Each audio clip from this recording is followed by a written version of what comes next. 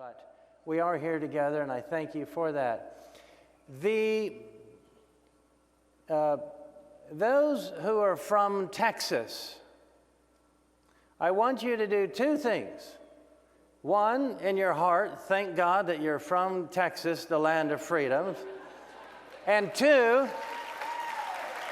amen.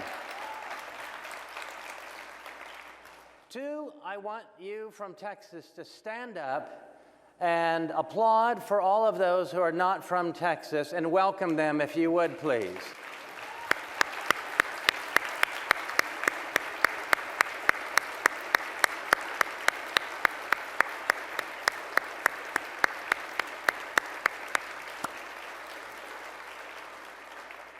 Again, I thank you all. 28 countries, 28 states, including Texas, and 6 countries, and it's just amazing. We gather together in the name of the Lord for His glorification and a proper veneration of Blessed Karl is a great way to do that. There is a wonderful a priest by the name of Father Paul Weinberger, who has, I'm going to stop for a moment because kissing my wife's right hand is His Excellency, Ambassador Edward von Habsburg. Welcome, Ambassador.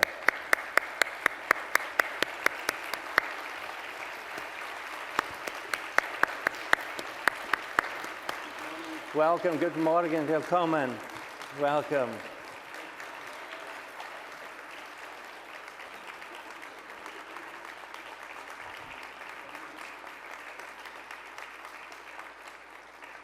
I'm 4 for 5 now. All I need is Charles Colomb. Is he nearby? He's having a coffee.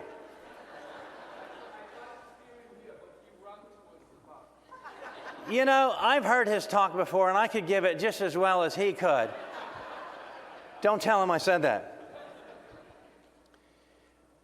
My friend, Father Paul Weinberger, is he here today? Shout out if you're here.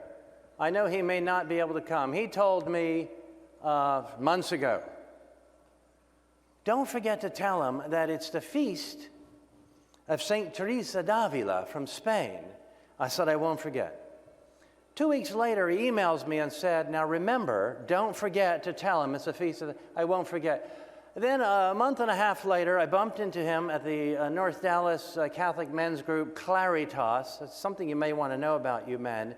Claritas. It's kind of a fusion of 2 words. He was the speaker. And after he spoke, he came up to me and said, now, you're not going to forget to tell him it's the feast. So, today is the feast of Santa Teresa d'Avila from Spain, and we invoke her intercession today. And it's interesting that she was born during a time when Habsburg was on the throne of Spain. And just a couple of months after her birth, about 500 years ago, the King of Spain then was the Emperor of the Holy Roman Empire, whose name was Karl. And it's interesting that we're going to be talking about Karl today. So that is St. Teresa d'Avila, and she has this to say, and perhaps all of you know it. Let nothing frighten you, all things are passing. God never changes. Patience obtains all things. Nothing is wanting to him who possesses God. God alone suffices. Santa Teresa d'Avila, pray for us. So if any of you know Father Paul, you tell him not only did he remember it, but he even said one of her prayers. Speaking of prayer, I would like to begin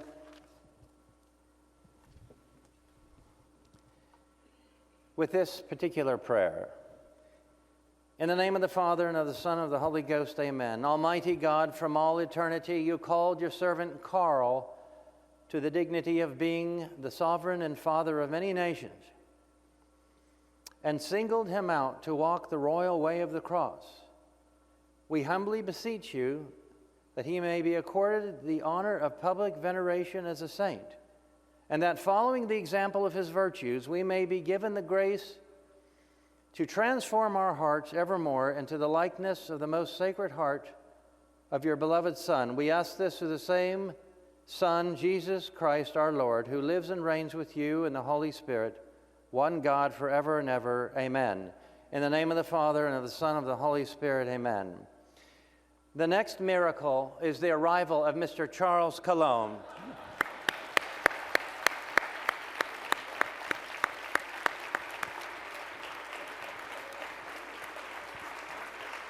Welcome, old man. Thank you, sister. Yeah. My apologies.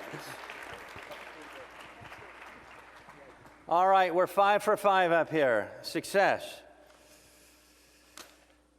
As you know, we have vendors here, and I thank them all for participating, and I am going to be mentioning them several times. I'm going to not do it right now, but we have several vendors.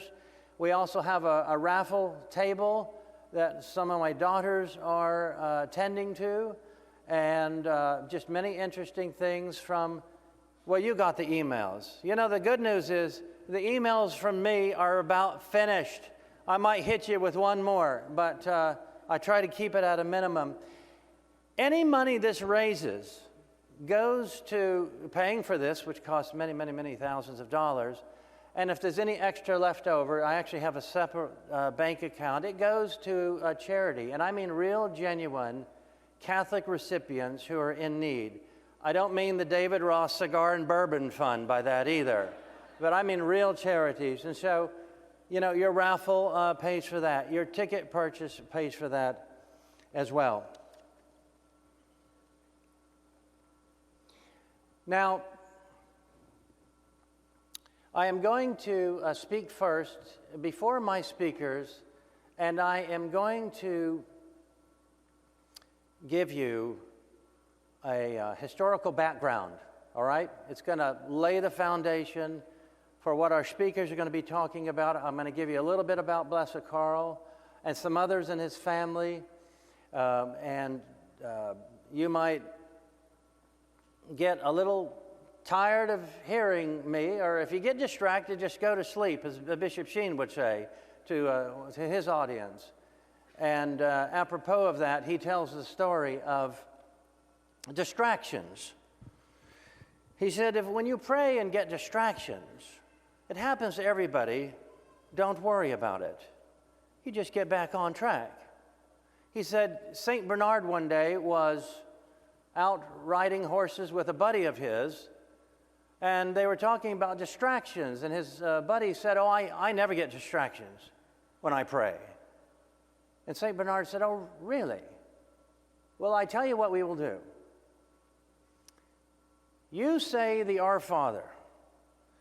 You say the Our Father all the way through. And if you can get through all the way without one distraction, I'll give you my horse. Well, he got up to give us this day our daily bread and said, did that include the saddle too? So don't worry if you get distracted.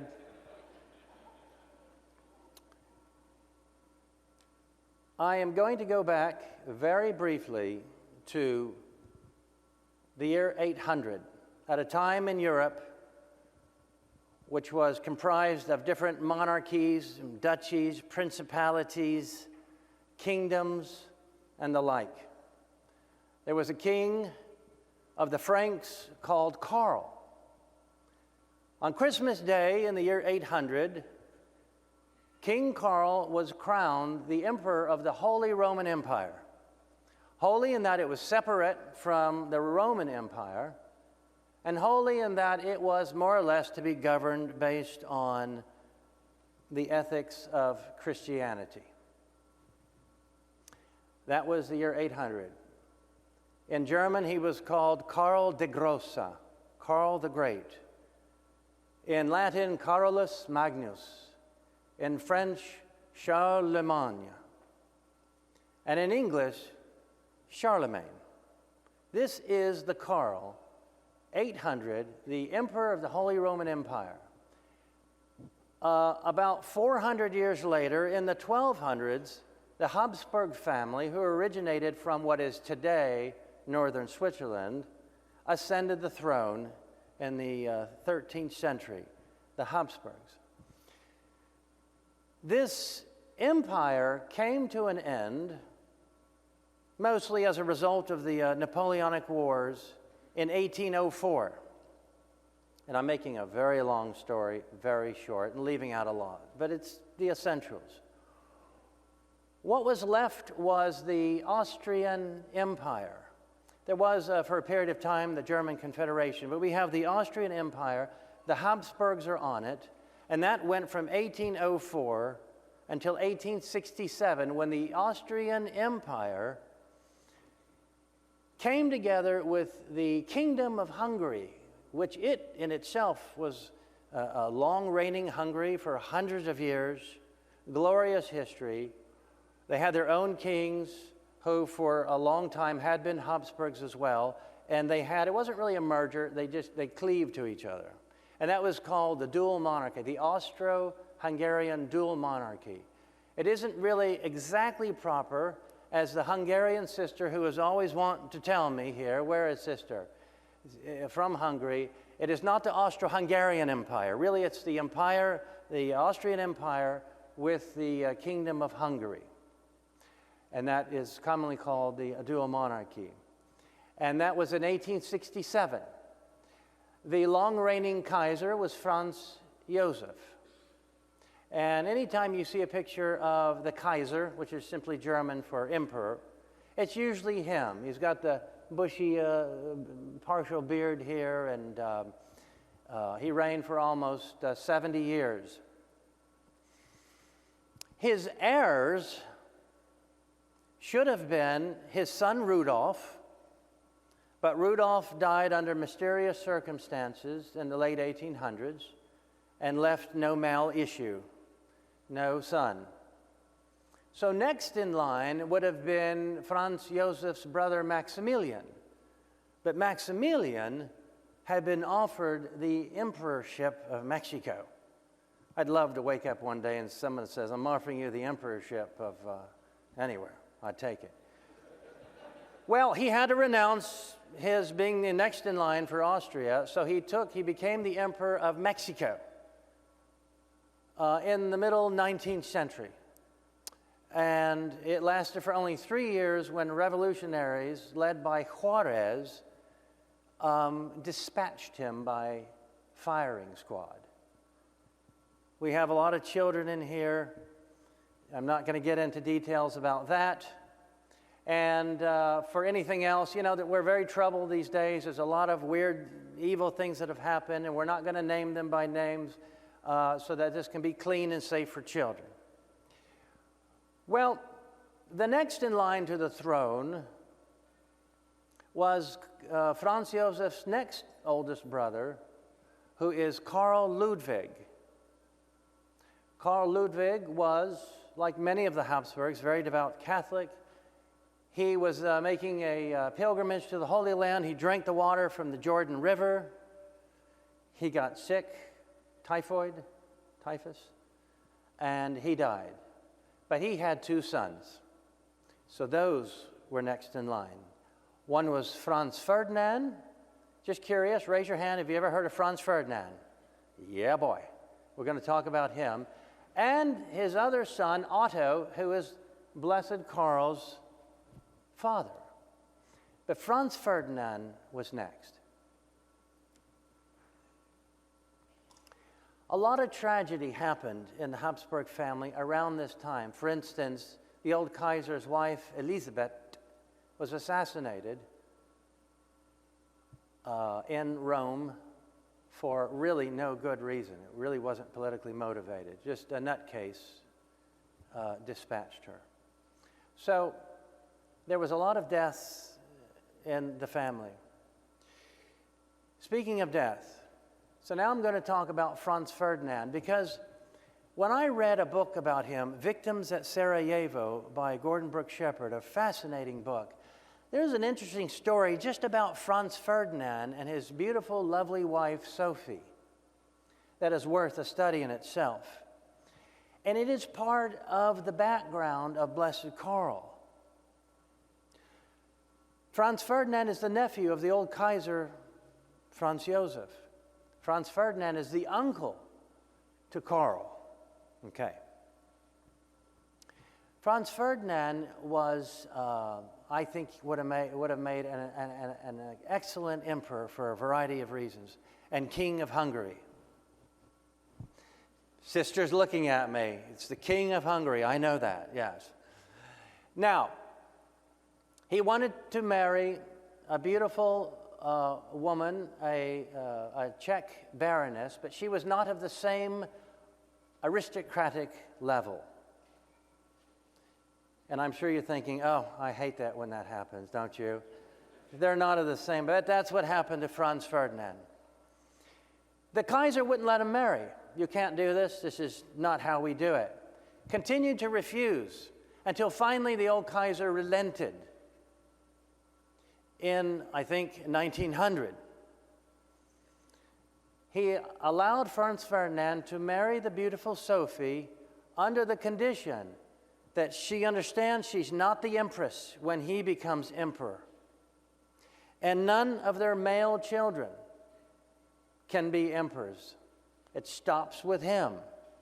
And it included other things too. She couldn't stand next to him at some official moments and travel with him and dine with him in public in certain moments, etc. They loved each other deeply. He was a wonderful husband. She was very important to him because he was a man of great virtue, but he did have a temper, but not with her. But she helped calm him down because of his immense duties. A great pastime of him was as a hunter. He still has records for kills of animals that go to the thousands. He was excellent at hunting. They married. They had 3 children. And it was always difficult out in public because, again, she was of a different aristocratic level. One of Franz Ferdinand's duties, he was the Inspector General for the monarchy's armed forces. He had to visit their military exercises. He had an assignment in 1914. He was given that assignment around April when the emperor was very, very sick and actually could have died. And had the old Kaiser died, we actually wouldn't even be here at this symposium because Franz Ferdinand would not take the assignment that was just given him, which was to inspect military operations in their province of Bosnia-Herzegovina. I'm just curious, could you raise your hands if you've ever heard of Bosnia-Herzegovina? Okay, 99% of you. What an educated crowd you are. This is great. Bosnia-Herzegovina was that part of the southern Slavs that the Ottoman Empire, the Turks, controlled for a long time, and they lost control of it. Their empire started to recede in the late 1800s, and in 1880-something, Austro-Hungary took over the administration of Bosnia-Herzegovina, and all other heads of states agreed with that. But in the early 1900s, 1908 or 6, I believe, I'm sure Charles can correct me there, but Austria-Hungary did more than just continue to administrate it. It took it over as part of the empire, and that really shocked all the heads of state. And I'm going over this for a reason. They were surprised that they actually took it and made it part of the empire because it upset the Russians, it enraged the Serbians, the Principality of Serbia, because they thought, being neighbors to Bosnia-Herzegovina, they might have it for themselves to enlarge their sphere. And Serbia was allied to Russia because they're Slavic and Orthodox. And so the Serbians hated the Austrians. This is an oversimplification, but you're going to find out that this is really very close. Not a lot of them, but not all of them, but a lot of them. Well, there were military exercises in Sarajevo, the capital of Bosnia-Herzegovina. Archduke, successor to the throne, Franz Ferdinand, had to go inspect military exercises. He didn't want to do it for a variety of reasons. One was he was afraid of assassination, and other reasons. He asked to get out of it, but the Kaiser wouldn't let him. The Kaiser, his uncle, and he did not get along very well at all, and that's putting it rather mildly. But he and his nephew, Karl, got along very well. He couldn't get out of it, so he decided he's going. His advisors told him, "You should not go. It's dangerous. There is a threat of assassination." Franz Ferdinand and Sophie invite Karl and Zita to dinner at the palace. After dinner, Sophie leaves for a few minutes, and Franz Ferdinand tells Karl and Zita, "I am going to be assassinated soon." "When I am, Karl, there's a letter in this desk for you. When it happens, get it. It's for your eyes only." So he goes to Sarajevo, the capital of Bosnia-Herzegovina. When he arrives, he's told, "You need to be careful because, there's something not good in the air." They agreed they would make this short and as possible and swift and go. But one of the functions they're going to do is they are in a motorcade. Motorcade? Motorcade. They're going to be driving through their cars through the city of Sarajevo. The route is published in the newspaper. And though there's thousands and thousands of soldiers and military men all over, there aren't really any around there, not much.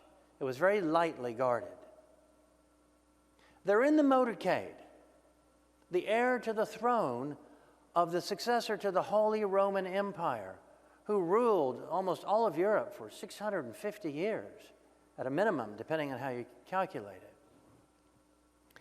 While they're driving, a grenade explodes a couple of cars back behind his car.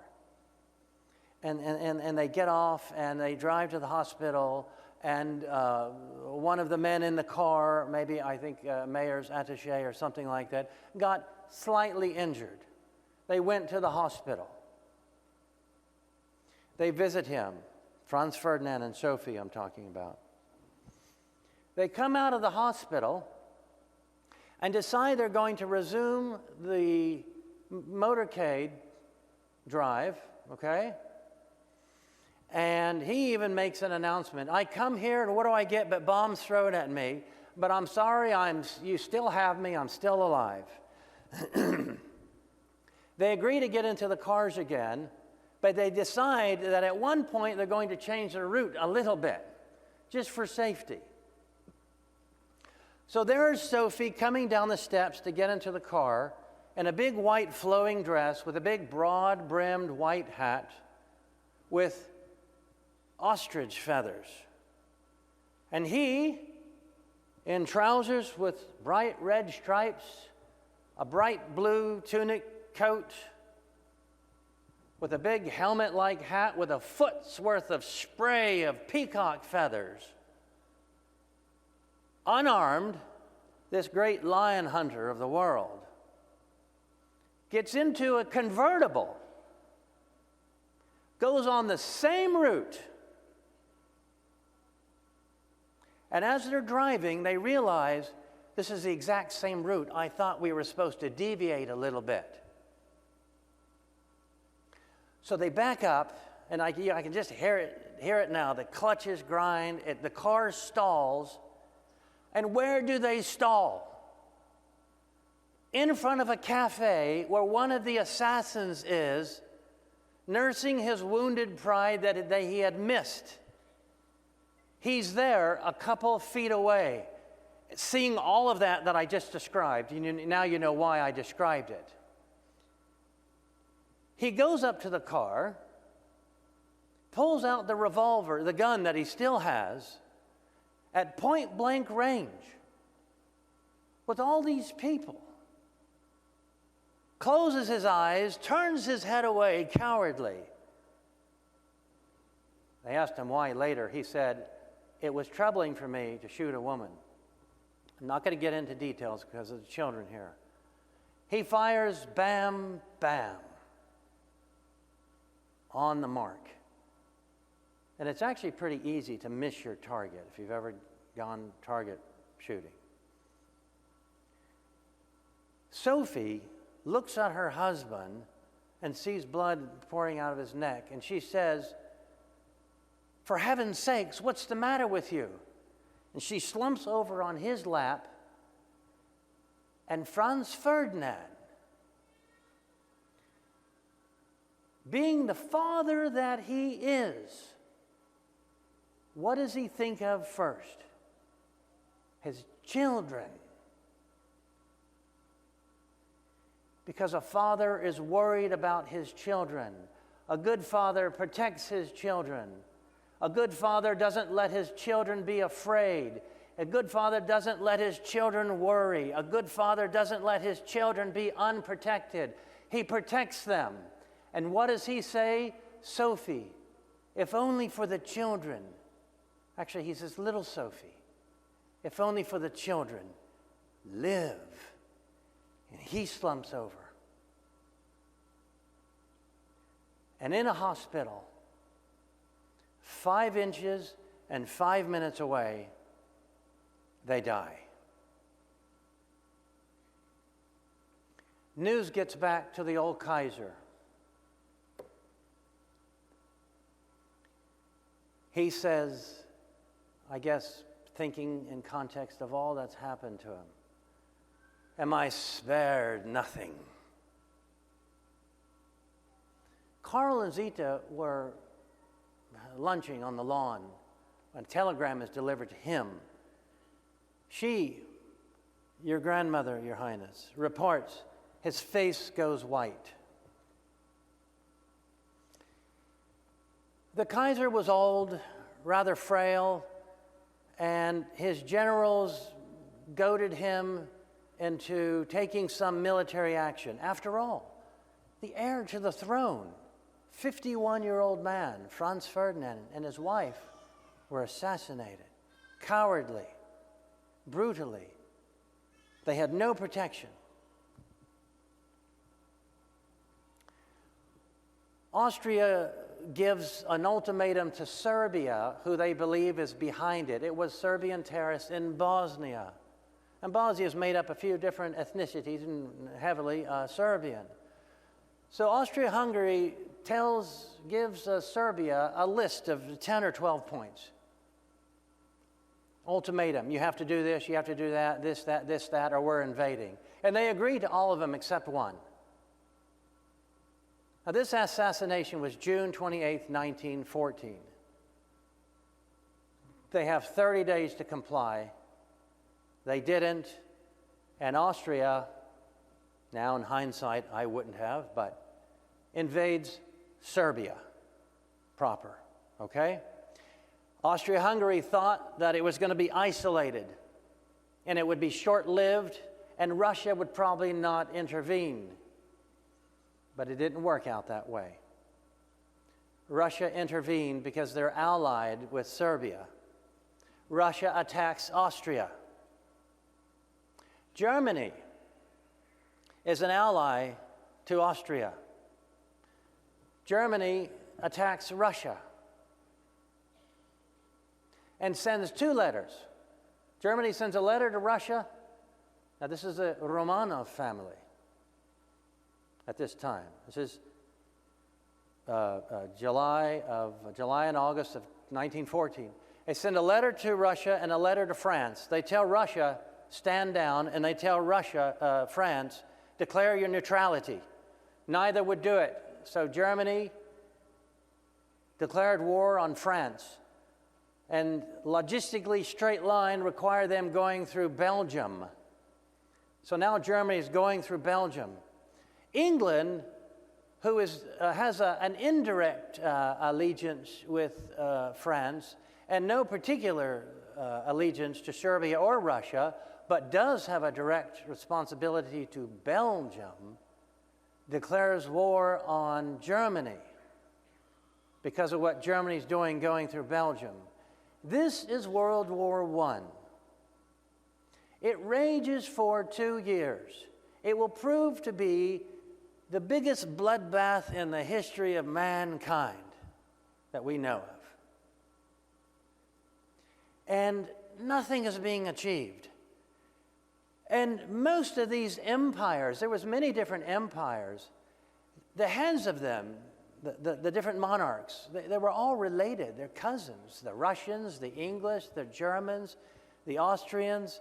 This is like a family civil war in a way. It rages for 2 years. Italy had stayed neutral, was not involved for a while. Italy actually had an allegiance with Austria. But to make a long story short, England and France told Italy, if you switch to our side, we'll make sure you get that chunk of Austria you always wanted. It's an oversimplification, but generally accurate.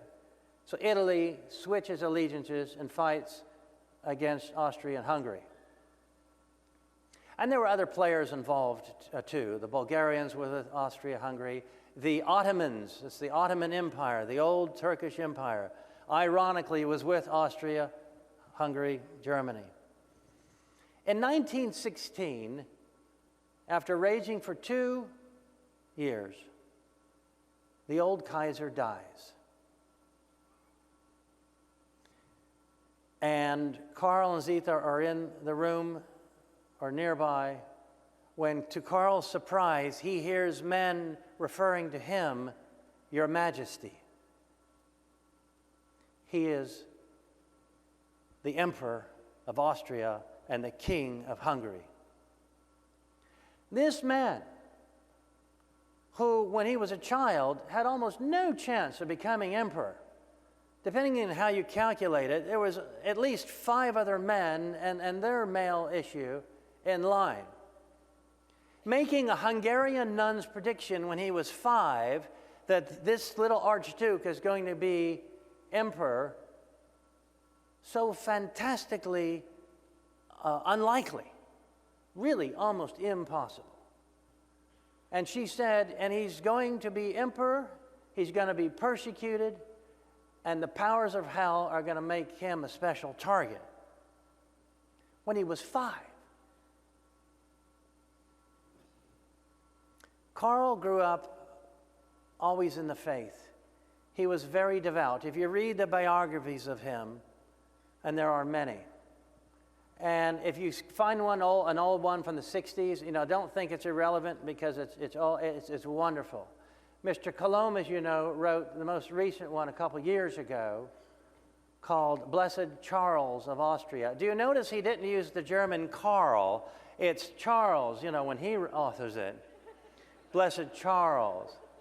But that's not incorrect. Karl, he used to do service projects for the servants at the palace. He was always gentle, always kind. He really was saintly all his life. And I didn't want to bring this symposium just to talk about a man that never had troubles. On the contrary, we're talking about a man that if there ever was a man that, nothing bad should have happened to him, that was him. But when you hear all of this, you're going to learn a lot of bad stuff happened to him. And it's similar things and parallel things that are happening today. And how did he navigate through that? And that is, I've said in the emails to you all and on the website, how do you keep your joy when things are pretty lousy? How do you do that? And by joy, I mean that act of the will where you have to choose an inner gladness of heart that is not based on the material. It is not based on political fortunes, which come, go, come back, go away. It can suffer persecution. It's what you see on the face of holy people who don't really have anything. They just have this happiness, and it isn't happiness, it is joy. And there's more profundity about joy. This is Karl. His main occupation was military work. He was in the military all his life.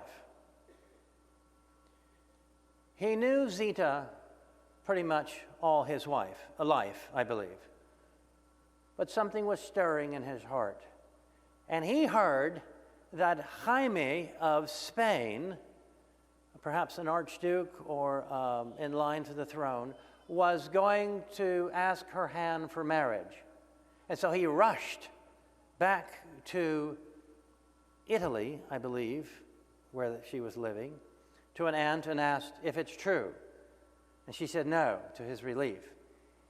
He said, "Do you think I should ask for her hand now?" No. So, not to belabor it, they become engaged and they marry. And someone else much smarter than me about Imprezita will be talking to you about her a little later. They marry on October 21st, 1911. See, his feast day is October 21st, but he died April 1st, 100 years ago. This is the centennial.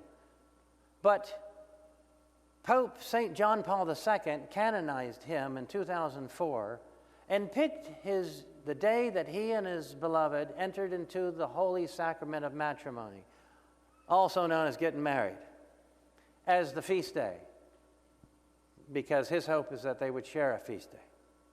So it's October 21st, 6 days from now. They marry after their honeymoon. And you know, the first thing he says is, now we must get each other into heaven. And I realize that may not sound the most worldly romantic thing to say, but since God is love and heaven is God, there couldn't be anything more romantic than that. After his honeymoon, he is assigned to a particular post, and on the way there, their car breaks down. He's in his military outfit, he's with Zita, they're driving, it's on the outskirts of town, and it stalls in front of a house. A woman comes out, not knowing who they are, but they see how he's dressed. And she said, "Oh, you're in my husband's unit, whatever it is. I mean, my son's unit." "Yes." "Would you do me a favor?" "Yes." "Would you bring him something I give you?" "Yes." So she gives him a loaf of bread and a little satchel of money, a little bit of money. And he goes to camp and delivers it. Later on, she gets a telegram. "Mother, thank you for the bread, and thank you for," and name this large amount of money. "You'll never know who you gave it to." And he had the pleasure of telling her who that was. She replies back, "I didn't give you that much money. He stuffed it with more of his own money." That's Karl. Doing favors for the gardener in the palace. That's Karl. During the war, which he was opposed to, he never would have had anything to do with starting it. He was against the war. When he became a Kaiser, he told his people, "I'm going to be working on ending this and giving you the sorely needed blessing of peace." He was constantly working it. If you ever hear that he was a bad warlord, let me tell you, it's true. He wasn't. He was Karl, the kind and the gentle and the holy. There wasn't enough food going around, as often is the case during huge wars. The soldiers were put on food rations, so he put himself on food rations, and his beloved wife, and the staff with the rest of the country. That is Karl. He only ate once a day anyways. If he ever had wine, he, and as Italian I take great offense to this, put as much water in the glass as there was wine.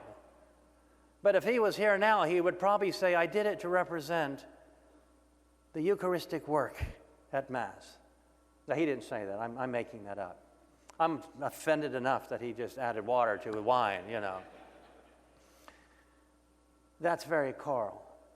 He allowed the palatial carriages to be used to deliver milk to the hungry in Vienna. That's very Karl. Karl the Sudden, he was called, because he kept showing up in the trenches, literally, visiting people The monarchs then and the governmental leaders today, they never knew the intimacy of war like he did. He was a compassionate man, and compassionate man's to pain with. Come means with, passion really means pain. He was a compassionate man, and so he was there, seeing their blood and helping them. So they marry. He is emperor. He's trying to end it, but he is allied with Germany. And if you read, when you read about World War I, and it wasn't called World War I then, it wasn't called that till World War II, it was called the Great War. Most of it really is about Germany. What's unique about Austria in the history of the world, that its empire expanded not through military conquest. Oh, they had battles, but most of it was expanded through marriage, families marrying. But Germany has always had this talent for war, and I mean that in a good way, I think. In any event, they can't unhinge themselves from Germany. It has been said that Germany and Austria together is like a clay pot connected to an iron pot, and Austria is the iron pot, and this partnership is going to break Austria. The Kaiser Wilhelm of Germany would not relent. Victory is at hand. Yes, you've been saying that for a while. Well, my generals tell me we're going to prevail soon. I don't think so, and we need to stop this. The bloodbath is horrible. Karl makes peace overtures to the different parties, England, France, Italy. The irony is Russia is out of the war. And it really grew when Russia intervened. And the irony is they're out of the war because Lenin got entrance to Russia. He was hibernating in Switzerland. He was a dissident and an insurgent. He wanted to get to Russia through Austria, but Karl wouldn't let him because Blessed Karl knew what communism would do to the world. He wouldn't let him. Germany said, come through Germany. Germany wanted to destabilize Russia by letting the communists in, and you know the rest of the story. So Russia's out of the war. The other countries, England, France, Italy, they would not accept Karl's offer for peace. They viewed that as a sign of weakness, and it was. Why take peace and end the war when we can crush him and end the war and take some of his land and just break up all of that Catholic monarchy business? So they wouldn't, deliberately chose not to, which added hundreds of thousands of more deaths to it. One of the methods that Karl used to make a peace got back to the old Kaiser in Germany, and it ruined a lot of the relationship between the two, and it made Karl look very bad, and his enemies really magnified it. They didn't have anything against Karl because he was so good. So they had to calumniate him. Calumny. It's to make up lies about somebody that hurts them, that ruins their reputation. And Karl was the target of that because there wasn't anything about him that was bad. So his enemies did that. During this time, the war is going very, very badly. And the Kaiser of Germany finally abdicates and leaves. Karl doesn't leave.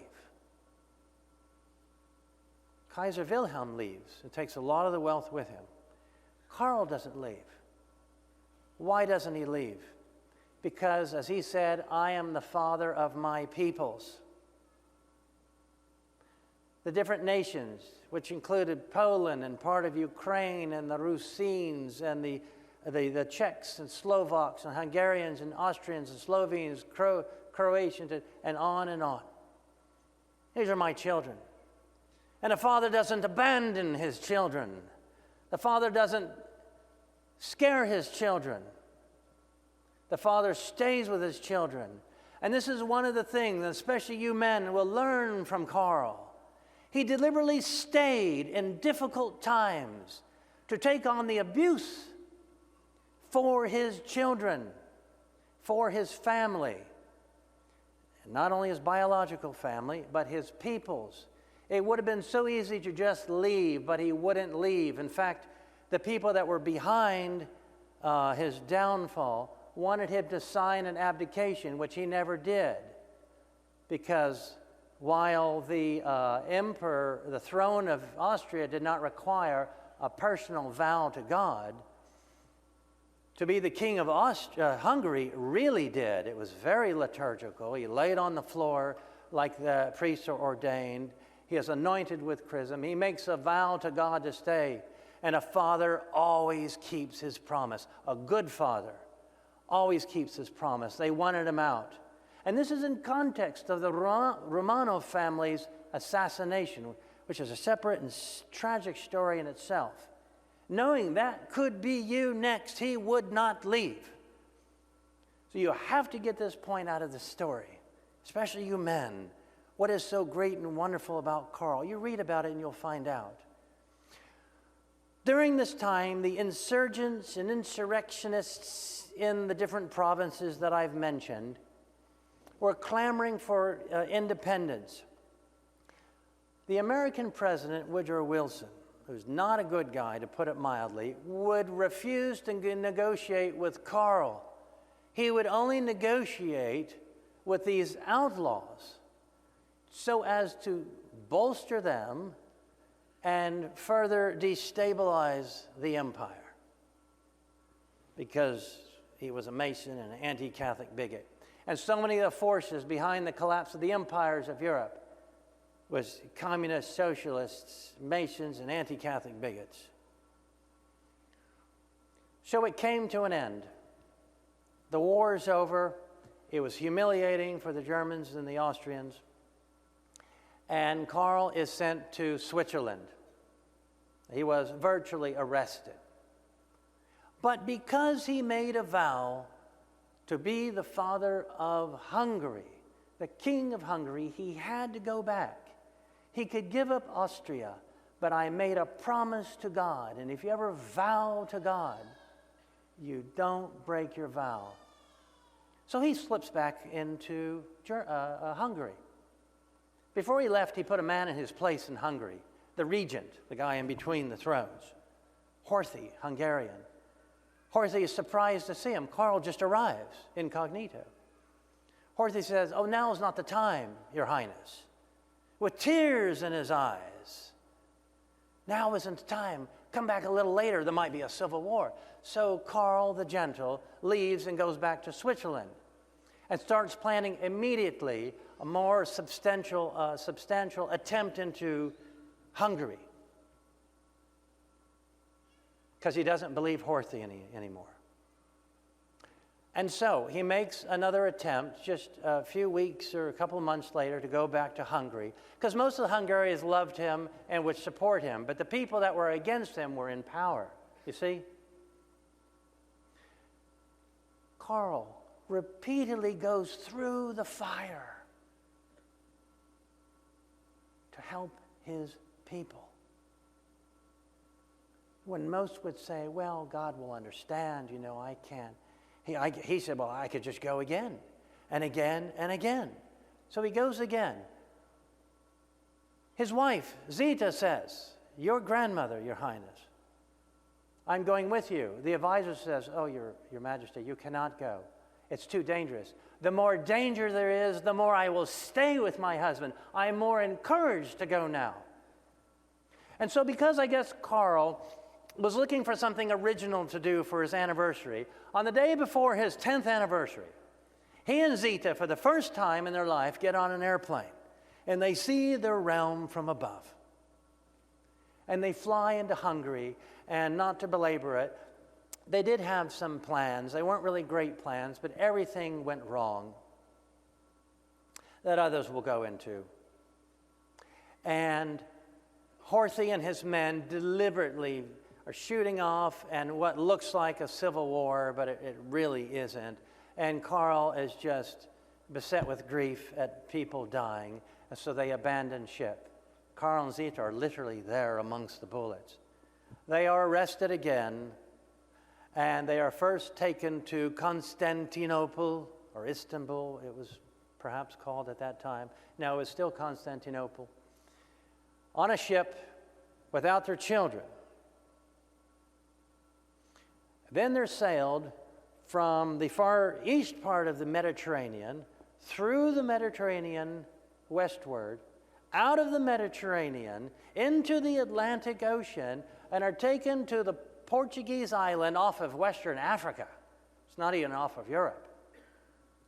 To the island of Madeira, which is interesting because that's Portuguese for wood, like in Spanish, Madeira, when one of the men so responsible for him going is Woodrow Wilson. It's not the most profound point, but that just occurred to me. Suzanne's thinking, I didn't think of that. He got that first. It's mine first. You can use it later if you want.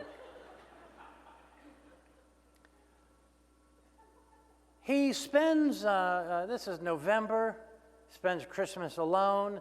They have no money. All he took was some family jewels, which he entrusted to a man who sold it and stole it. He didn't even get that. He has to literally beg for money and food. And they're in a house, top of the mountain, in the clouds. It's cold, it's wet. Moss and mold is growing all over the walls, no electricity. I don't think there was even running water. The heat was, all they had was green wood. So they're cold, they're hungry, you know, they're not real happy. In February, so that was, you know, November, December of 21.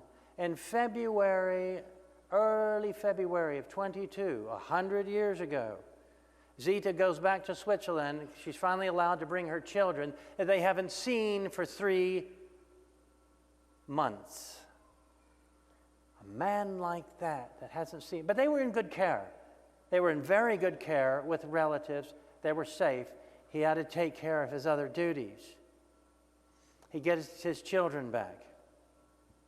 If you ever see pictures of Karl at that moment in Madeira, walking down that bridge, that gangplank from a boat onto land, he is holding a little boy. This is your father, Your Highness, Rudolph. What's interesting, when little Rudolph grew up and became a man, he fell in love with a Russian countess, Ksenia, and they were married in 1954 in Tuxedo Park, New York, by an obscure Monsignor whose name was Fulton Sheen. What do you think about that? Karl gets sick. His heart is broken, just from the misery and betrayals that have happened to him, and the climate conditions. And this is during when the Spanish flu was raging, the Iberian Peninsular malady, sorry.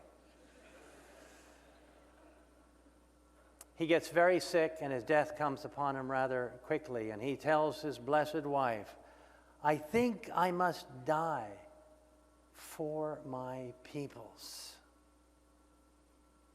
to offer my life for my peoples. Or others are going to be talking about this in more greater detail.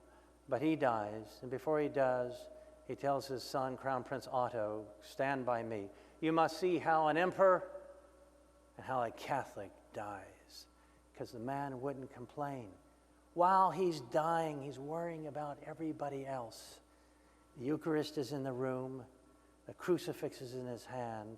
He's saying his prayers, and he looks up at his wife and says endlessly, I love you. We will meet in the Sacred Heart of Jesus. He dies. His remains are still in Madeira. 100 years later, what took Austria-Hungary's place? Civil wars, chaos, communism, Nazism, communism, indifferentism, agnosticism, atheism, and the like. Historians believe that if the empire had stayed intact, and this man specifically had stayed on the throne, so much of the horrors that we have enjoyed for 100 years, maybe all of it or a lot of it wouldn't have happened. There's a reason for that, and it's another talk. And so if we ever think about how did the world get into this mess? Because people live like all of these sins we've had in the last 100 years are just kind of normal. This is how. That is my version that I've gained from just all the different books. And you're probably wondering, is this man ever going to have a last word? That is the last word, and I'll end it with, speaking of last word, Bishop Sheen tells the joke about a man who was, an Irish man who was dying in Massachusetts. His wife was nearby. They had two sons, one in Massachusetts, one in Chicago. The son in Chicago telegrams his brother in Massachusetts, what were father's last words? The son in Massachusetts said, father had no last words, mother was with him to the end. So those are my last words. Thank you for listening, and I want to present to you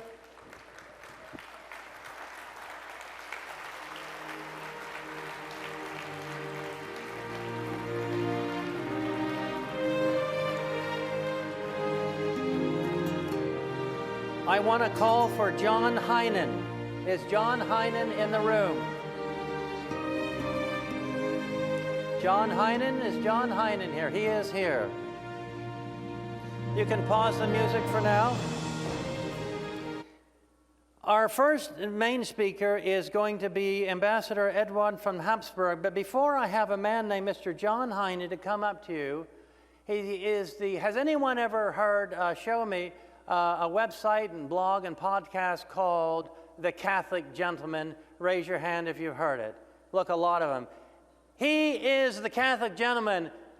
Welcome, Mr. John Heinen.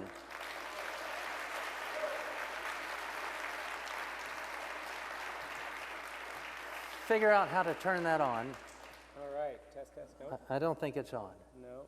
I don't really know. Right here? Yeah, let's see here. Test. You're on, brother. And you can, you want to just take it up? And, Yeah. And hold it? Very good. Thank you, David. You're welcome. I'll be real brief, but I'm grateful to be here. Wow, what an incredible presentation. Let's give another round of applause to David Ross. Thank you. Thank you all. Thank you. So David invited me up here just to basically say hello, mention a little bit about the Catholic Gentleman. So I am so blessed to be here among such incredible speakers and with all of you. So thank you, David, for inviting me and my family. Yes, sir. I am John Heinen. I run a men's ministry called The Catholic Gentleman. Me and my closest friend, Sam Guzman, I wrote the book, Ignatius Press published The Catholic Gentleman. You guys have probably heard of it or seen it. And so basically, our mission and our motto is be a man, be a saint. And that pretty much summarizes everything we do and what we're working to help men do in this life. Everyone here knows that being an authentic Catholic man, striving for holiness today, is met with so many challenges and difficulties. And we see such an incredible example in Blessed Karl, who understood this challenge, and he rose to such great heights. And that is what our mission is about. It is about correcting the falsehoods and lies of masculinity that have been presented to all men within the church, all Catholic men, correcting those and providing them with resources to better their lives, leave mediocrity behind, and strive for greatness.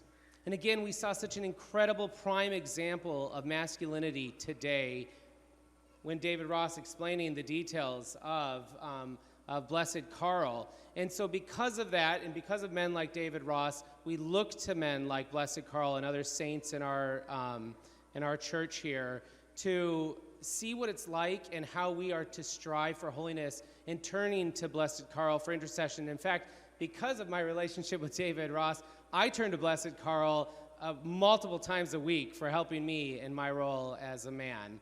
So just check us out online at catholicgentleman.com. We've got weekly podcasts where you'll hear such great guests as David Ross, Charles Colomb, hopefully Bishop Athanasius Schneider. I'll ask him later. And we have got hundreds of blog articles. We've been doing this for 9 years. All of our work is geared towards glorifying our authentic Catholic masculinity and helping men become saints. So again, thank you guys so very much for having me, for being here, for taking of your time to learn about Blessed Karl. Please keep us in your prayers. Thank you and God bless. Thank you. Thank you, Mr. Heinen.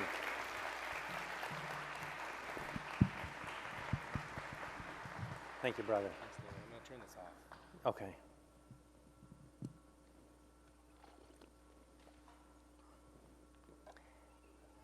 John talked about how Blessed Karl helps him, and an important point is how what I found because I didn't always know about Blessed Karl. I learned about him for the first time maybe 10 years ago. I wasn't really turned on to him till about 6 years ago, and when I learn about him, it helps me to get to Christ, which helps me to get to heaven. That is what the saints are for. We get inspired by how they dealt with life.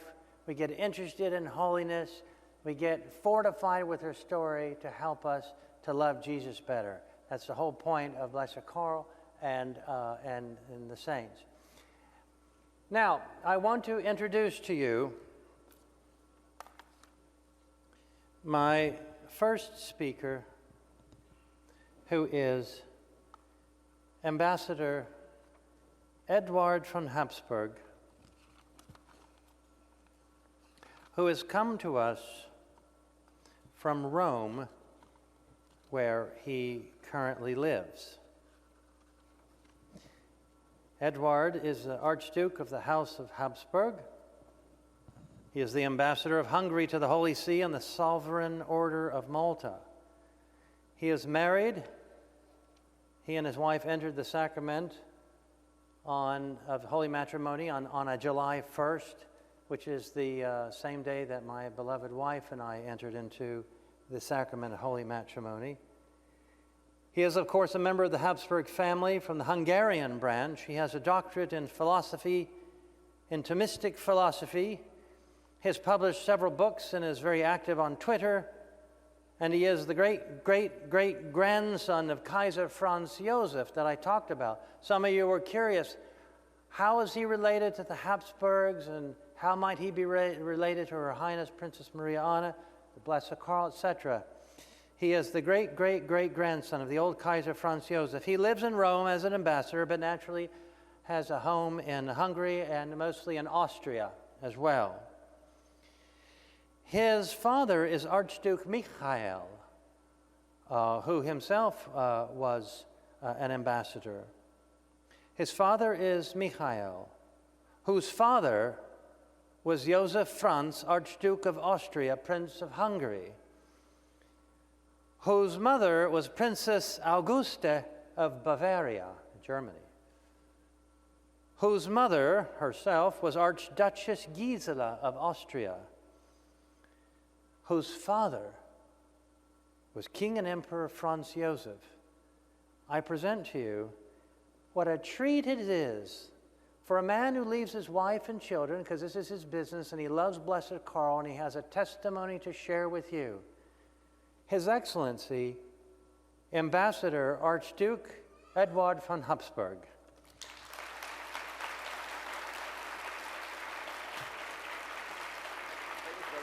Thank you. You're welcome. Thank you, Love you, sir. Karl. Thank you. Thank you.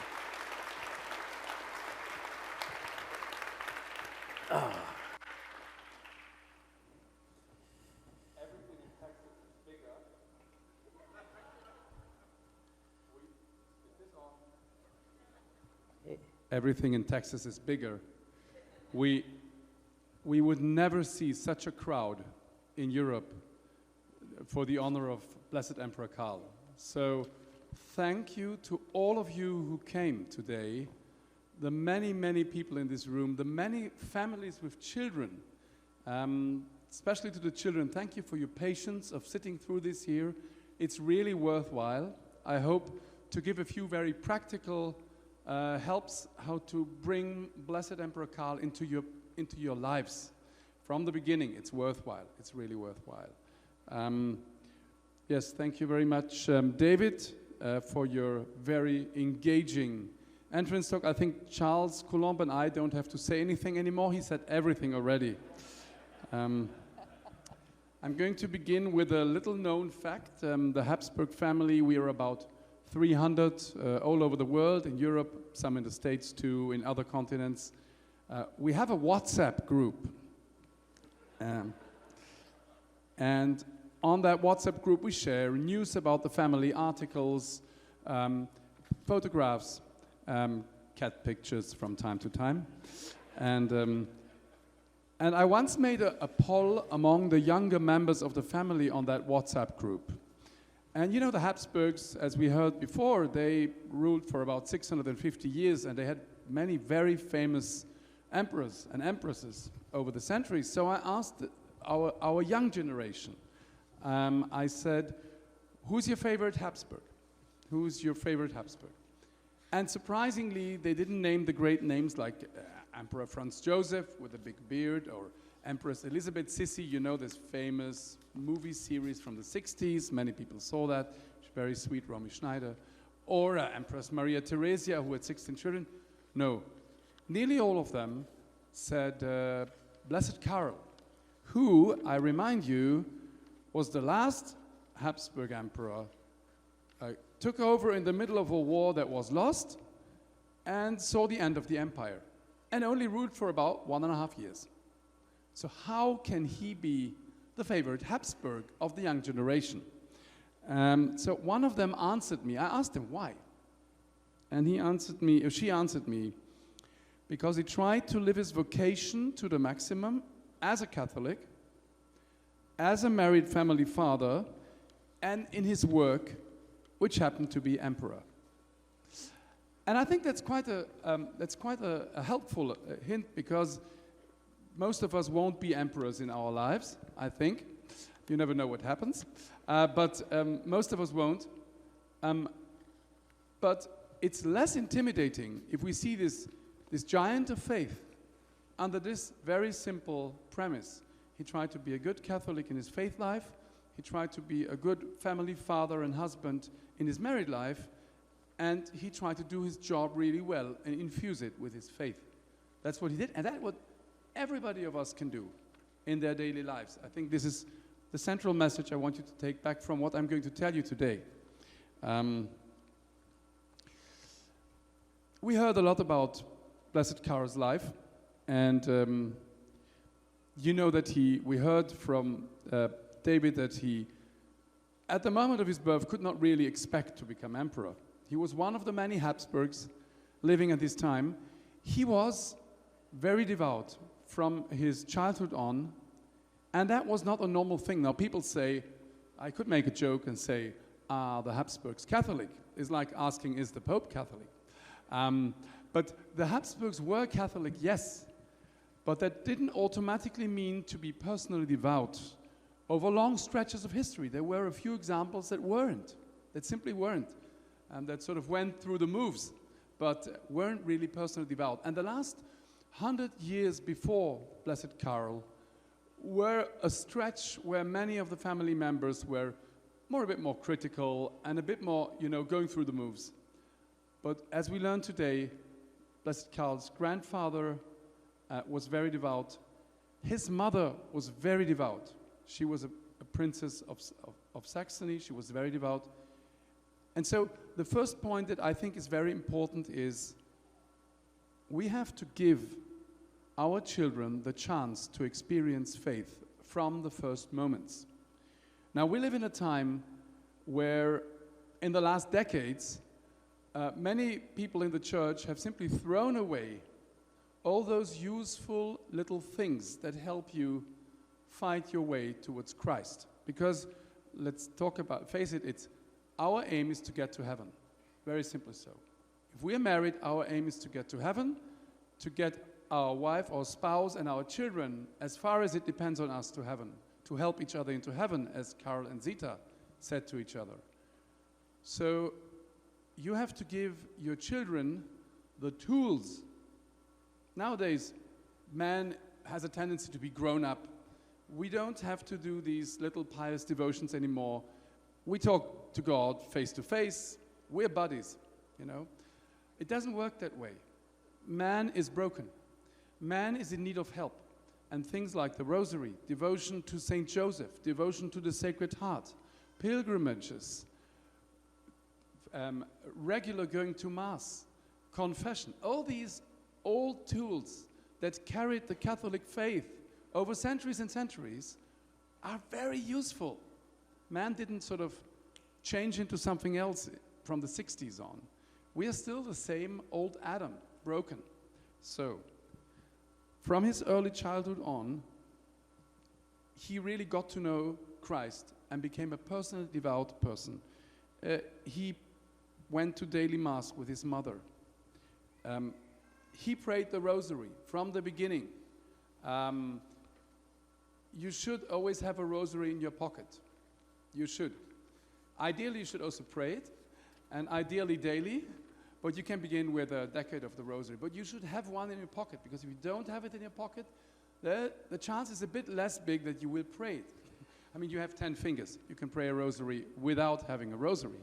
But it's useful to have a Rosary. It will remind you of praying. So he prayed the Rosary all the time, and he had a Rosary with him. He had a great devotion to the Sacred Heart, to Saint Joseph, to Archangel Michael. All of this he learned in his childhood with his mother. His father wasn't really an example in these things. On the contrary, he was a difficult father. I don't know whether Charles will speak about it later on, but he was not in an ideal childhood through his father, but he learned everything from his mother.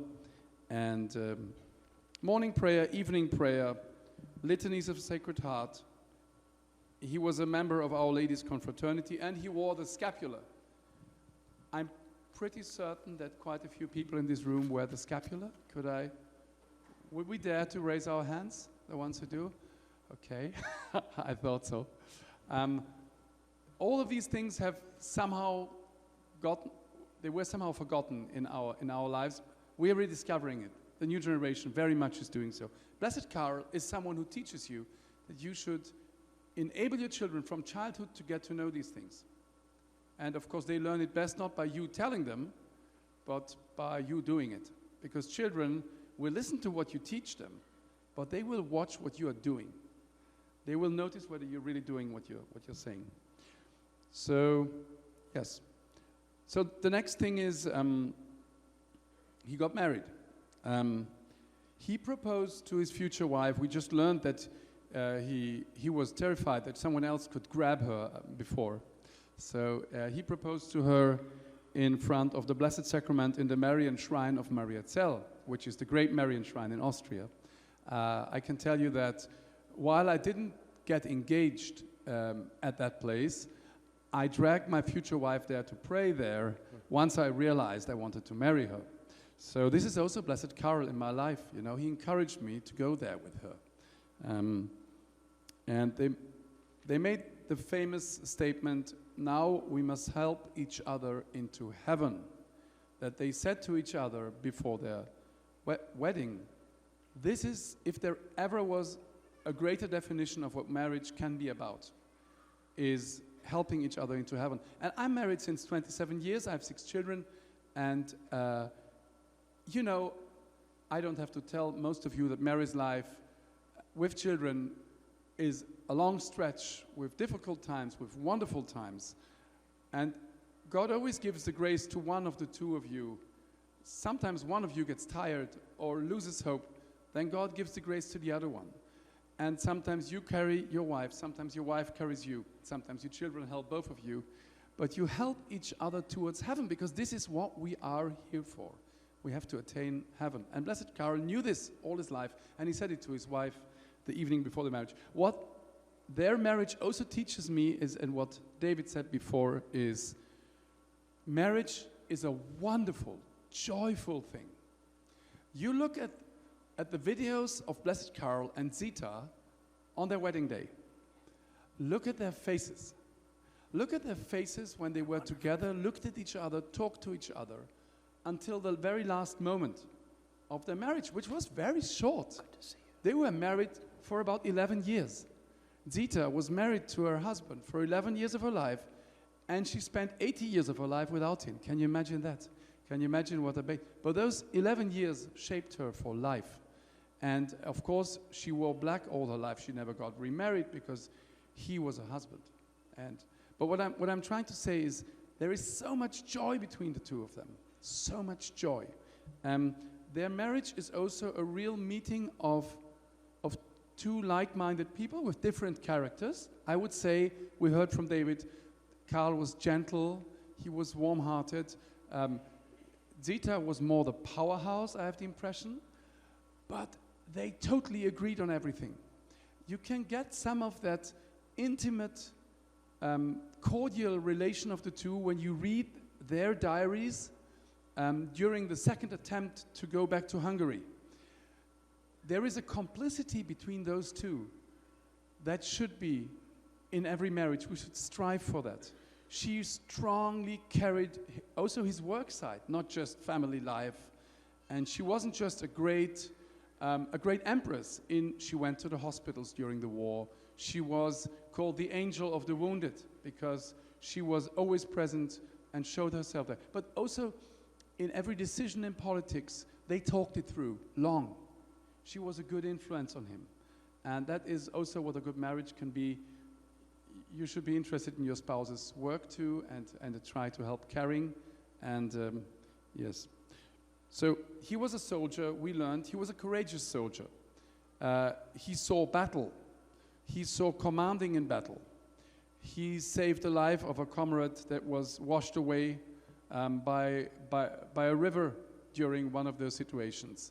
He was very courageous, but at the same time, as he has seen battle, as David told us, he knew that this war had to end as fast as possible.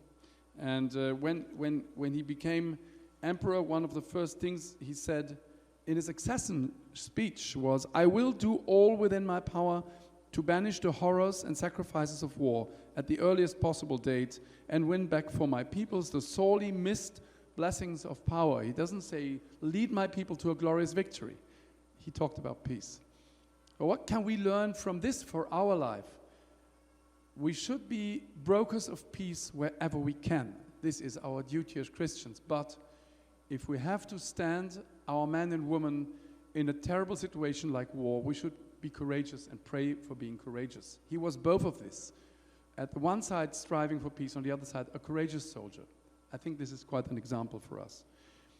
So he became emperor in 1916. There's so many stories I could tell, but will tell you about one of the few things that I heard directly from Empress Zita, because I'm not as much as my cousin Mariana Galitzin, but I had the chance to meet her once and was part of a long conversation with her and my father and my siblings.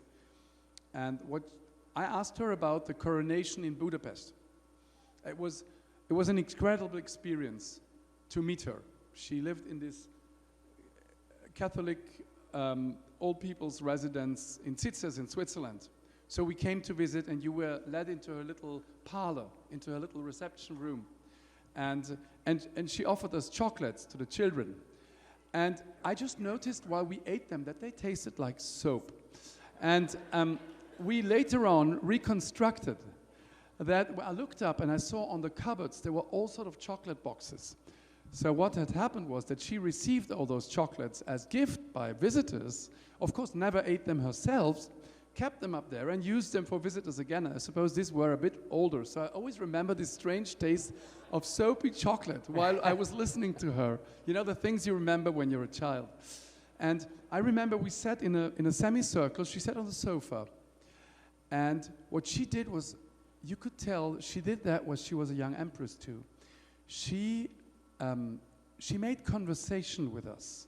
She involved everyone in the room. You could see the empress there. She said, you know, this old lady, very, very straight, very gentle, but you could feel the steel under the gentleness. She's a very strong woman. And we would ask her questions. She would answer, and then she would turn to one of the other children and say, well, what do you think about? Because this child hadn't spoken before. So she was involving everybody. Okay, so I'm telling you all of this. I was deeply impressed by her. She spoke about faith. It always ended about faith. She always made a testimony about your faith, and this is again something for us. We should make people know that we are Catholics, that we believe in God, that we personally pray. We may be the only opportunity for somebody to ever meet someone who actually prays the rosary. And that's why we should, she spoke about that. But then she spoke about the coronation. And you know, there are some people who say, Blessed Karl tried twice to go back to Hungary to take the crown because he was power hungry, because he couldn't let go, because he wanted to be the ruler. And if you read the moments that for instance, Hungary offered Karl to step down, to renounce to his crown at some point during the second attempt. And he turns to Zita, and they both nearly laugh, because they say, can't do this, I've promised it to God. And David said that already. The coronation rite is deeply impressive. It's incredibly sacral. It was in the Matthias Temple in Budapest. And Otto, his son, also told me exactly where he stood on the balcony inside the church and looked down on his father lying on the floor there, being anointed with the Holy Chrism, making solemn vows to defend his people. And this is something you cannot back out of. And I think a lot about the times we live in today. Politicians nowadays, there is a temptation to do your job, try to get as much power as possible, and then jump out and go into business and earn a lot of money, never looking back, because being a politician is one way to get to power. Now, an emperor, he can't do that. When you are it, you remain it. When you make a decision, your son will have to live with it. You weigh decisions very long, because you cannot, after 4 years, go away and do something else. You're emperor, and you've promised it to God. And go on YouTube and watch the videos of his coronation. Now, you don't see the coronation in itself, because that was inside the church. But you see him afterwards coming out. You see him riding on the horse, on the hill made from earth from all parts of Hungary, and with his sword, making 4 strikes in the 4 directions, and promising to defend Hungary against all enemies. He took that really serious. It wasn't just a job, it was a vocation.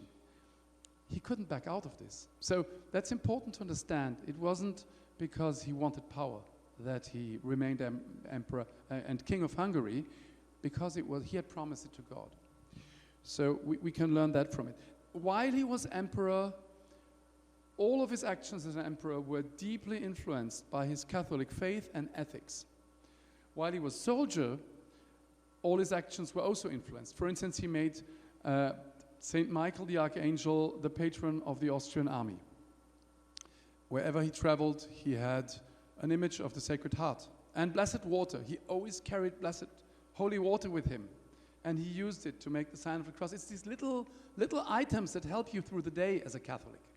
And when he was emperor, one thing, he couldn't support soldiers cursing or talking dirty. He would immediately stop it. He would be very severe on this. And the funny thing is that in that, he is like his great antecedent, Don Juan of Austria and the Battle of Lepanto. Because what I learned is that before the Battle of Lepanto, all the soldiers went to communion, all the soldiers went to confession, but he gave an order: if anybody curses or talks dirty during the battle, he will be punished after battle. And Blessed Karl was just like that. So his faith was visible even in the sometimes coarse and hard world of being a soldier. He did the same as an emperor. We got used to the idea that our statesmen and states leaders and politicians don't show their faith. I mean, in the States, you are blessed. You have more politicians that speak about their faith. But in Europe, where I live, the idea of religious freedom is freedom from religion. The moment you become a politician, you put your faith in a box, you hide it somewhere, and you take it out again when you're in your home. But it shouldn't be like this. For Blessed Karl, it was always clear that he was a Catholic ruler, so his faith would inform his actions.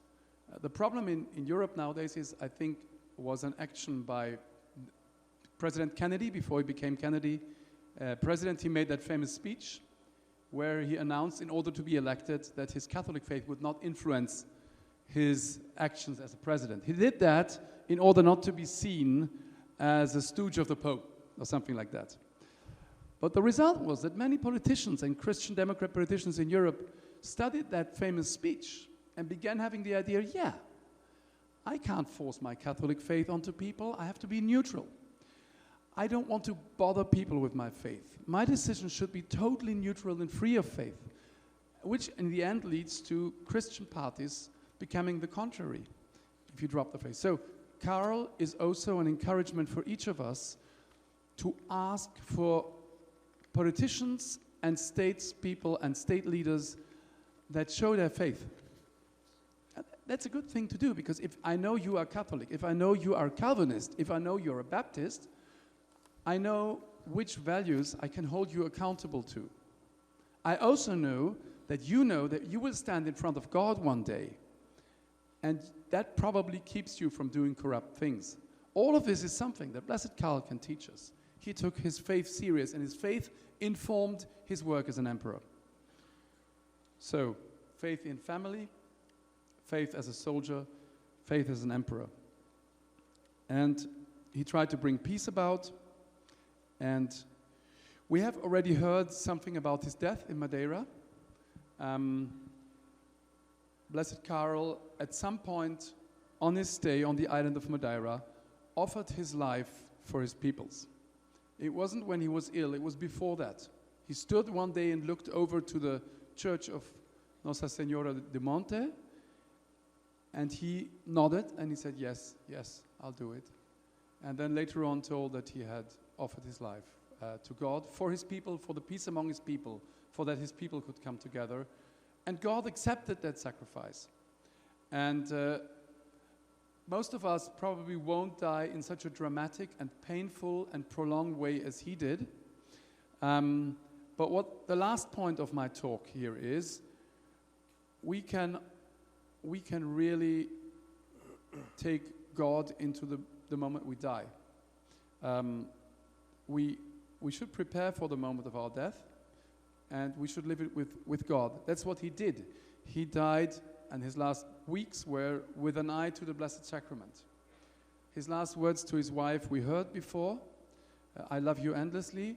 His last words on his lips were Jesus, which was also the last words of Emperor Charles V that you mentioned, Ai Jesus. That's something that the Habsburgs really tried. They really tried, with a very few exceptions. They tried to die well. We should all have our eyes on dying well. We should pray now for dying well. Our death is a key moment of our lives. If I begin to pray now for a good death, then God can transform my death into something that can do incredible good. And I personally think that a great part of why Blessed Karl has been beatified and will one day be a saint is because of the way he died. This is something we can do. We can try to be a saint even if we lie in a bed and are bedridden before our death, if we can pray a rosary, if we can offer up what we do. We are giants. We can do gigantic things just by lying in bed and being ill. I'm just saying, all of this is something we can learn from Blessed Karl. I've talked quite a lot now. I'm going to end by giving you a few very practical hints how to become friends with Blessed Karl. Now, the great thing is, he's not like Churchill or someone else. You can talk to him. This is someone you can meet. You can meet him in prayer because he's a blessed of the church. You should begin bringing Blessed Karl into your private lives and asking him to become your friend. Now, one way to do this is, for instance, to go to a conference organized by David Ross, like today. This can be the beginning of a wonderful friendship. The other thing is you can read about him. You can read Charles Coulomb's book on Blessed Karl that I, from all my heart, recommend to anybody in this room to read. It's great reading. You have to get through the first 2 or 3 chapters. When Charles Coulomb writes a book, be it about a mountain range, be it about Emperor Karl, he always begins with 2 or 3 chapters where he explains the history of the world, Yes.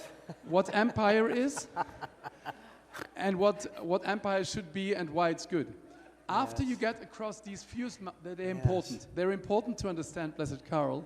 And when you get into his life, it's really a clean rush for the horizon and incredibly exciting and beautiful and encouraging. So you have to read his book.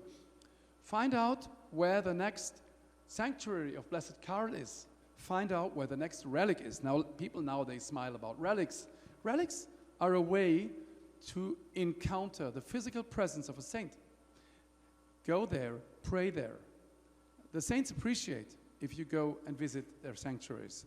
I don't know what we have. I think you have 2 here in the Dallas area, right? 2, exactly. I think, yes. But there are, how many about the United States? 25 places. So make a pilgrimage there. In the internet, the prayer league, join the prayer league, the Gebetsliga of Blessed Karl. On their homepage, you will find novenas to him. You will find prayers to him. Bring him into your life. Bring him into your life. Ask him to help you to become a good Christian, a good family, whatever your family situation is, and do your work well with his help. You know, let yourself be infused by the joy and the smile of this man. We can be joyful Christians. And inform yourself. I haven't spoken at all about future Blessed Gita. I'm sure she's going to be blessed, but we will hear about her later. I'm just saying, this was a great woman. And when I met her, you never can say with certainty that you had a saint in front of you. But I, as a child, I'm a bit moved now. I, as a child, I really had the feeling I had someone who was close to sanctity in front of me. So yes, inform yourself about Zita. Read about her. Pray for her intercession. My family already did a novena after her beatification process began. These are practical means that can help you to become a saint. And I want to end my talk by saying a prayer. It's the prayer of the Gebetsliga. O Lord Jesus Christ, the redemption you won for us gives the world order and peace, which we too often refuse. Mercifully receive our work and prayer as an atonement for all the injustices done against your most sacred heart and against all religious and earthly authority through rebellion and war. May our prayers and sacrifices help bring peace to the world and atone the multiple injustices, indignities, and slander done against your servant Karl of Austria, and bring him soon to the honor of public veneration as a saint. Amen. Thank you.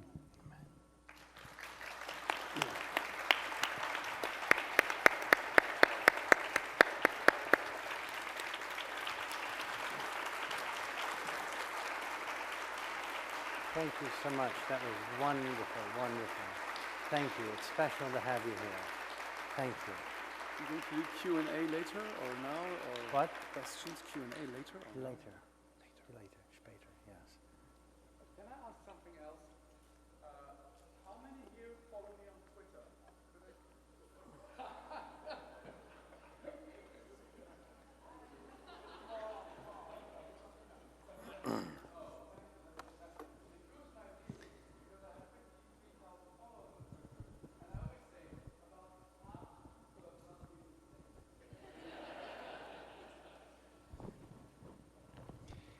I'm very grateful to His Excellency Ambassador Habsburg for speaking to us. Thank you so much. Again, I thank your wife for letting you come all the way here to what was Habsburg territory, because when America was founded just a few years later, this was Mexico, and Mexico belonged to Spain, and Spain belonged to Habsburg. And it's sort of welcome you back in a way, which is a little silly, but thank you so much for your talk.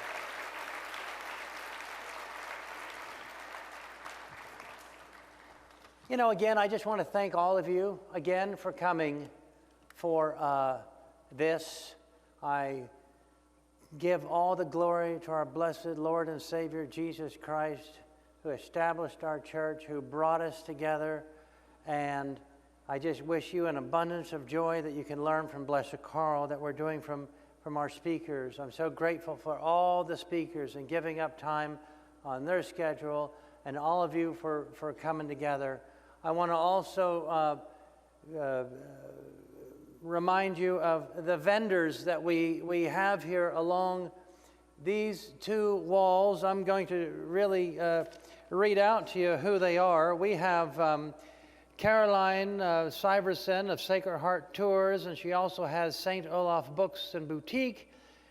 Deborah Vigna of MG Custom Rosaries. We have Jeremiah Harrison of liturgyofthehome.com, which he is in with his wife Michaela in partnership with Sophia Press. They make illustrated liturgical year calendars, beautifully illustrated. Gives you a glance of everything you need to know where you are in sacred time. We have a representative from Sophia Institute Press. We have Mary McLaren of Summa Enterprises. John and Mary Clarendon created books and CDs for those who want to learn about wisdom and charisms of saints in the forefront, who can help us by their word and example. And we have Michael Blackburn, who is a local woodworker, whose booth features many of his fine laser engraved images. It's very beautiful. Most of the images are from old Roman missals or are taken from books about the lives of the saints engraved on cherry or maple wood. These images serve as great sacred art. Suzanne Pearson, our illustrious delegate speaker, she is the delegate of the Emperor Charles League of Prayer. She has, I'm not introducing her now as a speaker, I will be introducing all my speakers individually, but she has a table back there representing the Emperor Karl Prayer League that I spoke about, and she has a table there with some items. The local Catholic radio station, KATH 910, has a table back there as well to draw your attention to that. And a little later, the general manager of that is going to speak to us for 5 minutes. An old high school colleague of mine by the name of Marianne Siegmund is here. Dear, where are you? We haven't spoken today yet. Raise your hand, Marianne Siegmund. Actually, I haven't seen you since 1984, when I was in high school. 2004. No. She has a book, she has a booth, Divine Mercy, Addiction and Recovery Through Divine Mercy, holy cards and pamphlets. And I have a lady that's going to be coming up a little bit later by the name of Diane Schwinn. She's going to talk for 15 minutes. She said, "Are you sure it can't be for an hour?" I said, "It needs to be 15 minutes. And she represents the American Foundation for the Beatification of Empress Zita. She's the go-to gal for Zita. I'm sort of the Karl guy. She's the Zita girl. And so these are all the vendors that are back there. If you are a priest, would you please stand up and be identified and recognized in the room if you are a priest?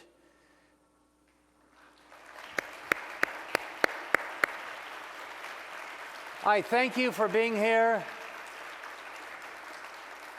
I had several priests sign up. I thank you, priests, for coming. God, thank you for being priests. God, thank you for bringing the sacraments to us. And think how awful the world would be without you priests and the sacrifice of the divine liturgy, the Holy Mass.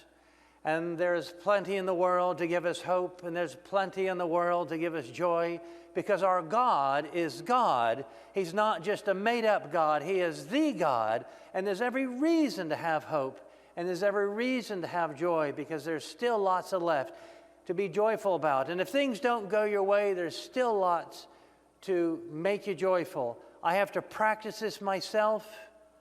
I'm reminded by my wife when I may not sound very joyful. I'm not smiling all the time in my life, but that's what I said about Blessed Karl. His story helps me. Let me tell you a little bit about some housekeeping items here. We're not taking big breaks. There will be a couple of occasional breaks. There's just too much to talk to, but as you know, there are huge bathrooms and beautiful, clean, wonderful bathrooms here that you will just have to take care of your business when the occasion arises. At 12 o'clock, there is, and this is not a dinner banquet. That's why our tickets are about half the price of what something like this normally would cost. But there are going to be some light appetizers served at about noon. And now I want to, before I introduce my next guest, who will be Charles Colomb, but before that, I want to ask Daniel Nag, who is in the audience, to come up, and while he's coming up to speak to you, I want to tell you about Daniel Nag. He is a genuine classical music composer. He is going to speak to you for 5 minutes about his work. He is composing an opera about Blessed Karl and Zita. And I thought, how do you do that? And so I brought him here to talk about his work composing Musica Sacra, sacred music, and his work about an opera on Blessed Karl and Zita. And so help me welcome Daniel Nag to this podium.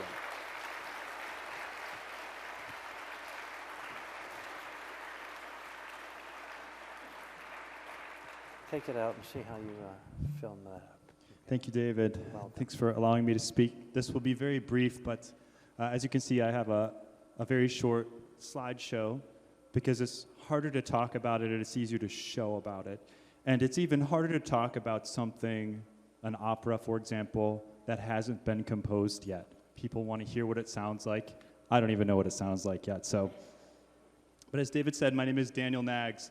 I am a classical composer. I work primarily in the straight-up classical musical field. And for the past 3 years, I was a professor at the College of Worcester. I was teaching composition and theory. And then this summer in June, I felt called by God during Eucharistic adoration to leave behind my academic position and to go full-time into the projects that he has entrusted me with. And just to show you, what are some of these projects? Some examples. All of this is under the guise that, again, I'm working in the classical music realm, but I feel called to go into these places to bring sacred beauty into the heart of the world. And I've been very blessed with being able to go into venues and bring the beauty of God into these places. So a few projects. I have one, people think it's very strange. It is. But it's a 50-year Ave Maria project. And so this is going from 2005 to, I think, 2054, if I live to be that old. But this should result in about 50 Ave Marias that I compose that span the majority of my life. So one new one each year. Next year will be number 19, so stay tuned for that. I've also started a professional choir in Poland. Actually, this is the picture. This is my new choir in Poland called Ensemble Invocatio. And so I fly there, conduct, and do a lot of projects with them.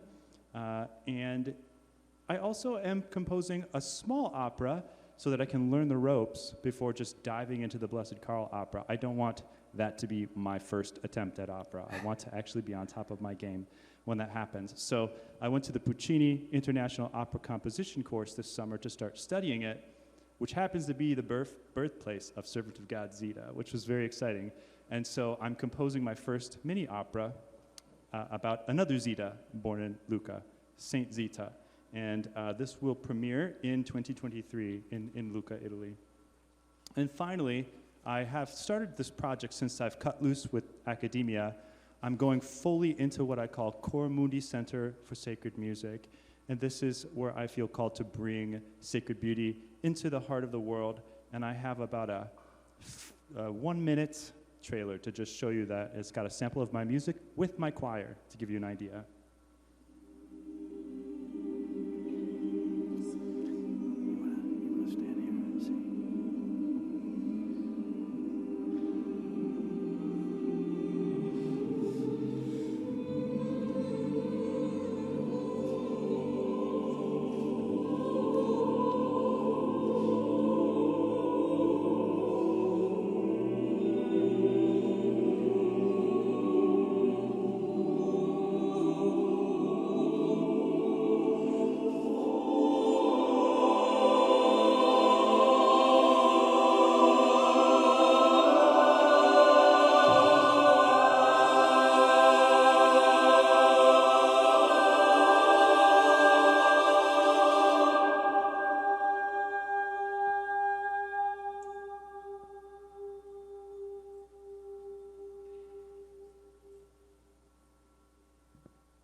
So this is from our debut Wow. concert. Oh, thank you.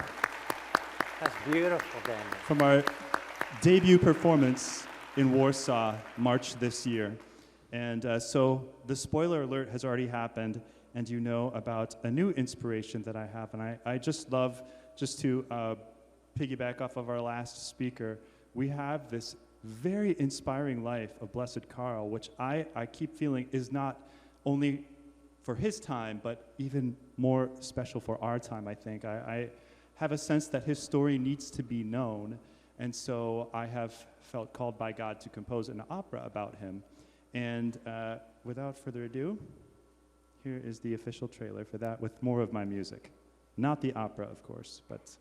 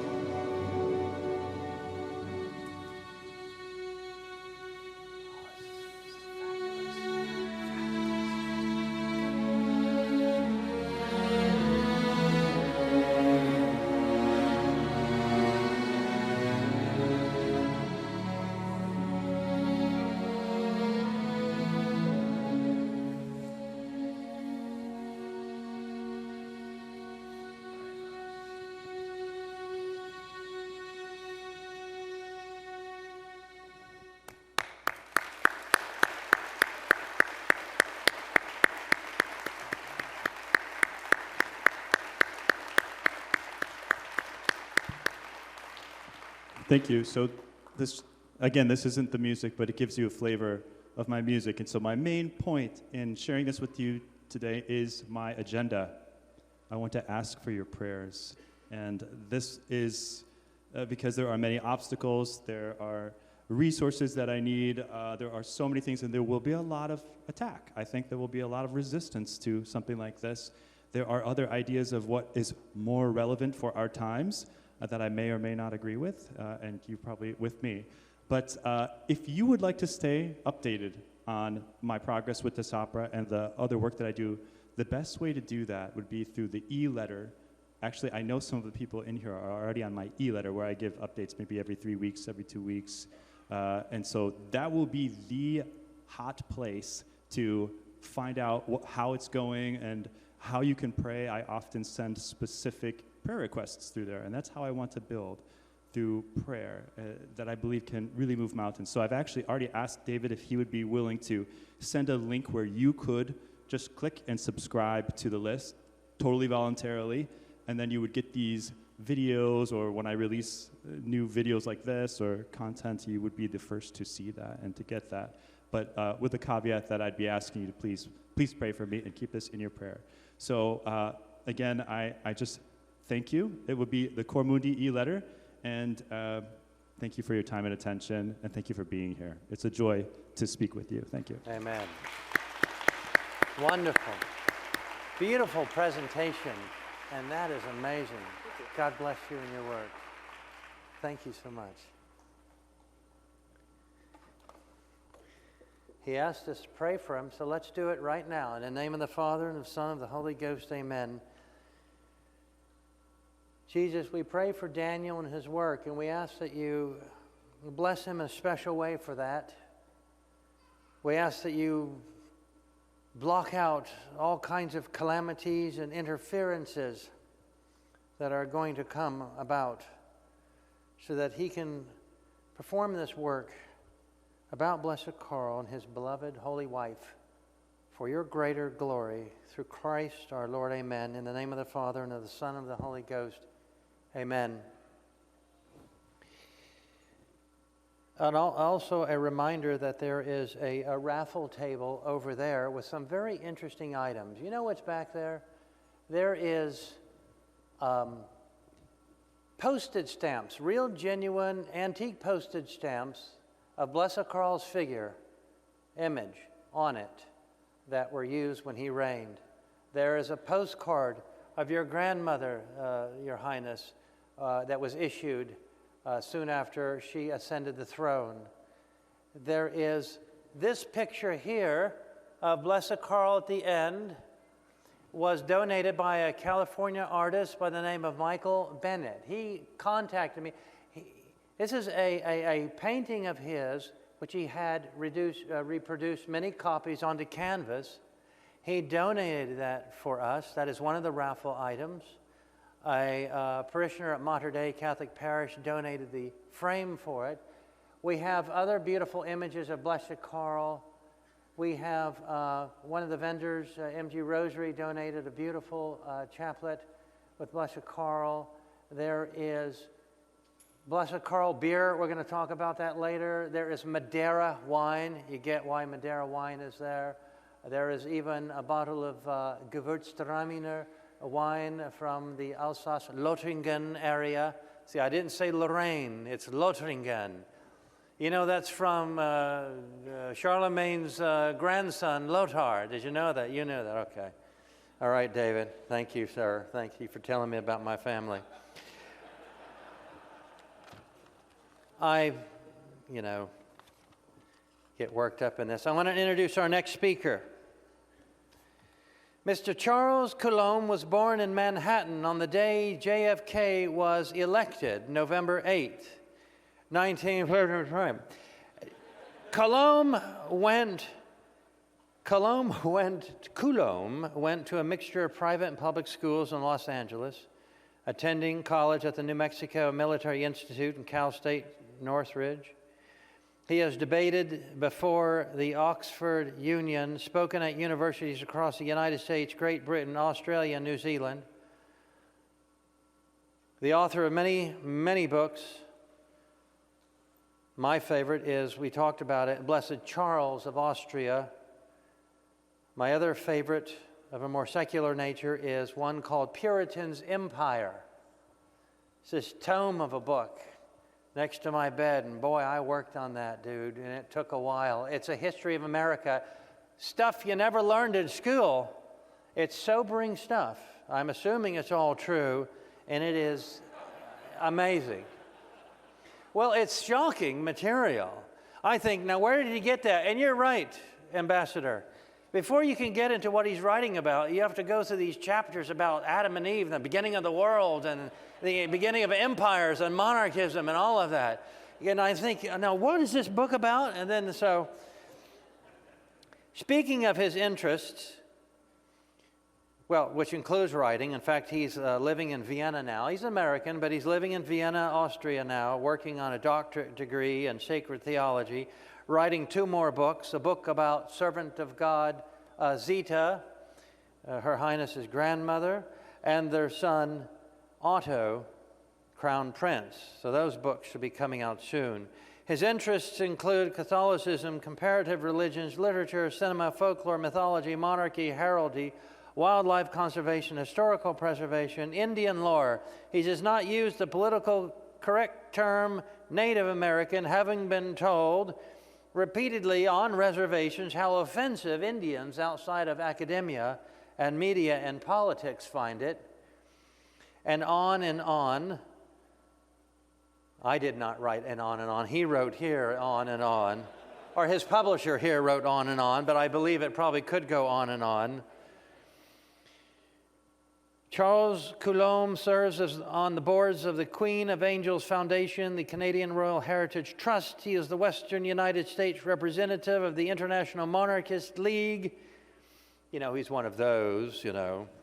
He is or has been a member of the Knights of Columbus, the Knights of Peter Claver, the Newman Club of Los Angeles, the British United Services Club of Los Angeles, the Los Angeles Breakfast Club, the City Tavern Club, and many others here. I want to get to him and hear what he has to say. Ladies and gentlemen, it's hard to get this man. I had to fly him from Vienna when he was already in the U.S. on the Eastern Coast last week, so the man gets around, Mr. Charles Coulombe.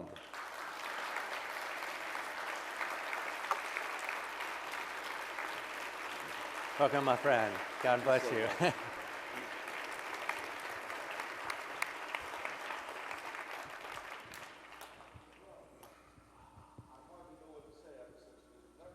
That's not on. Do you know how to turn that on?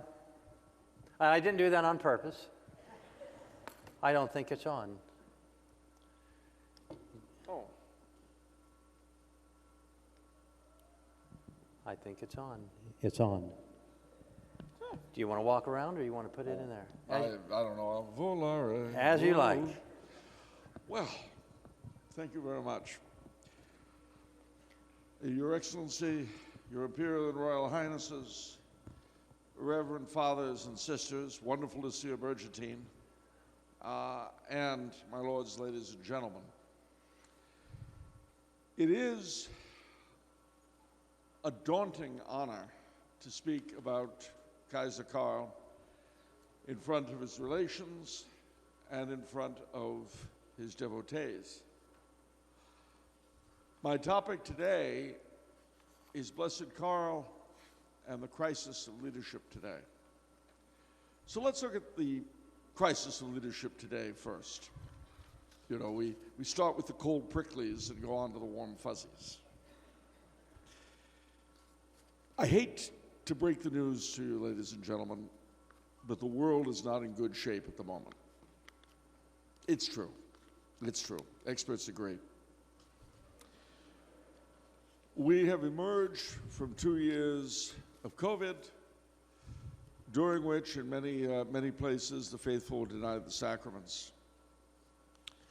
We are governed by people whose apparent lacking in care for their subjects are equaled only by their apparent ignorance. I'm not saying those are bad things, but they're not fun to live under. And this afflicts us in every aspect of life, at every level of governance, and I'm very sorry to say very often in church as well as state. It is an affliction that is common to the entirety of the modern world. It is not restricted to a single nation. And as things stand, I was in Ukraine last month. You know, earlier we heard of the sleepwalking into World War I. It is certainly in the back of my mind the terrible fear that we may be undergoing a repeat performance. So these are not pleasant times. And I would say, again, the problem goes down, as to primary factor anyway, to one of leadership. It's something that we really do not have, because bad leadership is not leadership at all. It's the antithesis of leadership. And what do I mean by bad leadership? Well, I mean folk in office for whom their own personalities, their own selves, their own agendas are more important than the offices they hold. And you sort of see symptoms of this over several decades, the diminution of the symbols of the various offices in church and state, and the aggrandizement of the person occupying it, which leads to a further damage to the office, because if you don't particularly like the person in office, your respect for that office is lessened. And that we should be able to make distinctions, but we often don't. However, this is only in public life. It's actually one facet of a deeper problem. On the public level, it's a crisis of leadership. On the private level, ladies and gentlemen, it is a crisis in fatherhood. I don't think that these two are unattached. Quite the contrary. But those two are connected to an underlying crisis regarding, ready for the word? Masculinity. There, I've said it. There are two genders, and that's one of them. I know, you're saying there are at least 75 more, or there are none. Well, all right. That was the joke, you know, during the COVID time, that COVID was a very sexist disease because it only affected people of two genders. All right, I'll let you think about that. But seriously, this is a very grim situation. However, there is, always has been, and always shall be, so long as the world exists, an antidote.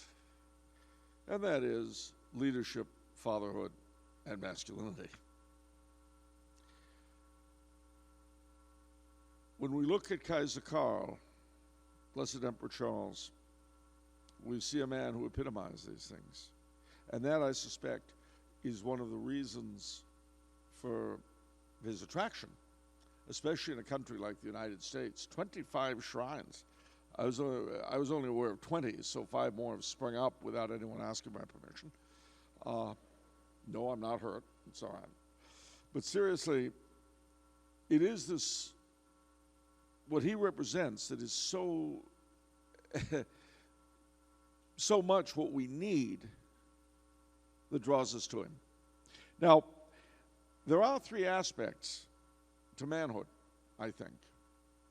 3 aspects to masculine leadership, 3 roles, if you will, that every man is called upon to play during the course of his life, and that Kaiser Karl epitomized beautifully. And what are they?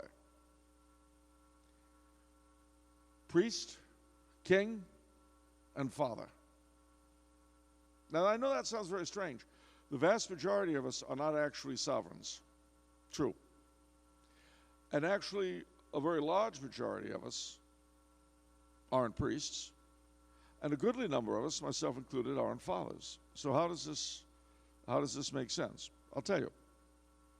Each of these 3 roles, A, does in fact pertain to each man, and B, pertains to the other 2. So, for instance, a priest is a priest, yes, but he is, in terms of what they call the acts of governance, advising you in the confessional and that sort of thing, he is a king. And he's also a father. That's why we call them father, a spiritual father. All right, that makes sense.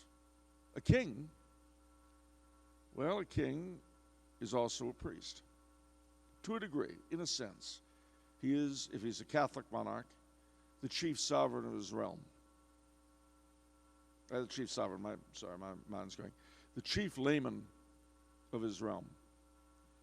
The director of the religious side of governance, as it were. I'll speak about that again in a second. And he is the father of his people. And that's a kind of leadership that's very alien to us. We would rarely think of the President of the United States as the father of his people unless we're in some sort of crisis at his FDR or Ronald Reagan or Abraham Lincoln or someone, or Jefferson Davis for those of us of the alternative faith. But the father, in turn, the father is very much at once a king and a priest. Head of his household, the man with whom responsibility ends. And he is also, and this is a very, very important point, ladies and gentlemen, he is the priest in a sense of his domestic church. It falls to the father to set the religious tone. It falls to the father to ensure that the children are educated in the Catholic faith. It falls to the father to direct, as it were, the family side of religious festivals and so on. And here I speak from experience because I was blessed with a father who was French-Canadian and took that side of his role very, very seriously. Every New Year's he'd bless us, led us in grace, went through our religion books from Catholic school to point out the errors to us, and actually all of our other books too. Well, it was true. I mean, he'd look through it and he'd say, well, this is wrong. And he never expected us to take it just as his word. He'd explain why. And if he didn't know why, it just seemed wrong, he'd look into it. And I know what you're thinking. Well, that takes a lot of work. Yeah, I know. But that he considered to be his primary responsibility. Having said all of that, let's turn our attention to Kaiser Karl and how well he fulfilled those tasks. The king part, that's seemingly obvious, but only seemingly. As a monarch, he realized, as a Catholic monarch, that his kingship was a participation in the kingship of Christ. And what does that mean? It's a sacrificial kingship. He knew that he had to be ready to sacrifice everything for his peoples. And he did. And he did. You know, the Queen died recently. I don't know if anyone has noticed it, but she did. And when she did, they began a whole set of rituals and rites, many of which go back to the days of Catholic England. Now, put aside for a moment, if you will, any dislike you may have of, oh, it's a Protestant monarchy, oh, they're English, oh, they're not French-Canadian. A lot of people aren't. I don't hold it against them. Put all that aside. Focus on the actual rituals, the words that are said. When the new king acceded to the throne, what did they say? Almighty God, by whom kings and queens do reign. It would be wonderful if those words were taken by everyone in those countries to mean what they say. But Karl did. Karl took the words of his coronation oath very seriously, again to the point of death. For him, there was no such thing as empty ritual. No. When he was a teenager and he was inducted into the Order of the Golden Fleece, he would not do it until he had the statutes translated from Old French into German so he could read them and be sure that he could live by them. This, we're used to taking oaths that we don't necessarily mean. Well, that has to stop. It really does. And he's a great guide for that. Let any ceremony you take part in, whether it be your own marriage vows, confirmation, baptism, whatever, be real and true. Re-examine our own baptismal vows. Remind ourselves of them. Anyway, that was his kingship. It was real, it was true, and in the end, it killed him. Secondly, as priest, well, I said, the Catholic sovereign was the chief layman of the realm. And that is a role the Habsburgs played very, very well. My personal least favorite among them, Joseph II. I don't want to go on about Joseph II in front of his family. But even he, the despoiler of monasteries, didn't just keep the pelf. He plowed everything back into building parish churches and other institutions. And the rest of them, well, in common with most Catholic sovereigns, Maundy Thursday, the foot washing of poor people, poor women, poor men, depending on the gender of the sovereign, the Corpus Christi procession, the public pietas austriaca, Austrian piety. That was the hallmark of all the Habsburgs. And Karl took it very seriously. He consecrated his family to the Sacred Heart, and had the war ended differently, he would have consecrated Austria to the Sacred Heart. The way two kings of Spain did Spain, the way King Louis XVI promised to do with France, the way various Latin American presidents have done with their countries. That was definitely on his agenda. And that is exactly how a sovereign or even a head of state exercises his priestly function. And lastly, but not leastly, his exercise of fatherhood. Oh, here he really excelled.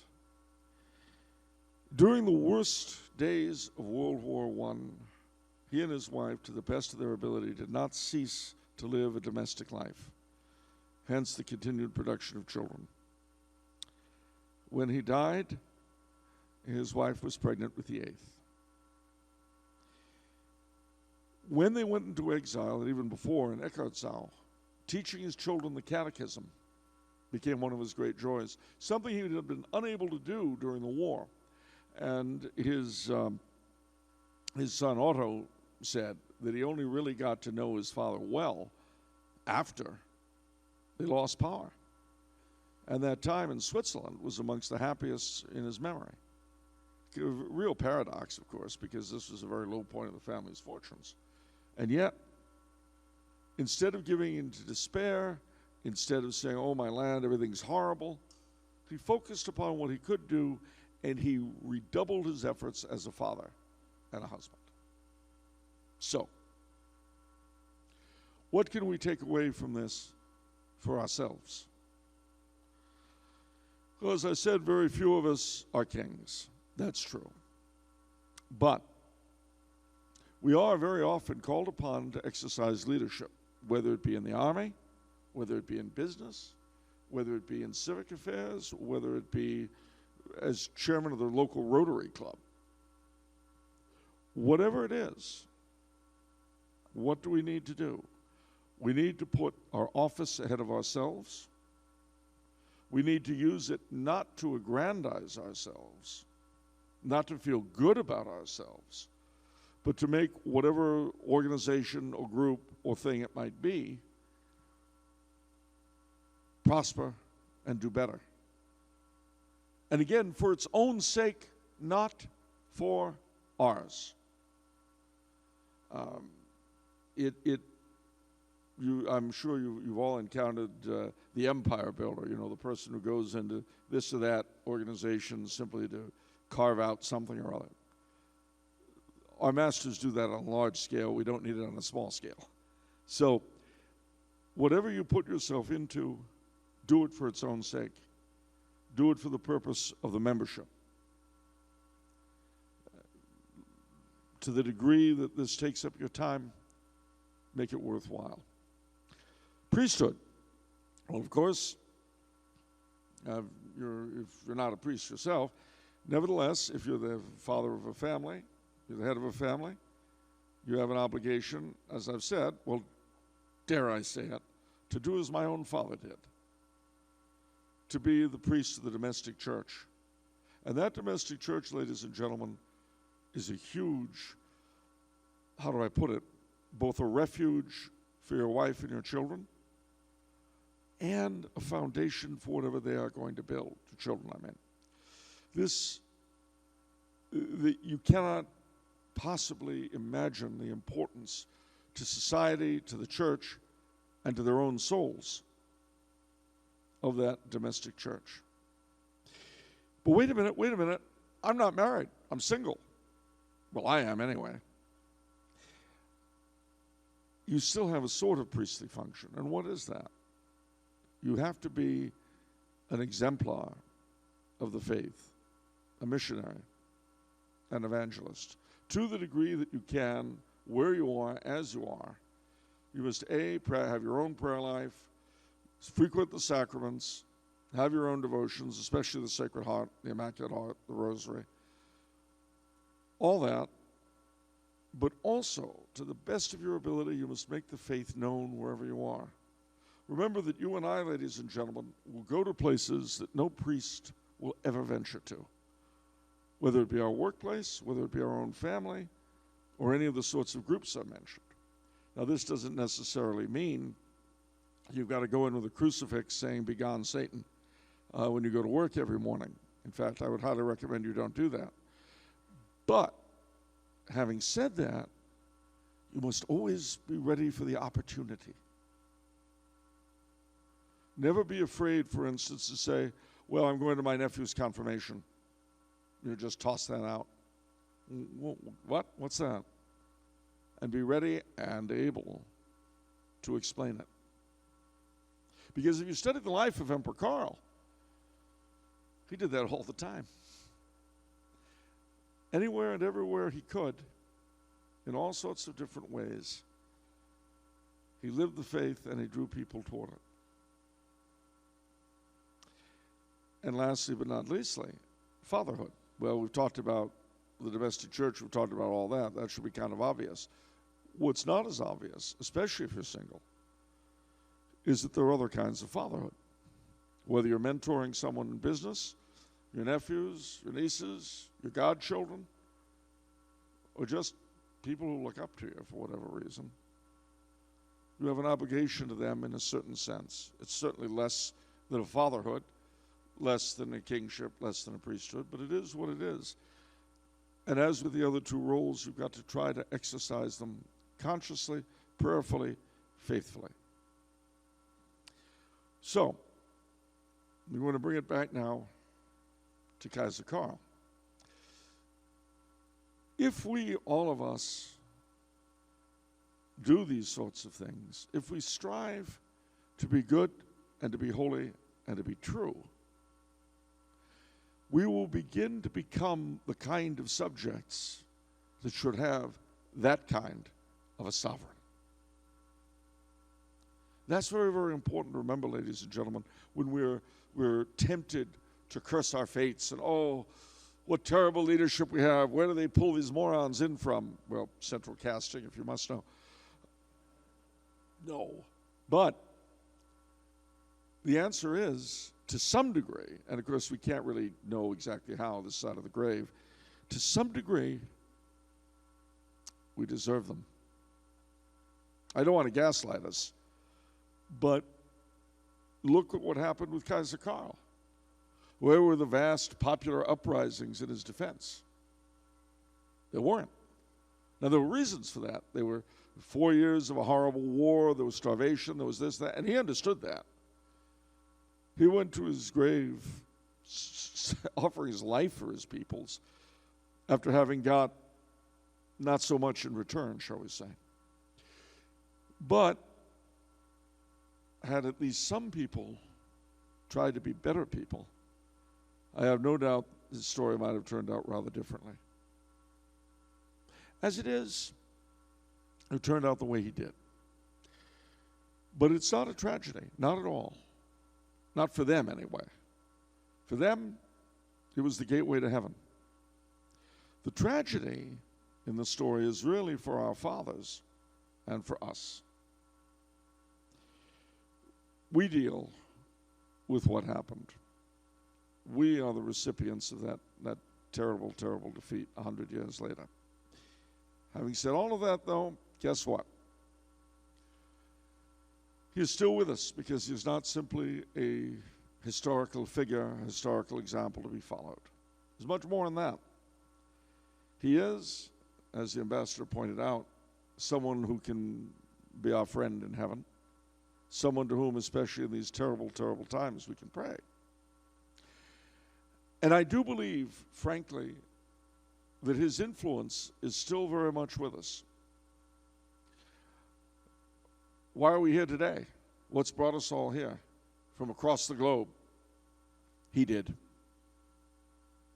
One thing I've noticed about the devotees of Kaiser Karl, not the devotees, shall we say the historians of Kaiser Karl, is that I have to say that in all the different branches of history I've dealt with as a writer, I have never seen one as lacking in jealousy, in professional jealousy, as this. It is an amazing thing. But the help I got from living authors about Karl in writing my book was astonishing.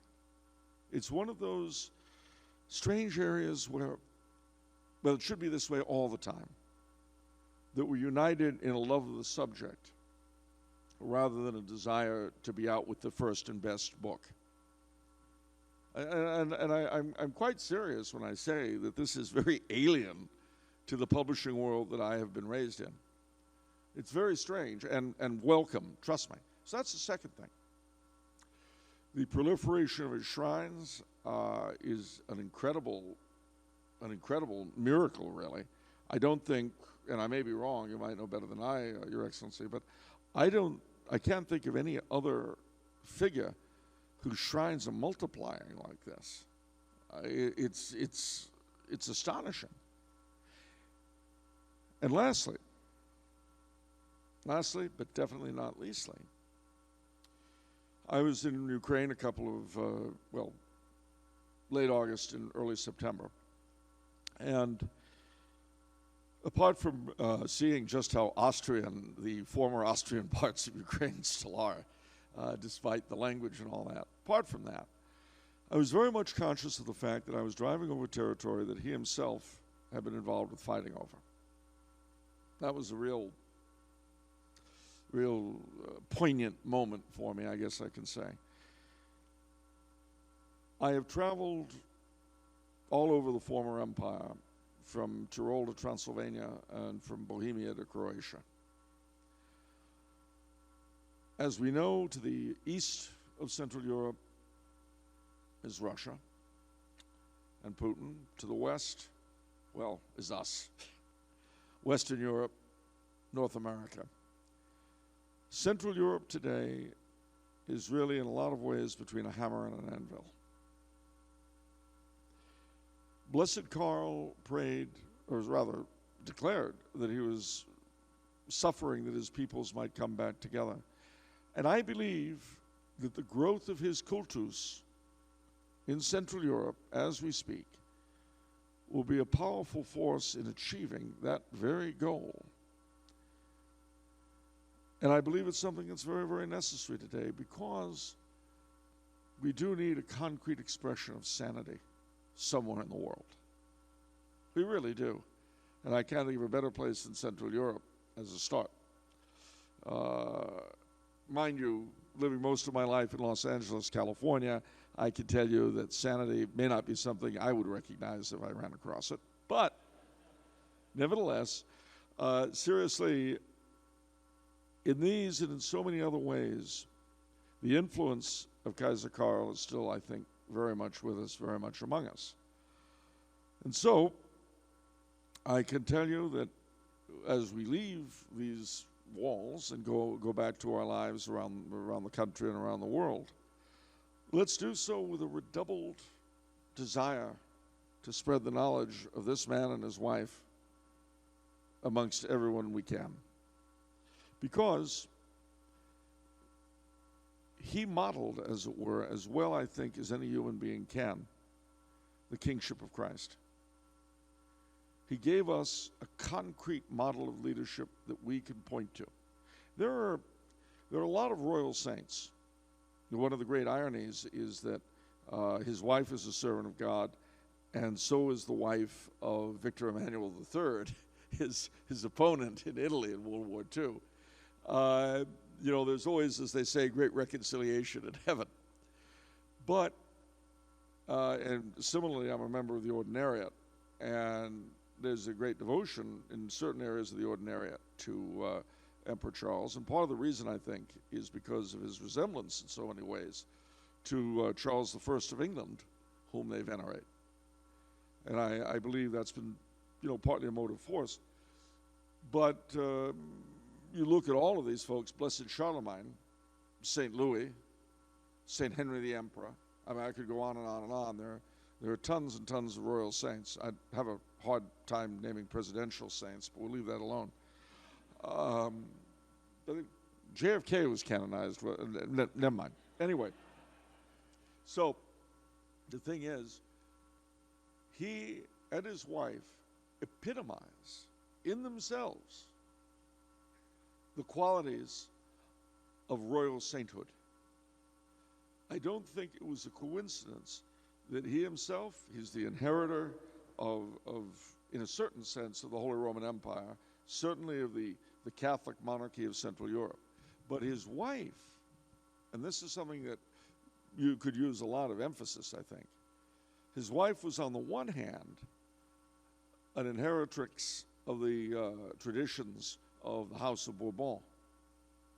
Her father was very close to the last legitimate king, Henry V. She was close to her cousins, the older line of the Spanish Bourbons, the Carlist line. The two Sicilies, Parma, all these Bourbon branches, she was very, very much connected to. And her mother was the daughter of the Miguelist king of Portugal. Again, the epitome of Catholic legitimate monarchy in Western Europe. And these two marry. It's like the whole of a millennium of history was distilled and poured out into them. That, ladies and gentlemen, is an amazing thing in and of itself. And they gave their lives that their subjects, and dare I say it by extension, Catholics everywhere, might live better in this world and live forever in the next.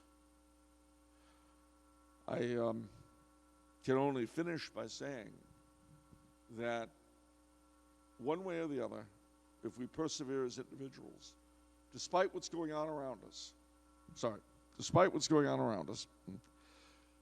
if we persevere as individuals, as they did, regardless of the season, regardless of what happens, regardless of anything, then, please God, in the words of St. Thomas More, we shall all meet merrily in paradise. With them and with all their prototypes throughout history. And if that's the case, ladies and gentlemen, then this current nonsense we're going through will be nothing but a bad dream. And with that, I thank you.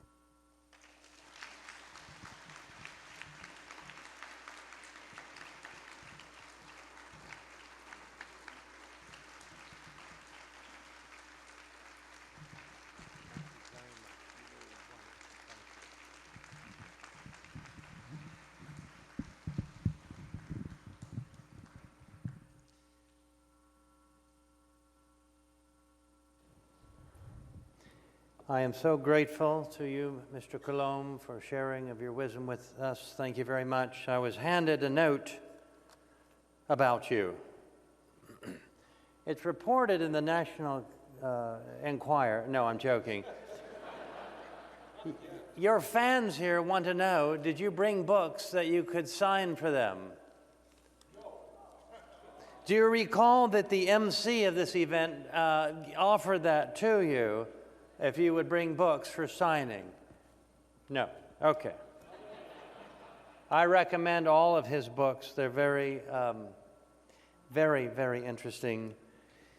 Before we soon take a 10-minute break. So again, it's not a dinner banquet. There's not a lunch break. There's not a big break. I see people going to the restroom as they need and coming back, missing a couple of minutes. That's just how it's going to be because there's just not lots of time.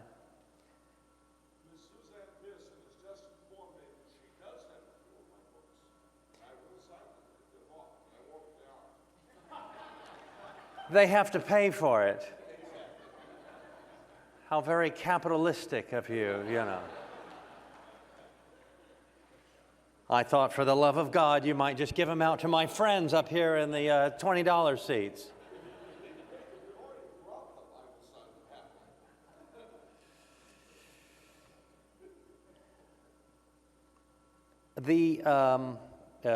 What I was saying is that around noon and 25 minutes, we'll probably stop for 10 minutes, just because I think stopping for 10 minutes is probably good.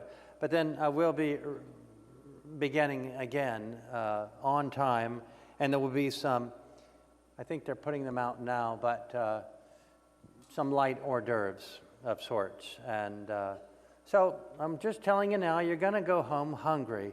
Offer it up for the love of God. Or let me charge you a lot more for your ticket next time. Now,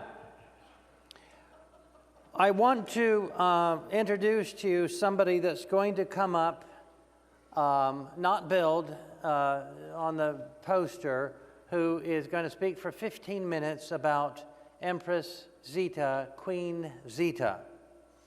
We've heard about her. She has a testimony that she is going to share with you about her, and by extension, Blessed Karl. She is, you know, there is a cause for the, there's a cause for Zita, and it is going to be addressed by this young lady. I'm going to have come up and speak about it.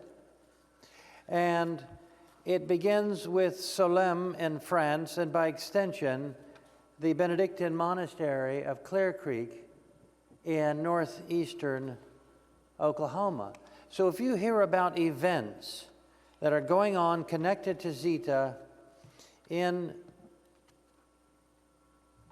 Clear Creek, Oklahoma, this woman is behind it. Would you help me welcome to you for her, Diane Schwind.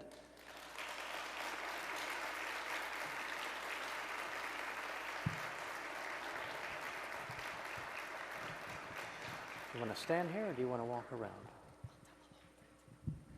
I think it's on. Thank you, David. You're welcome. I have to stand here and wait until Princess Maria Anna comes back. She asked, no, I'm kidding. I am so glad to be here. Thank you, David, for this few 15 minutes. I think next time I see my confessor, I'm going to just ask, can that be my penance, that I only have 15 minutes to speak of Zita, servant of God Zita. And so what I would like to share with you all is about the American Foundation for the Beatification of Empress Zita. It is a brand new foundation that actually was born, when she's finished. I think it was 2019, the last big event that David did for Blessed Karl. My husband Robert and I are Benedictine Oblates at Clear Creek, and each year we have a retreat in October, and that year our annual Oblate retreat fell on the same day as the Symposium. So we went to Father Prior and asked, where do you want us? Where should we be? My husband and I also have a marriage and family apostolate, Three Hearts Institute, that we've had for about 14 years. And Father Prior said, oh, definitely you need to be at that symposium because you need the intercession of Karl and Zita in your apostolate. And by the way, are you aware of Zita? Have you read anything about Zita? And of course I said, no, I didn't know. I know nothing about her. Well, then you need to start reading about her. Yes, Father Prior, I will. Dove in, started reading about Zita, and very quickly fell in love with her. Why? Because she is the woman we ladies need in this time.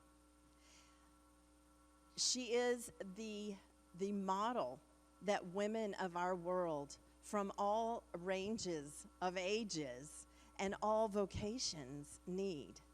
We have a little booklet in the back that's entitled Devoted Love. And she is the model of devoted love. She was devoted so beautifully to her husband, Karl. She was devoted to her children. She was devoted to her people. And all of that devotion came because she was devoted to our Lord. He set her on this path to teach her how to be the most perfect wife for Karl, the greatest mother for her children, and the greatest empress and queen for her people. So we invite you to come back to our table and check out that little book. So we came to that symposium in 2019, and one of the ways that we knew we were supposed to be there, that day they had a raffle just like they do here. And I highly encourage you to pick up some raffle tickets. Robert and I we don't commonly win these kind of things, so that day we bought 4 tickets just to support the cause. And I jokingly said to Robert, well, if we win anything, it'll be a coffee mug, because we've got 1 million coffee mugs. So the very first thing they raffled off that day was a coffee mug, and they pulled our number. So Robert went up to get the coffee mug, and we're laughing as he sits back down. The next thing that they were raffling was a beautiful image of Blessed Karl, similar to this one. And they called our number again. So this time I went up and got the image, came back and told my husband, I said, why don't you take the coffee mug back? We don't need a coffee mug and the picture. Let somebody else have the coffee mug. So Robert takes it back and very quietly tells David, we've won twice. We don't need, and David makes a big deal about it. You've won twice? It's like, shh, shh. As Robert is returning to the seat, they're raffling one of these postage stamps. We won that too. 3 times. Our ministry is called 3 Hearts Institute, basing it on of course, the love of the Holy Family, the 3, as well as the Sacred Heart, the Immaculate Heart, and the Most Pure Heart. So 3 was kind of our number that day, and we decided, okay, we were definitely supposed to be here. So the next day after Mass, we had the honor of getting to meet Bishop Schneider, and we noticed Princess Maria Anna standing off to the side with one of her lovely daughters by herself. Well, as I said, I had learned about Zita at this point, and I was dying to know, is there an organization in the U.S. that is promoting her cause? So I was able to approach Princess Maria Anna and ask her this. There had been, it fell through. We had been able to share with her our connection with Clear Creek being a Solem's foundation. And so she says, oh, well, will you start another organization and let Father Abbott be the ecclesiastical overseer for this?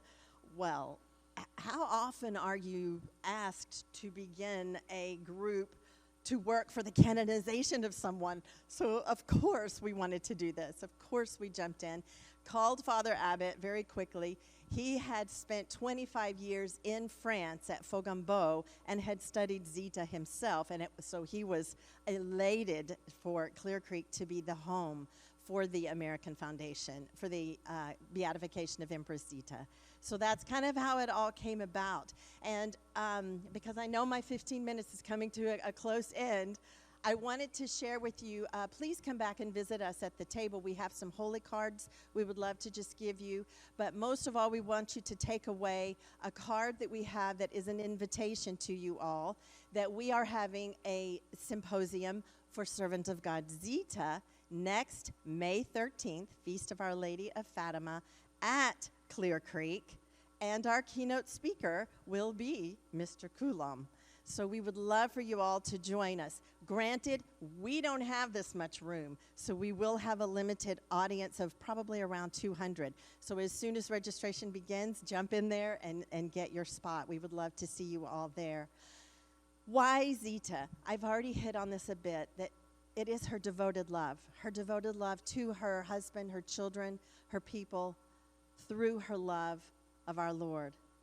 Her understanding that her power, her strength, that steel that has been spoken of her today, came from the beautiful femininity that our Lord has given to us, to we women. Mr. Kulam spoke of masculinity. She is the vision of femininity, the understanding of what it means to truly be woman in the beautiful vocation that a married woman is called to, but also a single woman in her strength of femininity and what that really means. So if you haven't read a lot about Zita, dive in. We have a bunch of books back there. Unfortunately, they're not for sale, but take a picture of them so you'll know what you want to go home and order.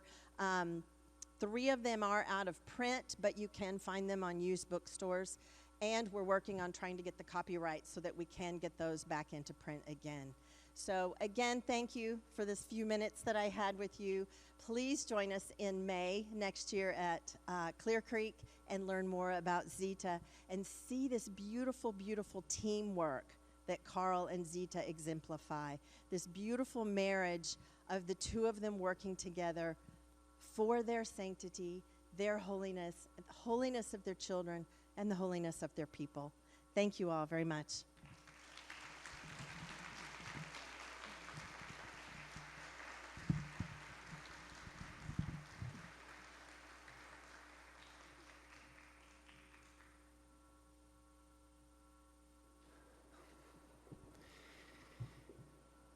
I say stretch your legs for 10 minutes and let us come back again at 12 o'clock sharp. So that's about 11:59, if you know what I mean, just so that we can stay on track. Stretch your legs a little bit, and I believe there is a repast of sorts on the side. Visit the vendors. The raffle, I will pick the raffle tickets, or some of my children will, at the end of the event today. So you have time to get raffle tickets. We will come back again at precisely 12 o'clock. Thank you. We're going to the next part of this wonderful afternoon, learning about the saint whose story is a fast track, a help about getting to Jesus and getting to heaven. You know, show me hands again who was here at the last event, which is October 19. There's a lot of new people here. So I can tell you this joke because most of you haven't heard it, or a lot haven't. Speaking of getting to heaven. And it's a Bishop Sheen joke. It's not my joke. I'm not making it up. But you'll love it because anything he says, if he read the back of a cereal box, I would just listen to it all day long, you know, put it on loop. Bishop Sheen tells the story about one time he was assigned to give a talk at a town hall out of state. And he's walking there and he lost his way. And he came upon a group of boys and he said, "Well, boys, where is the town hall?" And they told him 12th Street and Chestnut, some such designation. "What are you going to do there?" "Give a talk." "On what?" "Well, I really didn't have the time to give the complex anthropological, eschatological, theological, philosophical answer, so I simplified and said, "Well, boys, I'm going to give a talk on heaven and how to get there. You want to come find out?" They said, "You don't even know the way to the town hall." So that's the way to heaven, and Blessed Karl is a better way to get to heaven. And we are going to begin by a question and answering session with Her Highness, the Archduchess Maria Anna of the House of Habsburg, who is now Princess Maria Anna Galitzin, because she is married to a Russian prince named Prince Pyotr Galitzin. who he's sitting in the front row, but what he doesn't know is I'm going to introduce him a little later. Now? All right, how about now? Could I ask His Highness Prince Piotr, would you just stand up and turn around just so they can see you? This is Princess Maria Anna's husband.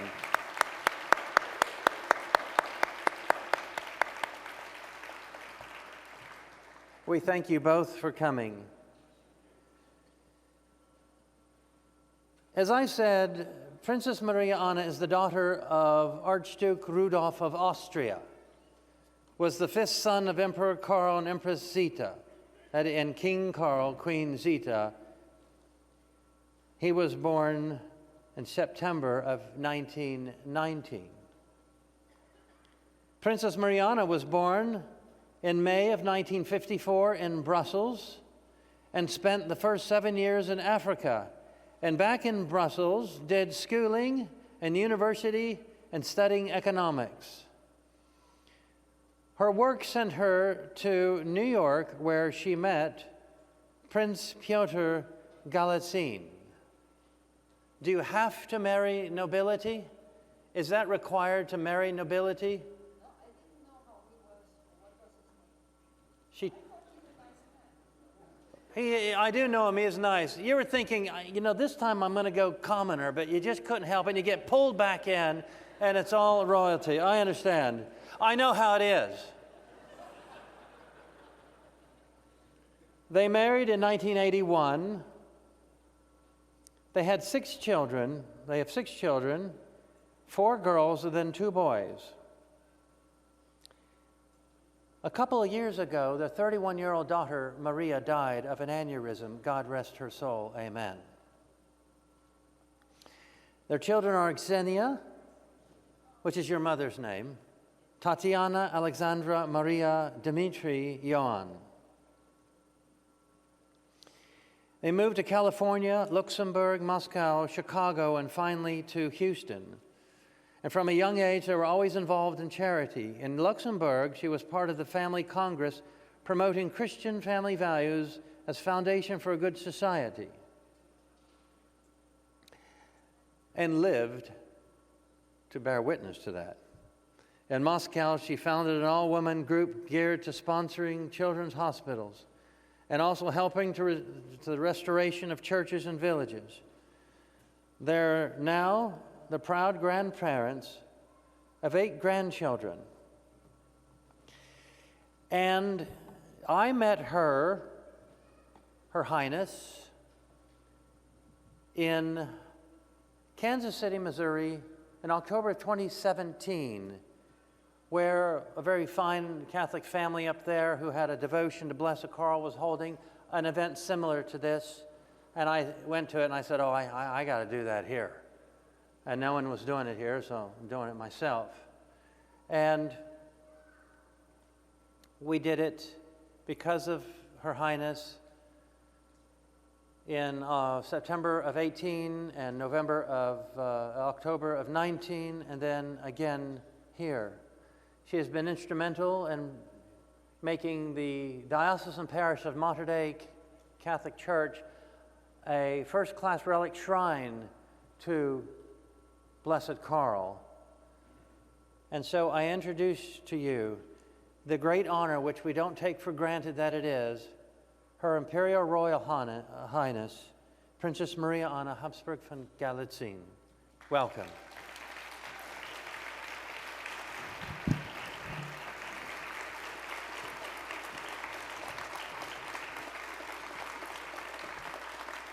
You will have a seat and I will interview you. You can have a seat and I'll interview you that way. Okay, good idea. I believe I introduced her just now as Princess Maria Anna Habsburg von Galitzine. That, of course, is von Habsburg Galitzine. So, now, I have asked you all in emails for questions that you wanted to ask Her Highness, and I compiled them. I have 36 sheets of paper. This is,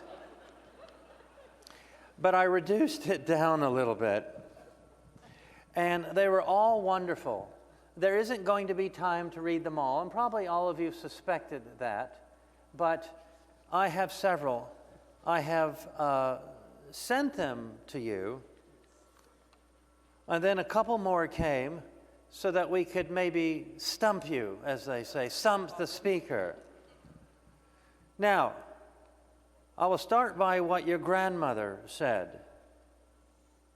In this atmosphere of the most warm love, of unbreakable trust, of honesty without reserve, of intimate security and reciprocal respect, our marriage became extraordinarily happy. The excellent Diane Schwinn, who spoke a bit about Zita, could attest to this, I am sure.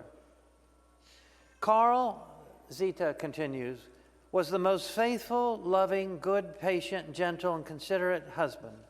His family was all his joy here on earth. He wanted always to have them around him, and he tried with a sweet but firm hand to lead his children and me ever closer to God.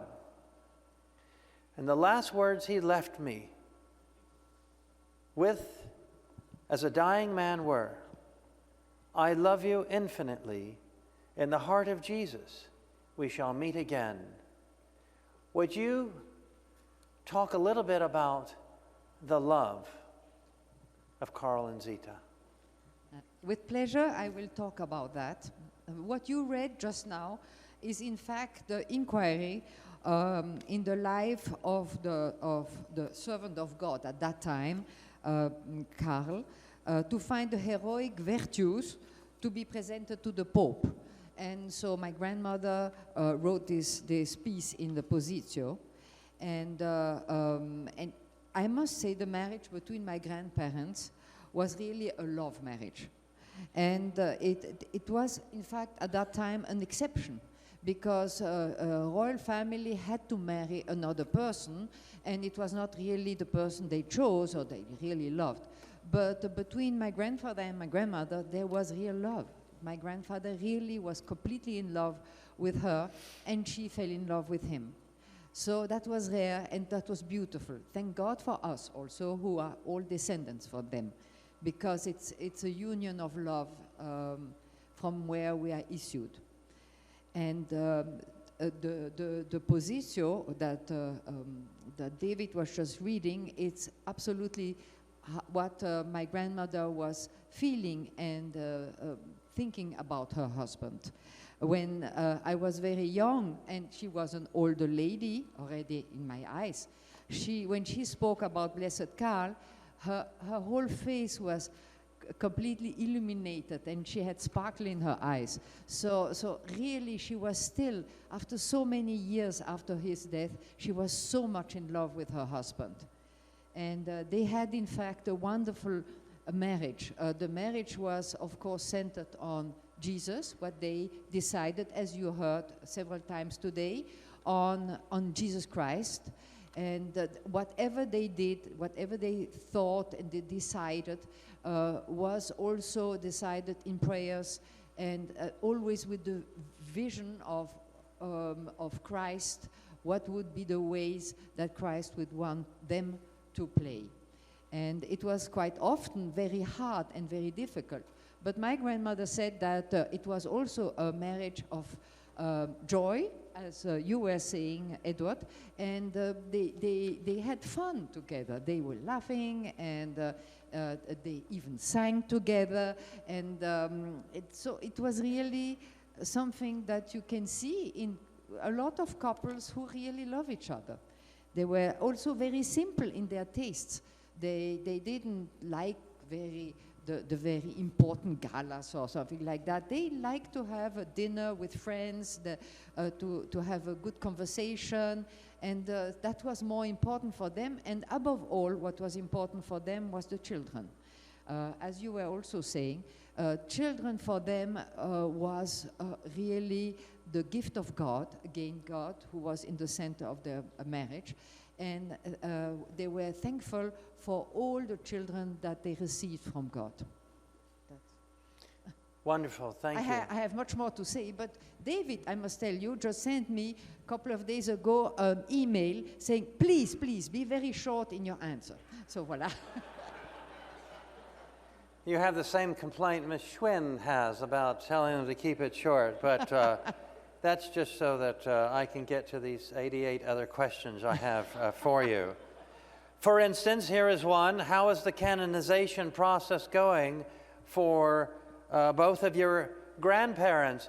And it is interesting to note that today is the wedding anniversary of Zita's parents. Yes, I didn't know that. That goes back. See, Wow. I got something on you there. That is Thank you very much, David. So the first of my grandmother, you have all to pray a lot that there will be a miracle. For the moment, there is a postulator who will probably come to the Vatican, and but there is no miracle for the moment. So we need one, and I think she can only be blessed and then saint because she was such a wonderful person. But the Vatican has to accept it. Now, on my grandfather's side, of course, he's already blessed. They had already a miracle. Now, there is, and you have really also to pray for that. There are two miracles that we want to present to the Vatican. And the postulator there is a new postulator, Dr. Gori. And the two miracles, the only thing that I can tell you, because usually you don't speak about the miracle before the Vatican accepts it, are about two little children who were, in fact, the doctor said they couldn't live, and they were born and they lived. Isn't that the best miracle for our times nowadays? That's really what we need as a miracle. So that's where it's going now. By extension, do you think that his beatification, his canonization, Blessed Karl, would return his body, which is still on the island of Madeira, to the royal family crypt in Austria, or that's just not going to happen? I think there were some talks about that always, since a long time. My father was very often in Madeira, and he was very good friend with Bishop de Ferreira, that you know also, Your Excellency. And they thought that the best would be to leave the body of my grandfather in Madeira. Why? In the time when my grandfather died, nobody wanted him. Absolutely, he was rejected from everybody. The only people who accepted him were the people in Madeira. And they were also tremendously sad when he died. They loved his family, even without money. They were always there when they went to church. And they think that Blessed Karl is their saint. So I think we are a big family, as you know. But I think with a part of the family, we should leave him there, because in fact, they are really the people who accepted him. Excellent, thank you. Well, here is a question about Empress Zita. I have here a question from a Catholic homeschooling mother of many children. She says, from a recent article regarding the mourning of Queen Elizabeth II, she read that the Queen stood out because few leaders today think beyond their self-interest. We are left as orphans inside a world political order that does not represent us or present us with sublime ideas. I think she's quoting an article about the Queen of England. Her question is, how did Empress Zita, Queen Zita, your grandmother, present us with sublime ideals? How can she speak to the citizens of today who are undergoing a crisis of virtuous feminine leadership in the home and in the general community? Diane talked a little bit about that, but as it pertains specifically to, as you know, your grandmother. So you must understand that it's not really the same thing than to be Queen of England and the position that my grandmother held. Because the Queen of England, Queen Elizabeth, who just died, was in fact the first in the monarchy. She was the queen. And her husband was only the consort. So, and also the queen was the head of the English church. So Empress Zita was the wife of an emperor. So it's already different. And then, of course, she was not the head of the Catholic Church. I think it would be not bad, perhaps, but no, he was not. So that are the differences. On the other side, my grandmother, as very good you said, was was always saying her faith, you know, explaining her faith to everybody. And she was, as empress, first a help to her husband, and this was very important.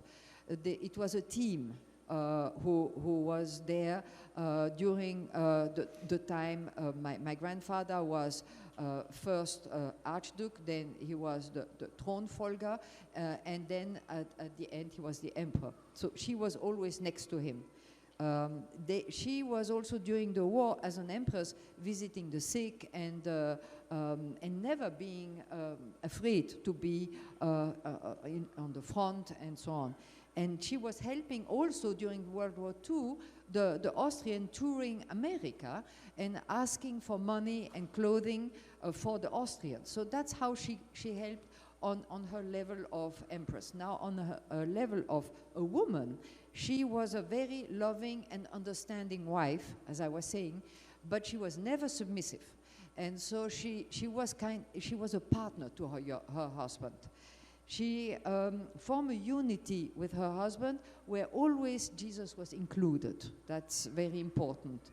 She was a strict mother, that's for sure. My father was telling us, but she was a fair person and she loved her children. The children knew that they had this love of their mother always with them.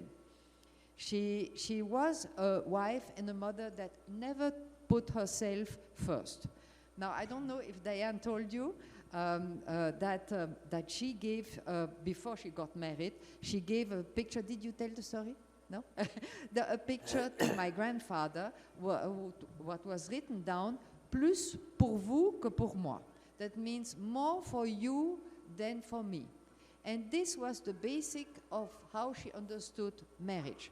She wanted always to give more to the others. If it was her husband, if it was her children, if it was the people around her, if it was us as grandchildren, she was always there helping us. And we were very lucky. We had always our grandmother very often in our house because sadly my mother died when I was quite young and then my little brother. And so she came always when people needed her. And so my father always needed her, so she was there. And I was around 14 years old, so you know, at that time, as a girl, you have a million questions and a million of problems.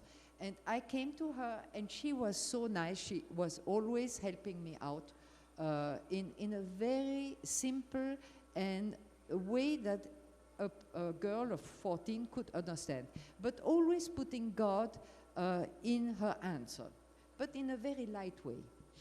And that's what I can say for the moment. No, that's wonderful. The ambassador is looking at you and surprised at all of the information. It sounds like she loved you more than him. He said he met her once, but you have all this material. Yes, but she's a descendant of her. She's her granddaughter. I'm from a distant Hungarian line. We're somewhere over there. But can I say something? Listening to Mariana now, to my cousin, is she doesn't realize how much she, in voice, cadence, and way of speaking, resembles her grandmother. Because, as I told you before, I remember when I listened to her.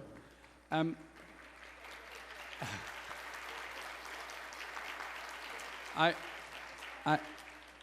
think you get a really good idea how it was to listen to Empress Zita. When you listen to her, it's the sound of the voice, the way she puts her wording, a bit of the accent, and the clearness and the straightforwardness. That was exactly how it was to listen to her grandmother. So, yeah, just wanted to say that. Wonderful. I think I that's think- I too think- much compliment. Yes, it's a better response I thought he was going to give. I thought it was envy or something, but no, he is a true diplomat. That's his job, you know.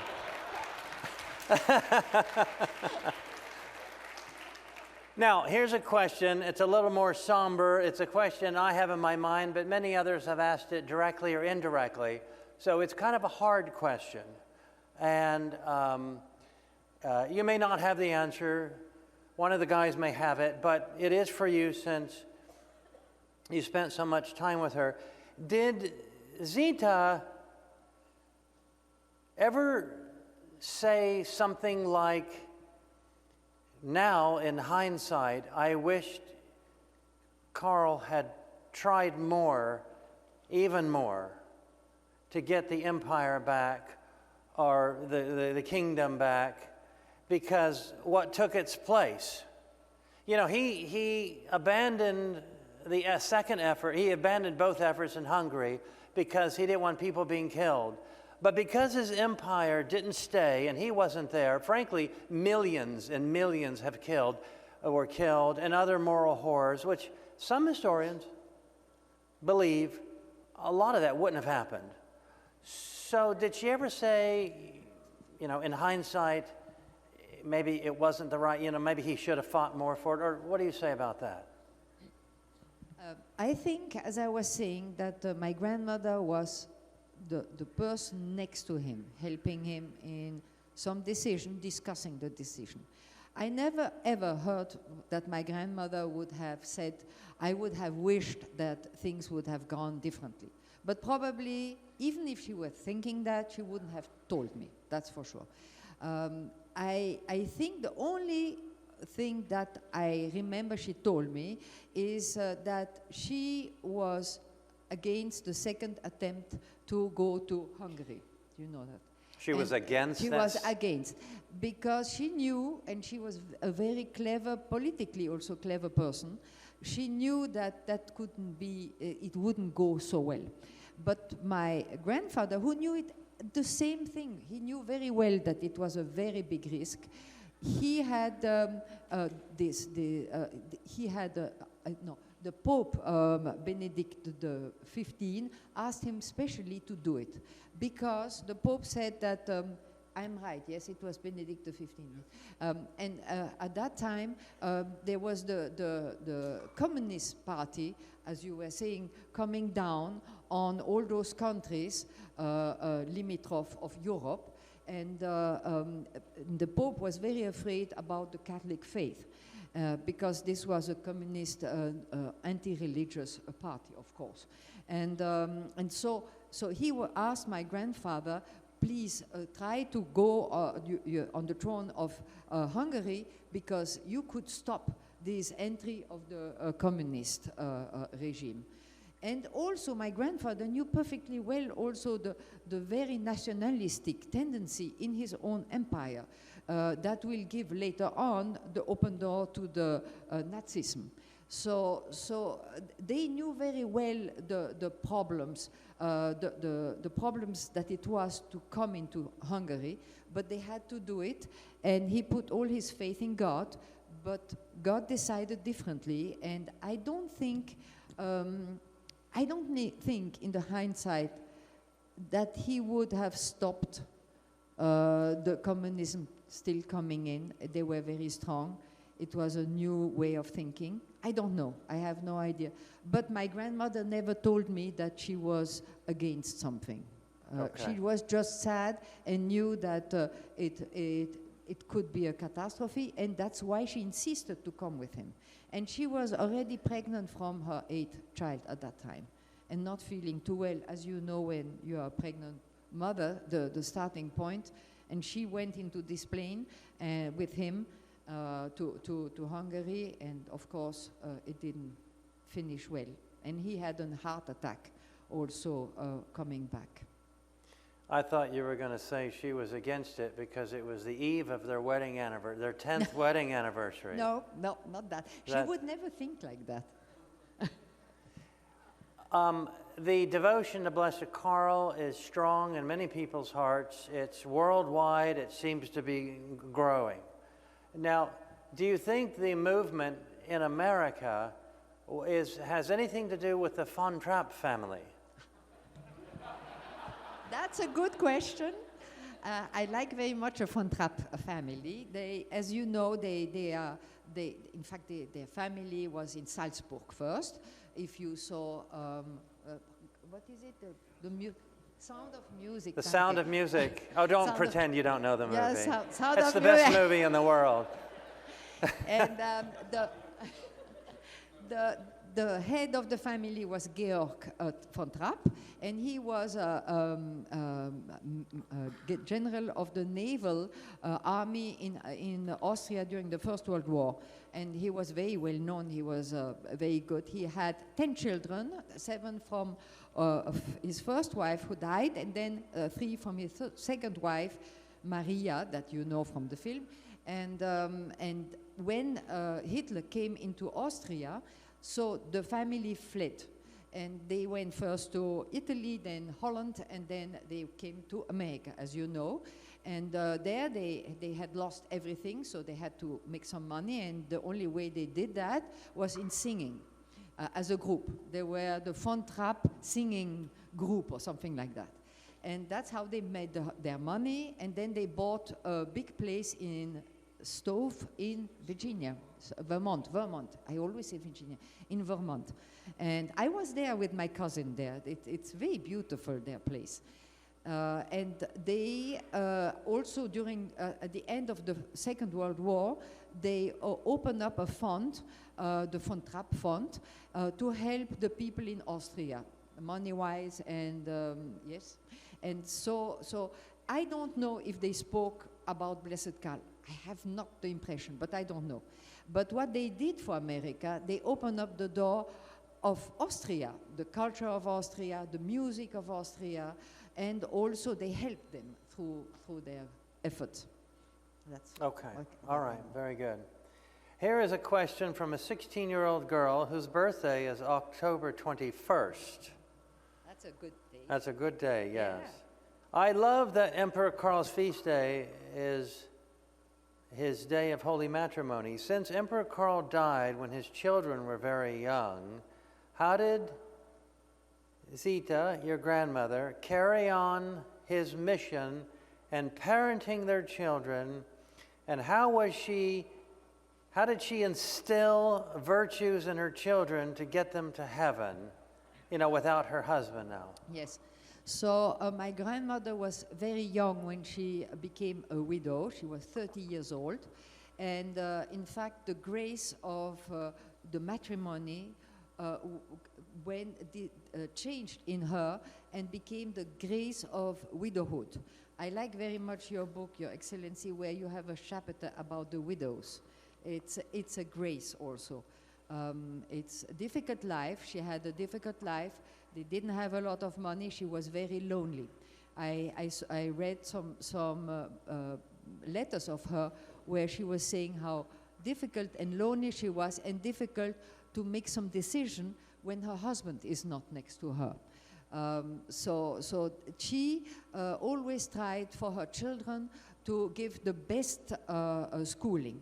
At the beginning, when they were in Spain, they were in Liquetio. It's the northern part of Spain, and there they had homeschooling. So she brought in, or some people came in very kindly, and they were usually very good professors who were very Catholic, very Christian ethic. And also she had some monks from Hungary coming, who were Benedictine monks, coming to teach the children Hungarian and, of course, Catholic faith, catechism, and so on.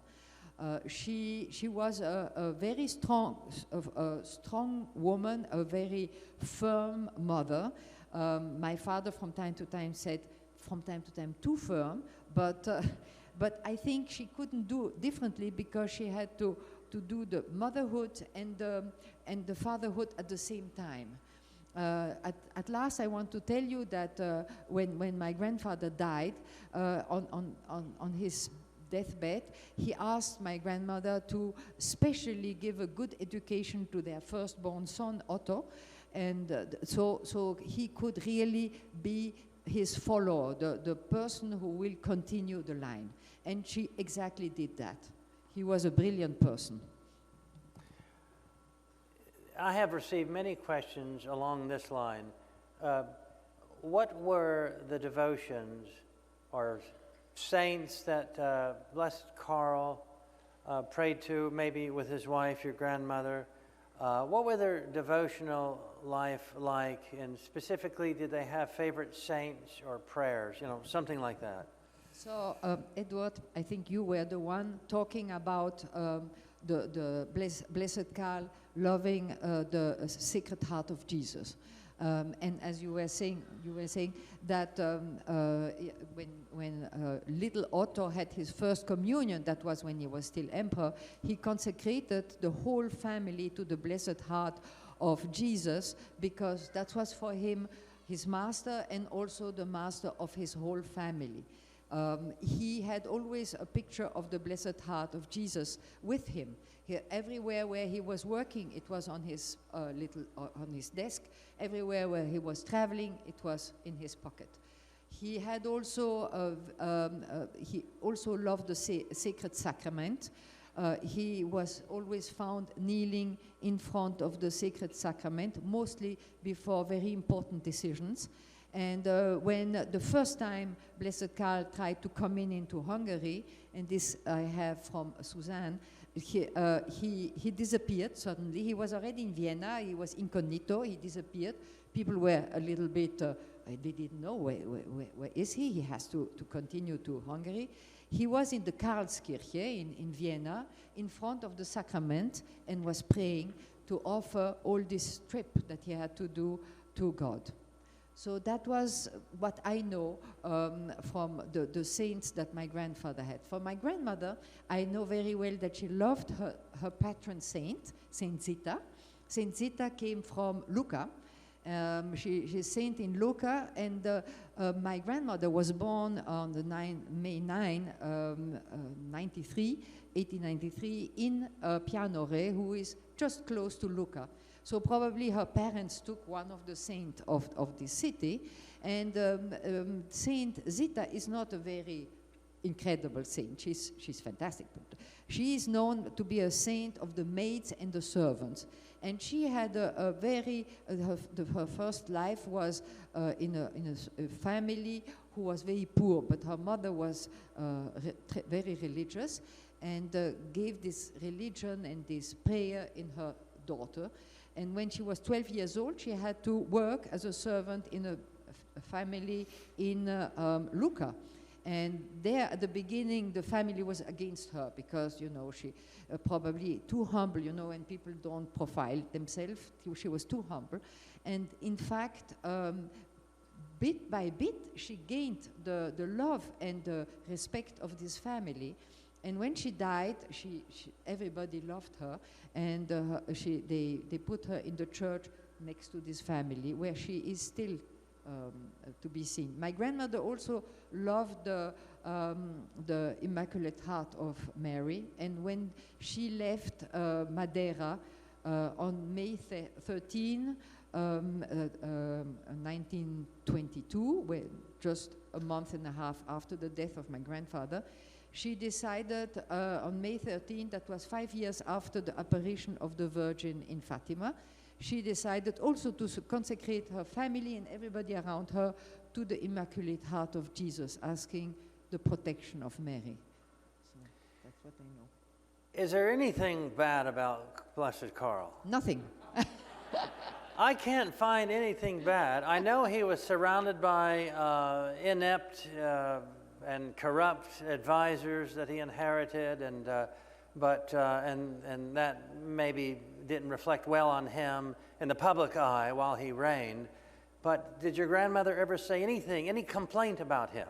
No complaints about my grandfather. Aren't wives supposed to complain about their husbands constantly? Do I complain to you?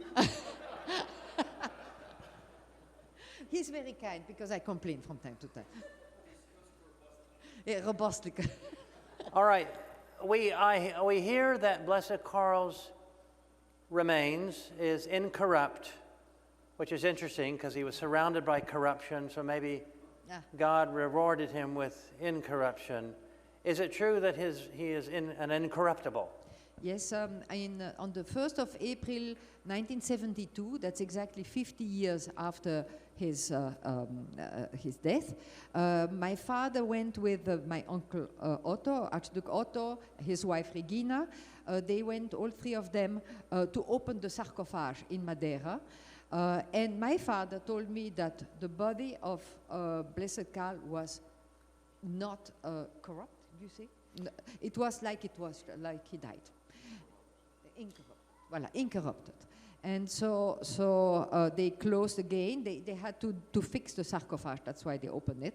They closed it. And my father told me that's true. And then that was one of the reasons why Saint John Paul II made him blessed.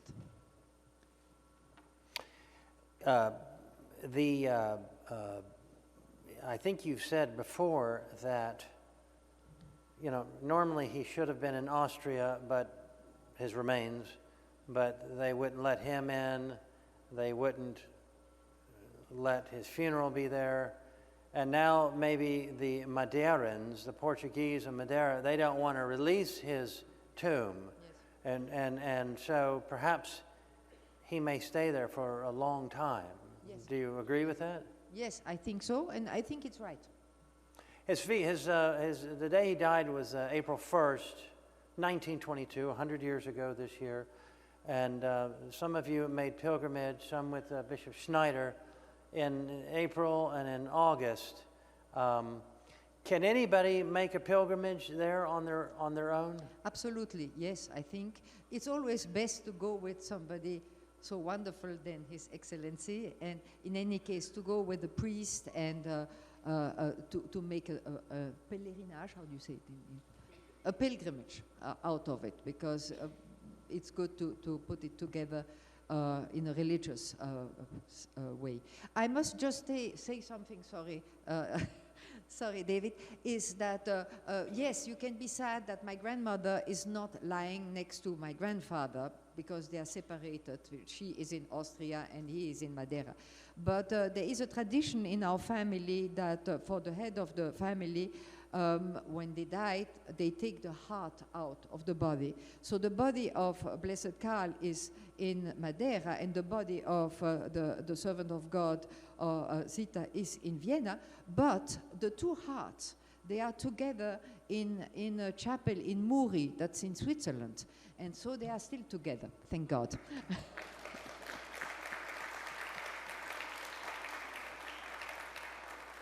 Switzerland, because the origins of the Habsburgs are in what is today Switzerland. Is that why? Yes, and the two hearts are in a place. It's an abtei who was founded by Radpold of Radpold. But you were there, no, in Muri? Oh, you should go. I would ask you to please carry this argument out somewhere off time. Thank you very much. Send each other a message as you have on your WhatsApp thing, I guess. I still think he's bitter. Anyways,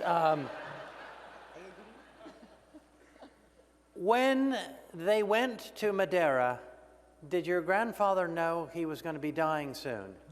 Yes, he knew. And as also Edward and also Charles were saying, when they were in Madeira, they had a very difficult time because they had no money, nothing. They had no news of the children, what was the worst for them. And they were alone. But they, in fact, I think that was the place where Blessed Karl became really a saint, because he knew that he had to give his life for his people, for his family. But for him, as he loved so much his family, his wife, it was horrible, the idea that he should die and leave them alone. So it must have been a terrible it must have been battle inside of him. Yes, thank you. And and he said to his wife, as you were saying, that I have to die for my people. And Zita said nothing to that because she knew that her husband was strong in that. He was a very strong man when he decided something. And so she didn't say anything. And then the Blessed Karl said to her, and I have to do it. So that's how I know that he knew about how he would end in Madeira. Connected with that, you once told a story about a little girl in Madeira who used to bring the hungry Habsburg family some milk. And Blessed Karl would meet her halfway, up the mountain, to help, and would say, "You poor little girl, this is too heavy for you." That is so Karl. This girl attended his beatification as a very old lady, decades and decades later in 2004. Can you confirm that story? Yes, but I think the one who should confirm it, it's Suzanne. I don't see her. Because she was next to this woman, and this woman, when she saw St. John Paul II passing by, she was clapping and clapping and being so happy that this day was coming. But Suzanne can tell you the story. She told me and you the story. So no, she was. Very good. But I must say, if I can say another story, there was a family who lived with my grandparents at that time in Madeira, a man and a woman, and she, Constanza, could not have a child. And she was taking care of the children, and one time Blessed Karl looked at her and said, "Oh, Constanza, you are so good with children. And I'm so sad that you cannot have children." And she said, "Yes, it's terrible, but that's what God will wish." And then Blessed Karl told her, "And when I die, you will see, God will help you, and you will have a child." And that's exactly what happened. She got a child. And I think that was the first miracle of Blessed Karl. Excellent. What a lot of people don't realize is that when he was beatified, it was in the same session of Blessed Anna Katharina Emmerich and Catherine Emmerich. Well, we are especially grateful to you by letting us venerate Blessed Karl, and we have a little gift to present to you, Caleb, Joel. I've got some helpers here. That was Joel, not gold.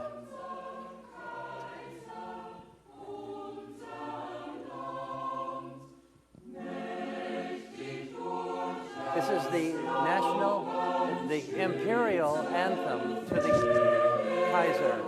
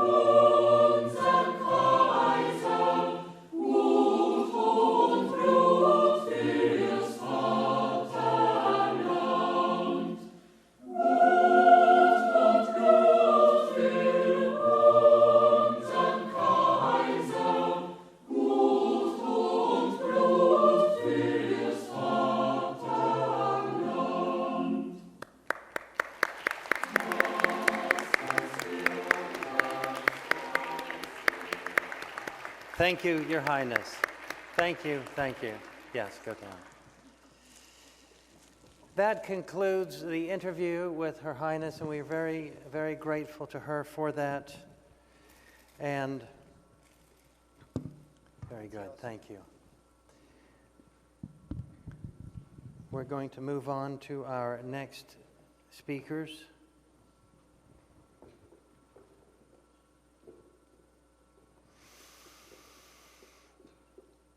Again, I want to thank the vendors who attended, and I saw many of you visiting their booths. Thank you for supporting them, for supporting the raffle again, of course.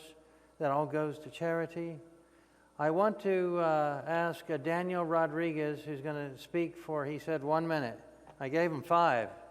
Obviously, I was generous with him, but he only wants 1. To speak about Sensus Fidelium with Catholic TV on the internet. And is Mr. Daniel Rodriguez still in the house, brother? Here he is, coming up. It's still on. Thank you, sir. Thank you, David. Wow, they say that people fear speaking in front of people more than death, and I can confirm that. So this is only my second time. About 8 days ago was the Feast of Our Lady of Victory, commemorating the Battle of Lepanto, where the Liga Sancta under Don Juan de Austria defeated the Mohammedans. The barbarians are at the gate again in all aspects of our society. In my particular, where we work under technology, we're under censorship. We're being censored soon. Even just teaching traditional Catholic faith will be considered hate speech. So we have to find alternatives. It can't be tomorrow because it might be too late. So that's why we created this tech apostolate where we're building different technological alternatives for Catholics. One of them is Sensus Fidelium TV. You can go to it right now if you want on your phone, sftv.media or sensusfidelium.tv. It's a YouTube alternative. We have videos, many that you already know. Father Rippiger, Father Relea, and Mike Church are exclusive to our channel going forward. And I'm going to pressure Charles Colomb to also do the same. So I'm going to put him on the spot right now. Please support us. Go to our channel, create a user account. You can for our website, and you're going to see all the different content that we have. Many that you know, from 1 Peter 5 to Mike Church, Father Ripperger, everyone. And also, please donate because we're doing this all as volunteers. So please come support us. What's the website? sftv.media or sensusfidelium.tv. Okay, thank you. Thank God you. bless you. Thank you.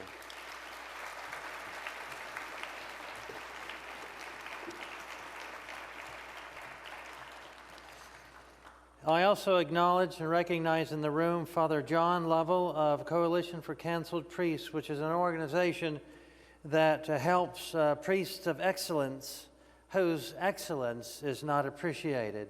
And that would be the Coalition for Canceled Priests, canceledpriest.org. There you go.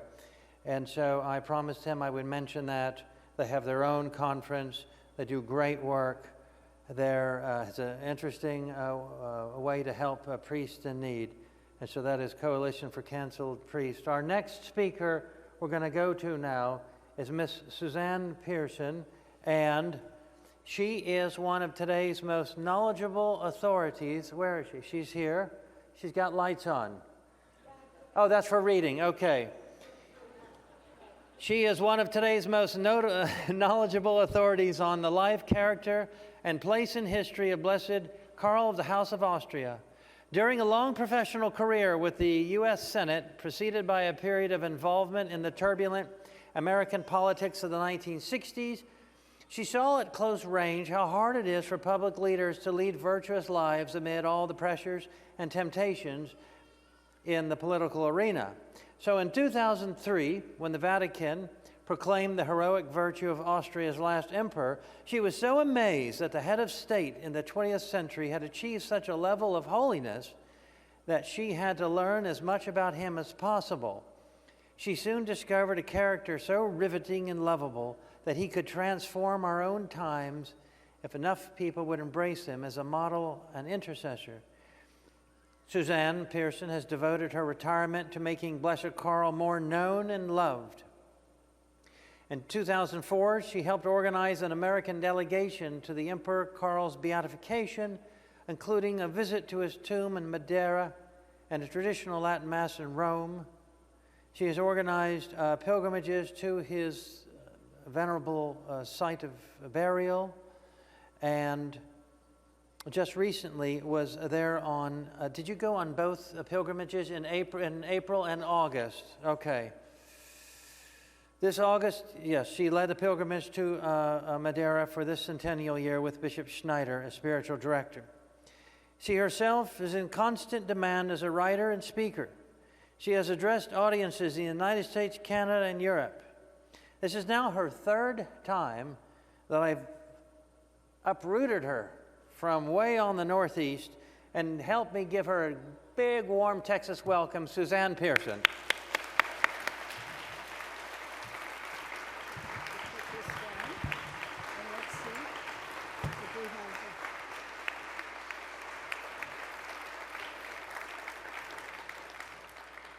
Thank you very much, David, and thank all of you for coming today and for being here to honor Blessed Karl, the most lovable and endearing saint I can possibly imagine. So I'm going to have to, I want to tell you so much today that I'm going to have to follow my notes. Can we have a little more light here or no? There's no more light, but Okay, we you're have not going to be loud enough, and I don't want them to no. miss Well, we anything you have to. say. Well, wait a minute. You've got your... But this is supposed to give me a little bit of light, but this is not good at all. All right. This is really not good at all. Please put up with me, okay? All right. Madeira is receiving much attention during this year of 2022 because Blessed Karl, Emperor of Austria and Apostolic King of Hungary, died a holy death there just 100 years ago this past April 1st. 4 generations of his descendants and members of the worldwide Emperor Karl League of Prayer gathered on the island to observe that centennial with a glorious pontifical mass at the cathedral, with prayers at his tomb at Nossa Senhora de Monte, where the imperial family assembled for a group picture. As Madeira is still officially observing the centennial of Blessed Karl, I decided to make Madeira the focal point of this talk today. I will discuss why Emperor Karl ended up in Madeira and why he died so soon after arriving there. To understand how and why Emperor Karl ended up in Madeira, let's first go back to the end of World War I. Germany, Austria-Hungary, and the Ottoman Empire had been defeated by Britain, France, Italy, and the United States in a war that was fought all the way to total victory for the winners and total defeat for the losers. Emperor Karl had tried mightily all during the war to negotiate a peaceful settlement, offering the most generous concessions, but neither his enemies nor his allies would listen. They would accept nothing less than total victory. Emperor Wilhelm of Germany and Emperor Karl of Austria-Hungary were both losers in the Great War. So why was Emperor Wilhelm allowed to keep his fortune and settle down to a comfortable life in exile, which he enjoyed for many years, while Emperor Karl was robbed of all his possessions? The short answer is that Emperor Wilhelm had abdicated, while Emperor Karl refused to abdicate. A deeper reason is that Austria-Hungary was more of a target than Germany. Even though the German people suffered terribly under the harsh terms of the treaty, crushed under nearly impossible reparation payments, Germany itself remained a country. Austria-Hungary, by contrast, was broken up into a bunch of separate little nations whose borders were artificially drawn up by the authors of the treaty. Hungary reemerged as only a fraction of its former self. It might seem ironic that Austria-Hungary was more of a target than Germany.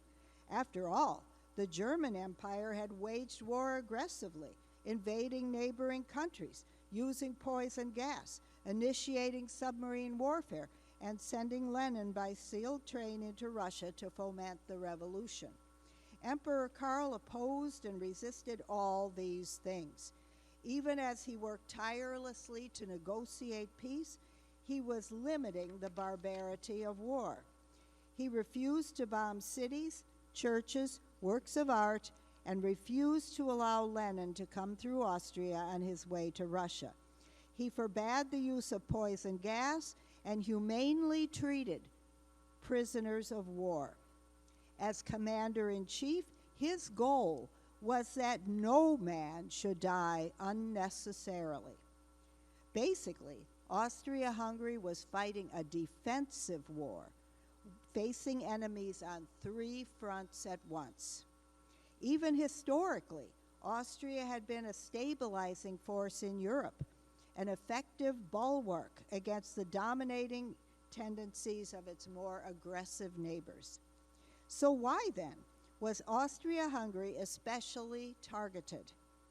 Had the war been merely a questioning of settling the claims of various nation-states, peace could have been negotiated and the war ended by 1917, saving millions of lives. Emperor Karl's peace proposals offered everything his adversaries had demanded up until that time. He even tried to negotiate with Woodrow Wilson before the U.S. entered the war. Britain and France had issues with Germany. Only entangling alliances kept them at war with Austria. Emperor Karl offered peace. So whose interests did it serve to destroy the empire? Queen Victoria's Prime Minister Benjamin Disraeli once wrote, quote, "The world is run by very different people than it is imagined by those who are not behind the scenes."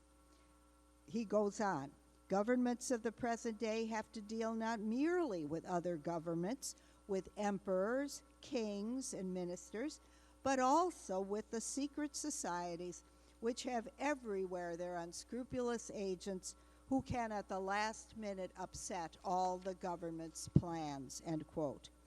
By 1700, Europe was riddled with secret societies, determined to topple altars and thrones, and put society under man's rule rather than God's. In The Hidden Powers Behind Revolution, his book, Léon de Ponsin states, "The inner nature of the struggle is spiritual, a conflict between the rights of God and the rights of man.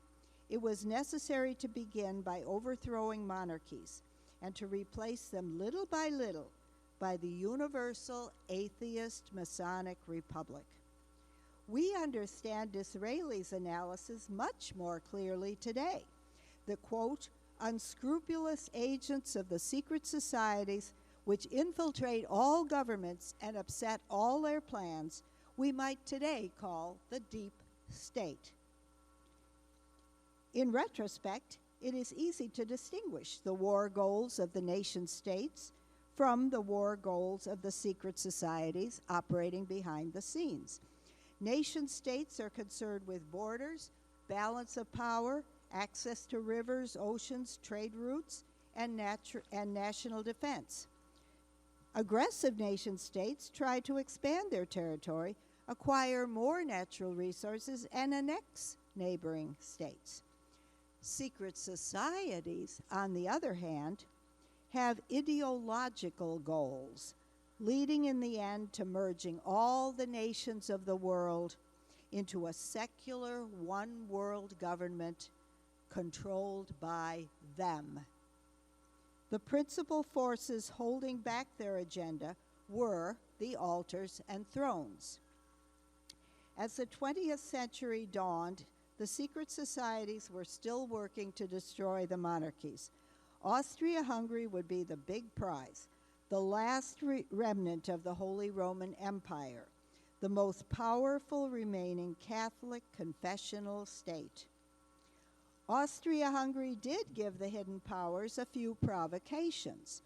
The papal conclave of 1903 was about to elect Cardinal Mariano Rampolla as the next pope when Polish Cardinal Jan Pusina of Austria-Hungary arose and announced that Emperor Franz Joseph vetoed the election of Cardinal Rampolla.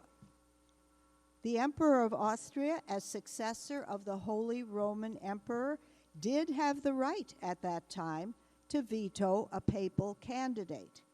The papal electors accepted his veto and went on to elect Cardinal Giuseppe Sarto, giving us the saintly Pope Pius X.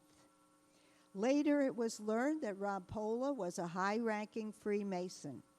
It would be many decades before the secret societies would come that close again to the chair of Peter. But the precipitating provocation from Austria-Hungary came in 1912, when Vienna hosted a magnificent World Eucharistic Congress. Emperor Franz Joseph and the whole ruling house participated, as well as all ranks of government, the entire diplomatic corps, and the uniformed services. The full splendor of this vibrant Catholic empire was displayed, with the emperor and his court and everyone assembled, officially and publicly, adoring Christ in the Holy Eucharist. The world took notice, including the most bitter and powerful enemies of the Church, who resolved this must never happen again. A few days later, Father Karl Maria Andlau, S.J., told the imperial family that during the Eucharistic Congress, the lodges of Italy, France, and England met in Paris and decided unanimously that Austria and its monarchy would be destroyed. They resolved to use every means necessary to destroy the empire and to separate its diverse peoples by exploiting the nationality principle. They voted and swore on this occasion that the heir to the throne, Archduke Franz Ferdinand, would be assassinated. Did the imperial family fully realize this threat?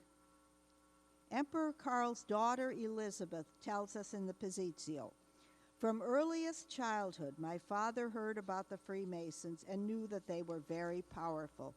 Even Crown Prince Rudolph had been one.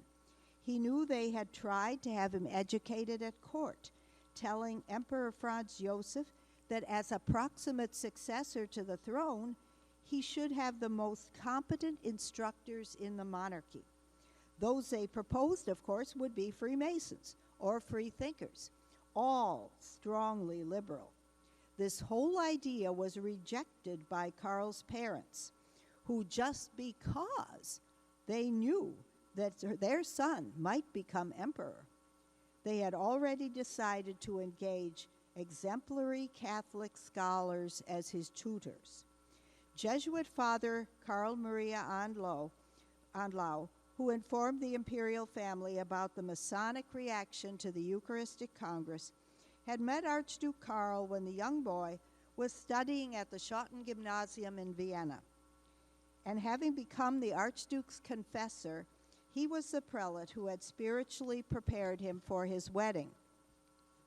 Thus, 4 years before ascending the throne, the future emperor heard about the plans of the secret societies and the threat that they posed for Austria-Hungary. All the warnings voiced in the family had been reinforced by Pope Leo XIII's encyclical Humanum Janus. Like every pope since Clement XII in 1738, Leo XIII warned against Freemasonry and forbid Catholics to join the lodge. With the assassination of Franz Ferdinand and his wife in Sarajevo on June 28, 1914, the Freemasons had accomplished the first step of their plan. As court proceedings would later clearly show, the crime had been planned and perpetrated by secret societies with the connivance of the Serbian government. Under pressure to punish Serbia, Austria responded which was first intended to be a limited military mobilization, but most of Europe then jumped into the fray. Suddenly, the empire was surrounded by enemies who held Austria technically responsible for starting the war, even though it was provoked by the premeditated murder of its heir to the throne. Archduke Karl was completely against going to war, fearing disaster for his peoples, whether they won or lost. He knew that the secret societies would use every means necessary to bring down the monarchy and break up the empire, and to enter a war would put his countries in mortal danger. Pope Pius X shared this foreboding. This holy pope, who had predicted 3 years earlier that Karl would be the next emperor, even though Franz Ferdinand was the heir apparent, now feared the ruin of the Catholic Empire and the destruction of Christendom. As war clouds gathered, he sent a message to Archduke Karl through his nuncio, begging him to stop Franz Joseph from going to war. The letter, however, was intercepted at the border and not discovered until several years too late. Franz Ferdinand had told his nephew a few weeks before he died that he knew he would be assassinated. Handing Karl a little key, he pointed to a writing desk, saying, "My important papers are in that drawer. I want you to have them. They will be important for you." After Franz Ferdinand's death, Karl opened the drawer and found it empty. Having succeeded in igniting the war, the anti-Catholic societies pursued their strategy by trying to make it last as long as possible and spread its damage from the battlefield to the home front. Once Karl became emperor on the death of Franz Joseph in 1916, they did all in their power to derail his peace efforts abroad and undermine his reputation at home. Empress Sita later testified, "Karl did not doubt for an instant that the conspiracy of worldwide Freemasonry against him, his dynasty, and his people was a danger of such magnitude that human means alone could not resist it.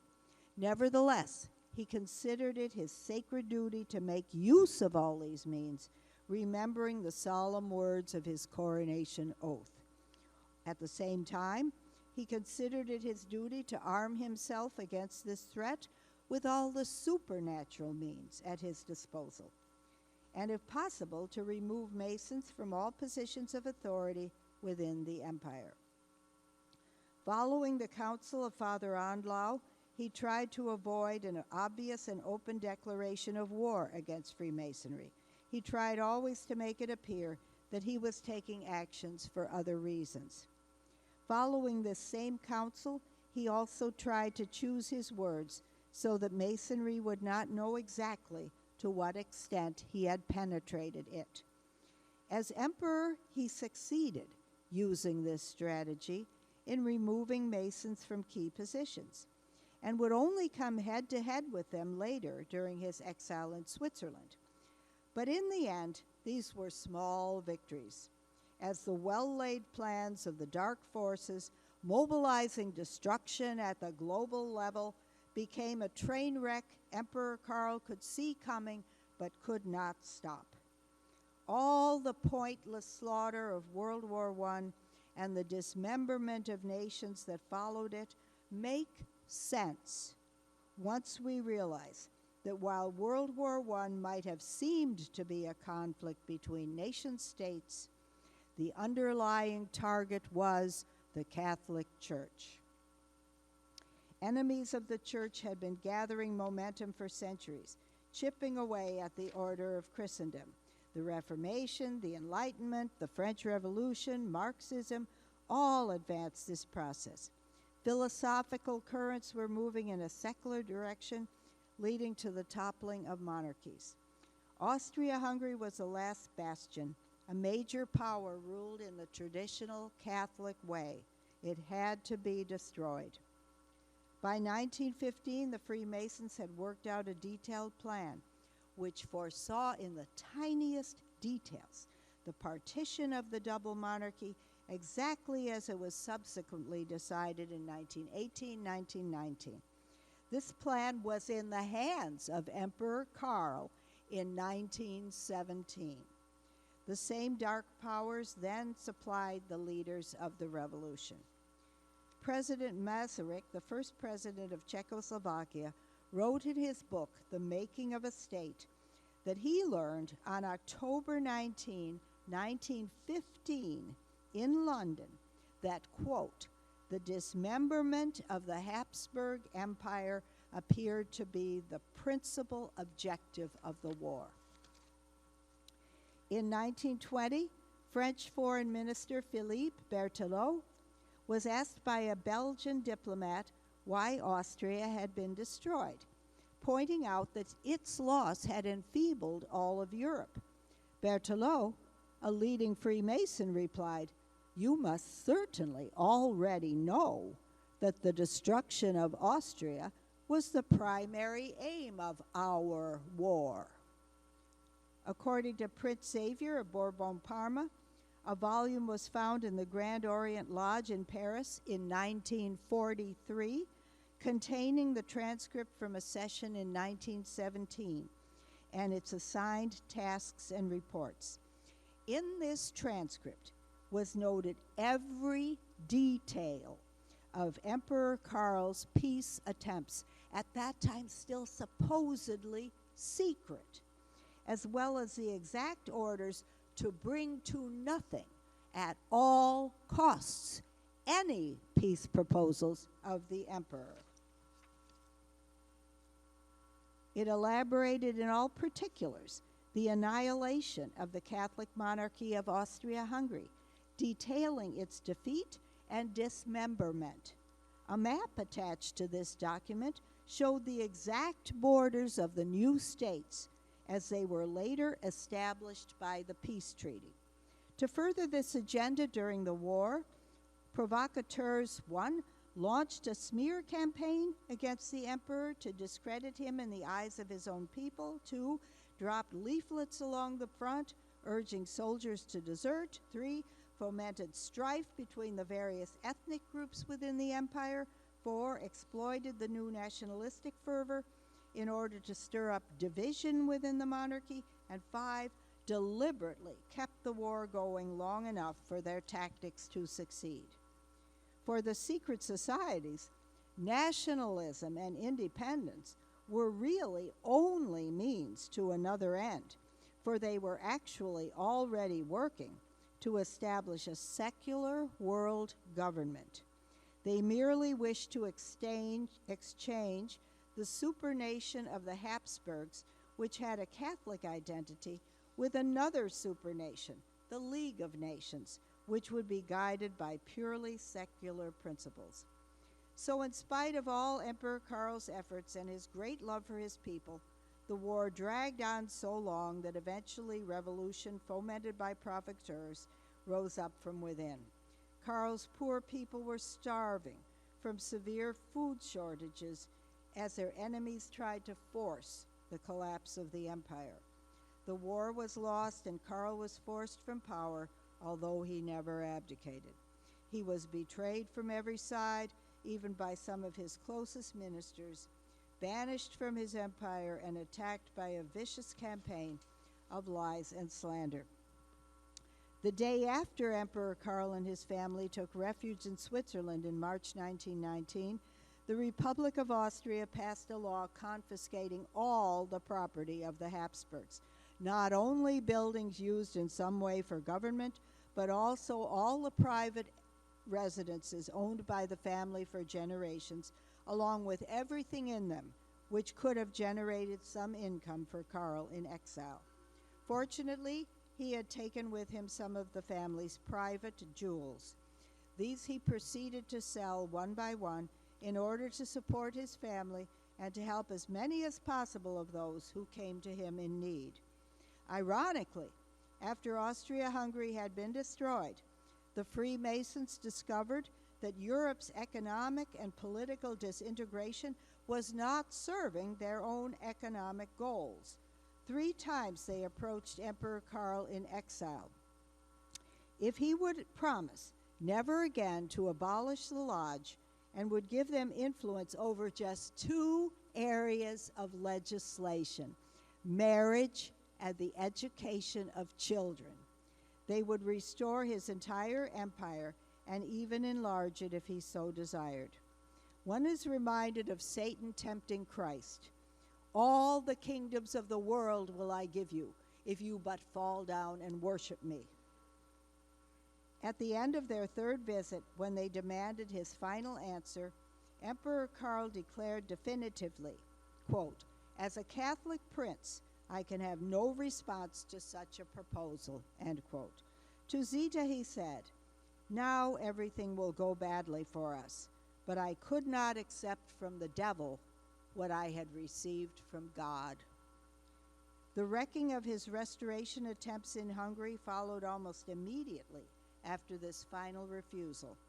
Karl told Zita before they left for Hungary, "We have made every preparation possible, yet I sense that God is asking from us a great sacrifice." With this background, we now address the question, why did Emperor Karl end up in Madeira?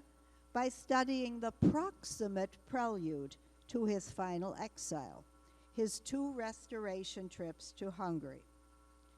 From his exile in Switzerland, Karl followed reports from the Versailles Peace Conference, in which the defeated countries were not allowed to participate. As Apostolic King of Hungary, Karl watched with sorrow as Hungary was shaken by revolution, oppressed by the Red Terror and the White Terror, invaded by Romania, and finally torn apart by the Treaty of Trianon.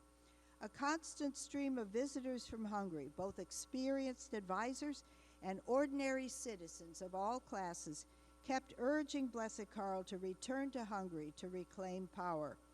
Their pleas, as well as serious negotiations with foreign leaders, convinced him that he must try. To King Karl, his coronation was not an honor coming to him, but rather a solemn pledge to his people, moved not by his rights as crowned king, but by his duties as crowned king. He could not in conscience fail to act. The moment, too, seemed propitious. Hungary again called itself a kingdom. The regent Horthy came to power, claiming to be preparing to return the kingdom to its king. And he reinforced that apparent intention in a series of letters to King Karl in Switzerland. In March of 1921, King Karl returned incognito to Hungary. The travel arrangements were made with the help of French leaders, who promised that France would recognize Karl's government if his restoration attempt succeeded. He traveled by train to Vienna, where he spent 4 hours during the night praying before the tabernacle in St. Peter's Church before crossing into Hungary by car. Staying at the palace of Bishop Mikes, the Prince Bishop of Szombathely, he drove to Budapest on Easter Sunday and came alone to the regent's office, saying he was ready to reassume his duties as king. Regent Horthy told him he needed more time, and after several days of fruitless negotiation, the king agreed to return temporarily to Switzerland. In the entrance to the bishop's palace in Szombathely, a marble plaque recalls his visit with this inscription, quote, "To revive the glory of his prostrate nation, King Karl IV came to this house on Holy Saturday evening, March 26, 1921. But after 10 days, on April 5th, he returned back into sorrowful exile with a crown of thorns on his head, end quote. The people in Hungary continued to express their support. One of many letters received by King Karl after his first restoration attempt read, "Your Majesty's courageous, resolute, and perilous attempt, almost unsupported as it was, to take over the government of your kingdom, has captured the hearts of the Hungarian people. No quality appeals to them as strongly as courage, and the appeal is irresistible when they find this quality conspicuous in their king." Besides the internal problems in Hungary that the king hoped to alleviate, he also was convinced that he could provide a better bulwark against the spread of communism, which he feared even then would eventually threaten all of Europe. It was not revealed until much later, but Pope Benedict XV was also urging him to return to Hungary. In October of the same year, both King Karl and Queen Zita flew back into Hungary in a small aircraft, met up with part of the army stationed in western Hungary, and started toward Budapest. The people came out to meet them all along the way in a joyful, triumphant reception. In every town, new soldiers swore their allegiance and joined the effort. More and more cars were added to the train. In the outskirts of Budapest, welcome receptions were being planned. The common people remembered the king's efforts to help them through his social programs. Many soldiers had bonded deeply with him on the battlefield. Now, even soldiers sent out to stop him ended up changing sides. Yet the whole daring plan, so courageously and meticulously worked out, was betrayed by several key players, so that the king's movements were known from the very beginning. The regent Horthy, citing the danger of invasion by neighboring countries, recruited untrained university students and sent them out to stop the king's train. Most were told that it was an army of Czechs coming over to take over Budapest. Others heard that communists were coming. In any case, they were told it was their patriotic duty to defend their city. They positioned themselves on the hills overlooking the railroad tracks. When the king's train reached Buda-Ursh, a skirmish broke out. His officers reported back to Karl that there had been some fatalities. But don't worry, they're on the enemy side. The king cried out with the heart of a father, "Enemy, those are my children." 2 wounded soldiers lay side by side. One who had been fighting for the regent noticed that his adversary on the next cot was speaking Hungarian. And he asked him, "Why are you speaking Hungarian? Why are you fighting? You are speaking Hungarian. Why are you fighting with the Czechs?" And he answered, "There are no Czechs here. We are only Hungarians fighting with our king." And the first one said, "What? Then what are we fighting about? I'm for King Karl too." King Karl walked among the wounded, grieving and upset. At that point, his army of regular soldiers could have overpowered the university students, who were untrained and not properly outfitted. But he could not do it. Just as during the war, he would not attack civilians. "Who is opposing us at present?" the king inquired. "Mostly university students, Your Majesty. The regular army is very small," came the reply. "Then cease fire immediately.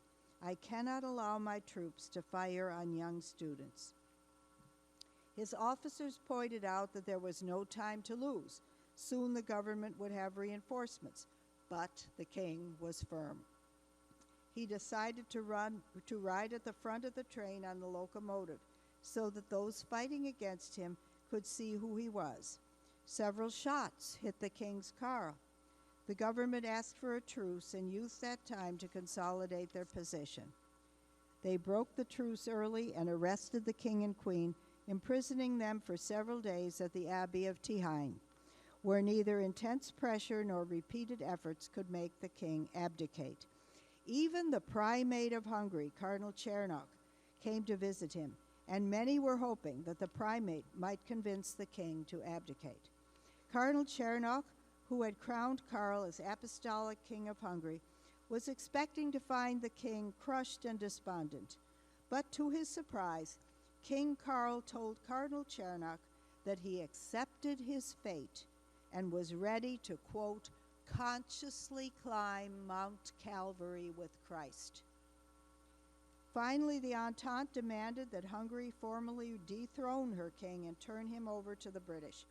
At Baja, the king and queen had to pass through a double line of soldiers standing at attention in order to board the Glowworm, the ship that would take them down the Danube into exile.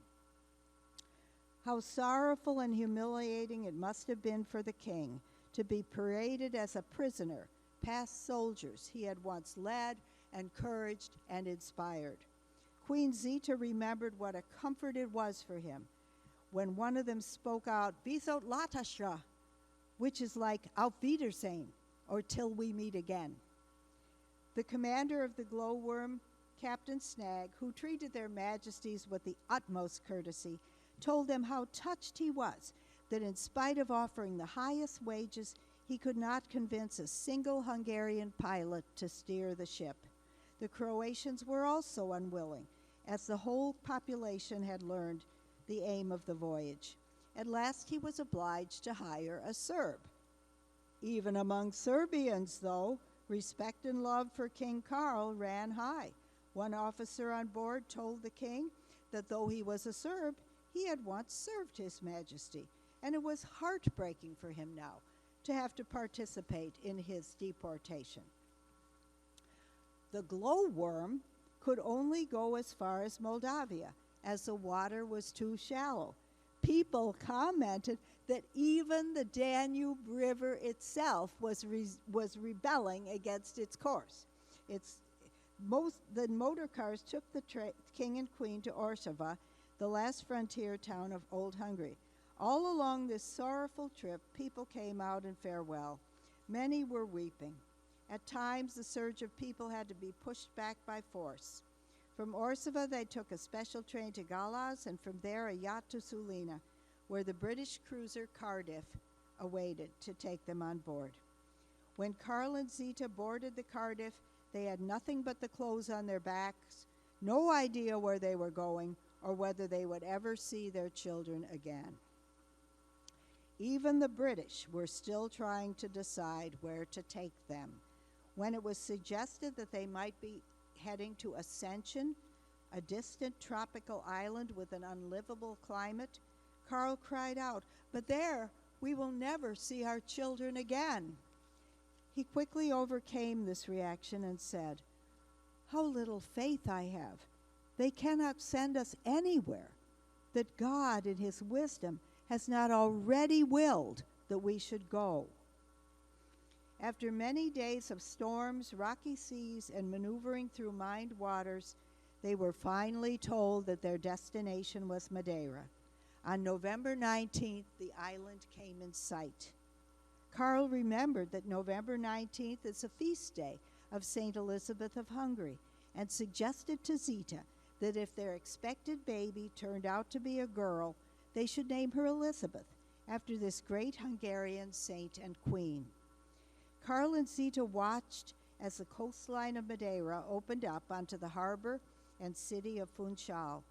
Pointing to a church high up on the mountain above the city, Karl said to Zita, "How it reminds me of our churches back home. I'll bet it is one of Our Lady's shrines. We must visit it soon." This church was Nossa Senhora de Monte, his final resting place even today. So why was Madeira chosen as his place of exile? From the point of view of the victors of World War I, Karl was a troublemaker, a disturber of the peace, for trying to return to his kingdom of Hungary. They wanted him out of Europe. Switzerland would not take him back, claiming he had broken his promise to notify them before moving to a new place of exile. To King Karl, Hungary was his own kingdom, not a place of exile.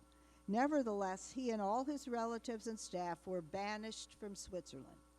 The only country that would accept him was Portugal. The island of Madeira belonged to Portugal, and it was outside Europe. From God's point of view, as Karl had articulated on the ship, they can only take us to a place that God in his wisdom has already willed that we should go. We will discover later on from another source confirmation that the place chosen by God was Madeira.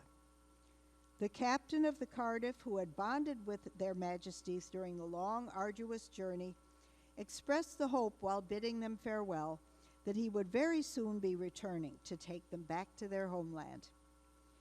As the much maligned emperor climbed out of the landing boat, he was cheered to hear the familiar German greeting, Willkommen, from the prelate waiting for him at the dock, and the little group of people gathered to welcome him were full of sympathy and respect.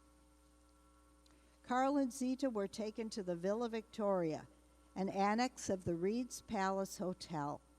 From the little park surrounding the villa, they could look down at the harbor or look up at the little city of Funchal clinging to the mountainside, and far above it, the pilgrim church of Nossa Senhora de Monte. Madeira welcomed the humiliated ex-ruler, and Blessed Karl, unbroken in spirit, set out to explore his new home. Warm and friendly, interested in his surroundings and in other people, he invariably won the hearts of everyone he met. As he and Zita walked through the streets of Funchal, the initial sympathy of the townspeople soon grew into lively enthusiasm. Bishop Pereira Ribeiro gave them access to his own personal chapel and soon let them keep the Blessed Sacrament at home. Emperor Karl spent hours in rapt adoration before the tabernacle. Blessed Karl appreciated and praised God for the beauty of Madeira. His inquisitive mind and sensitive soul continually took in new marvels of the island's flora and fauna, which he discovered on his daily walks. Gazing from the mountain at the exquisite view of the harbor and the ocean beyond, he exclaimed, "How good God is to me." Then why did Blessed Karl die so soon after arriving on this beautiful tropical island? Baron Karl Werkman, one of the emperor's aides, who wrote several books about him, writes that Emperor Karl was weak and ill when he arrived in Madeira. A bad sailor, he suffered terribly from seasickness. Empress Zita also wrote that Karl became very queasy from the rocking of the ship over stormy, turbulent seas, arriving in port weak from hunger because he could hardly eat during the voyage. However, this seasickness did not degenerate into his fatal illness. He seemed to revive quickly after landing in Madeira. Other books claim that after so many losses and humiliations, Emperor Karl died in Madeira a broken man. While he did suffer devastating losses, he accepted them with great courage, trust in God, and hope for the future. He maintained an attitude of gratitude, saying often, "I am grateful to the dear God for all that he sends." Soon rumors began to spread in Europe that Emperor Karl was gravely ill, probably wishful thinking on the part of his enemies.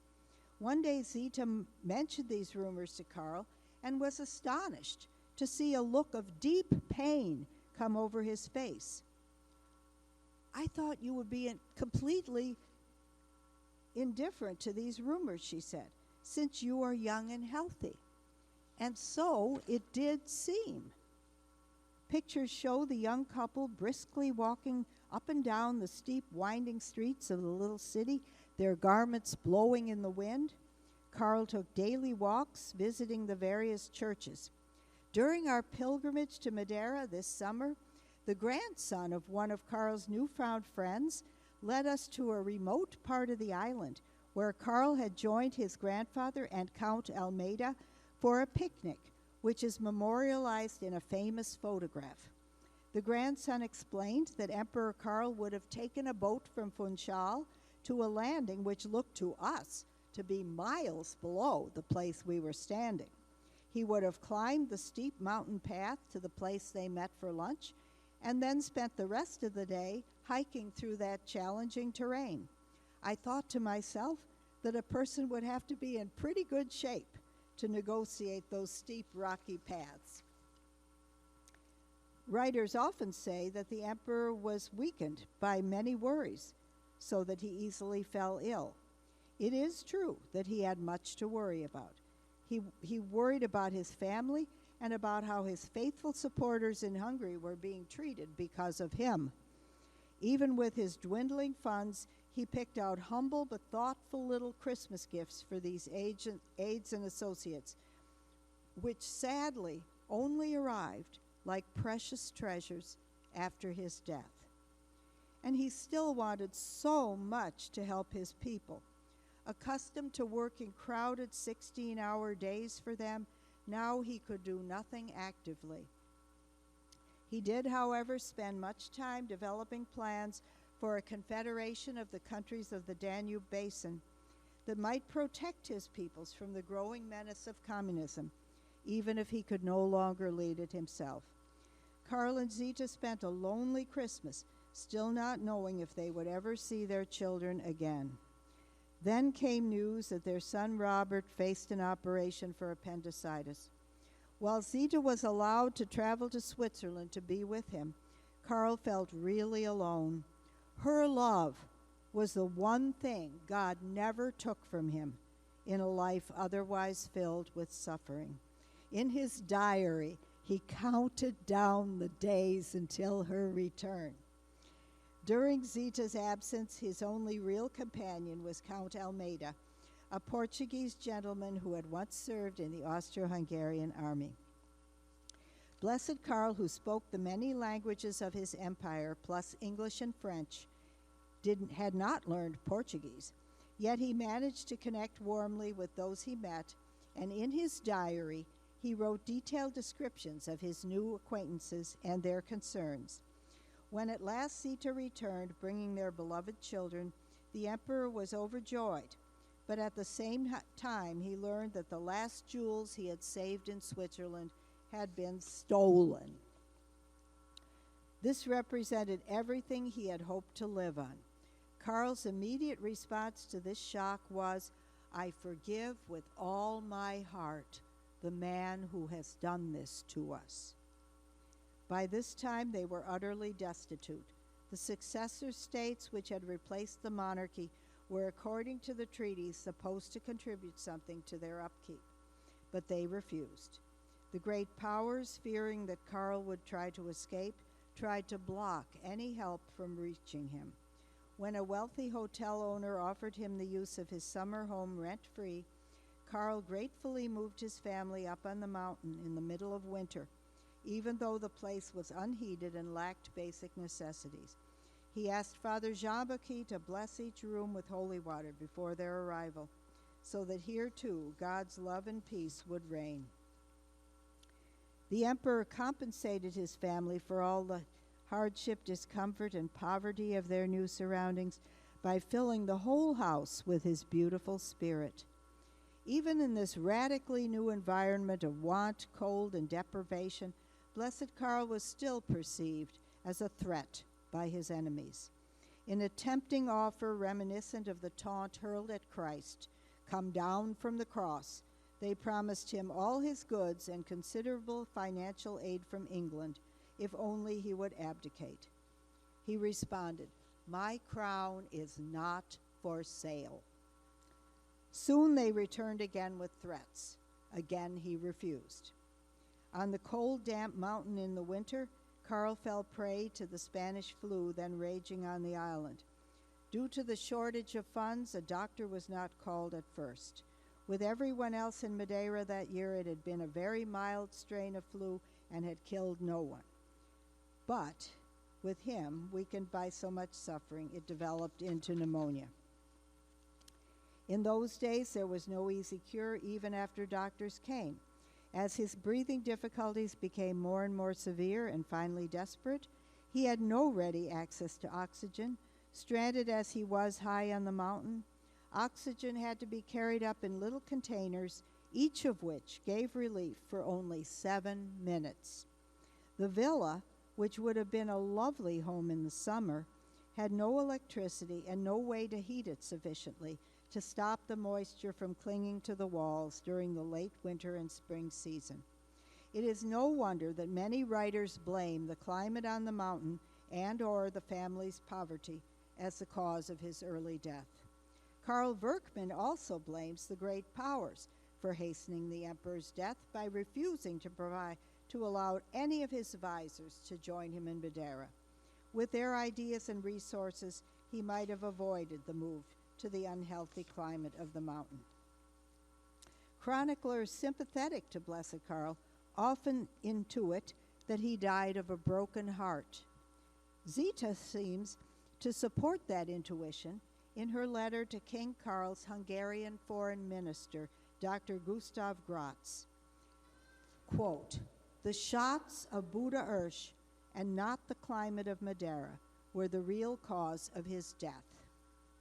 The searing hurt of the betrayal in Hungary was made worse, according to Prince Windisch Graetz, the Hungarian food minister, by the fact that King Karl was not alone when Horthy's student brigade attacked his train with gunfire.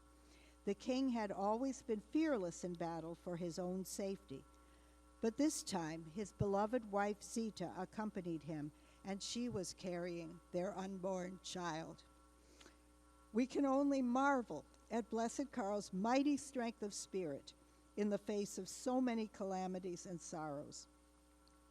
Zita wrote that even after the attack at Buda Ersch, quote, his courage was unbroken, and he never lost confidence in the future of his countries. She did add, however, that, quote, ingratitude, slander, and insults had been his lot, and finally his noble heart could bear no more, end quote. Perhaps she was referring to his heart in a physical sense. After all, he had suffered several heart attacks, one at the time when his peace efforts were ruined by the betrayal of his foreign minister, Count Czernin, and several more after he was forced out of Vienna and took refuge at the hunting lodge at Eckartsau. One of the doctors attending Karl during his last illness attested that his death was caused not so much by pneumonia as by heart failure. So, to summarize, as we can see, most of these theories of why Emperor Karl died so soon after arriving in Madeira were true to a certain extent. But Zita knew that there was more to the story. Remember when she told Karl about the groundless rumors circulating in Europe that he was gravely ill and a look of pain crossed his face? Let's hear the rest of her story as documented in the Positio. I added at once that I certainly thought he would be indifferent to these rumors, since he was young and healthy, and therefore the desires of these malevolent persons for his death would not be realized. Karl overcame the expression of pain and said only that he knew many people thought that way. This grieves me deeply, he said, because it is so cruel. Then involuntarily he raised his eyes to the church of Nossa Senhora de Monte, which could be seen in the distance, and said, with an intensity that stunned me, I do not wish to die here. Suddenly, however, he smiled at me again and said with great resolution, the good God will do as he wishes.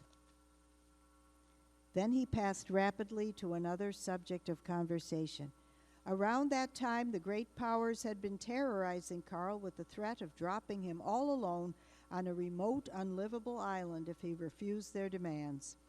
To Zita's question, would you be willing to give up even the presence of me and the children? And he had replied, God has given me the grace that there is no longer anything here on earth that I would not be willing to sacrifice for love of him and for the good of Holy Church. In Madeira, Karl would often excuse himself to go see if the sanctuary light is still burning, and then everyone knew he would be gone a long time. He would kneel for hours before the Blessed Sacrament in mystical union with Christ. Zita had also been noticing that he seemed preoccupied, as though struggling over an important decision. Once in conversation came up at dinner about the courage required to face martyrdom.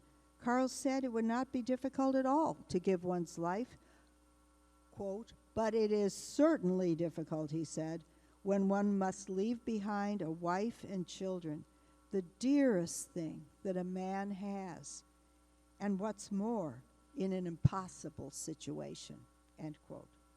Sometime later, she testified, during a walk in the garden of the Villa Victoria, Karl said that for some time he had the sensation that the good God desired from him the sacrifice of his life for the salvation of souls. I was profoundly shaken and did not dare to say a word, though I noticed that he wanted to give me time to take a position. After a period of silence, he added that now he clearly realized that the good God desired this sacrifice. Even then, I didn't say a word, since I knew that if he was considered this the will of God, I would not be able to hold him back. On the other hand, I did not have the courage to give my support. After a brief silence of waiting, he added firmly, "And I will do it." Also on this occasion, he spoke with his gaze on the church of Nossa Senhora de Monte.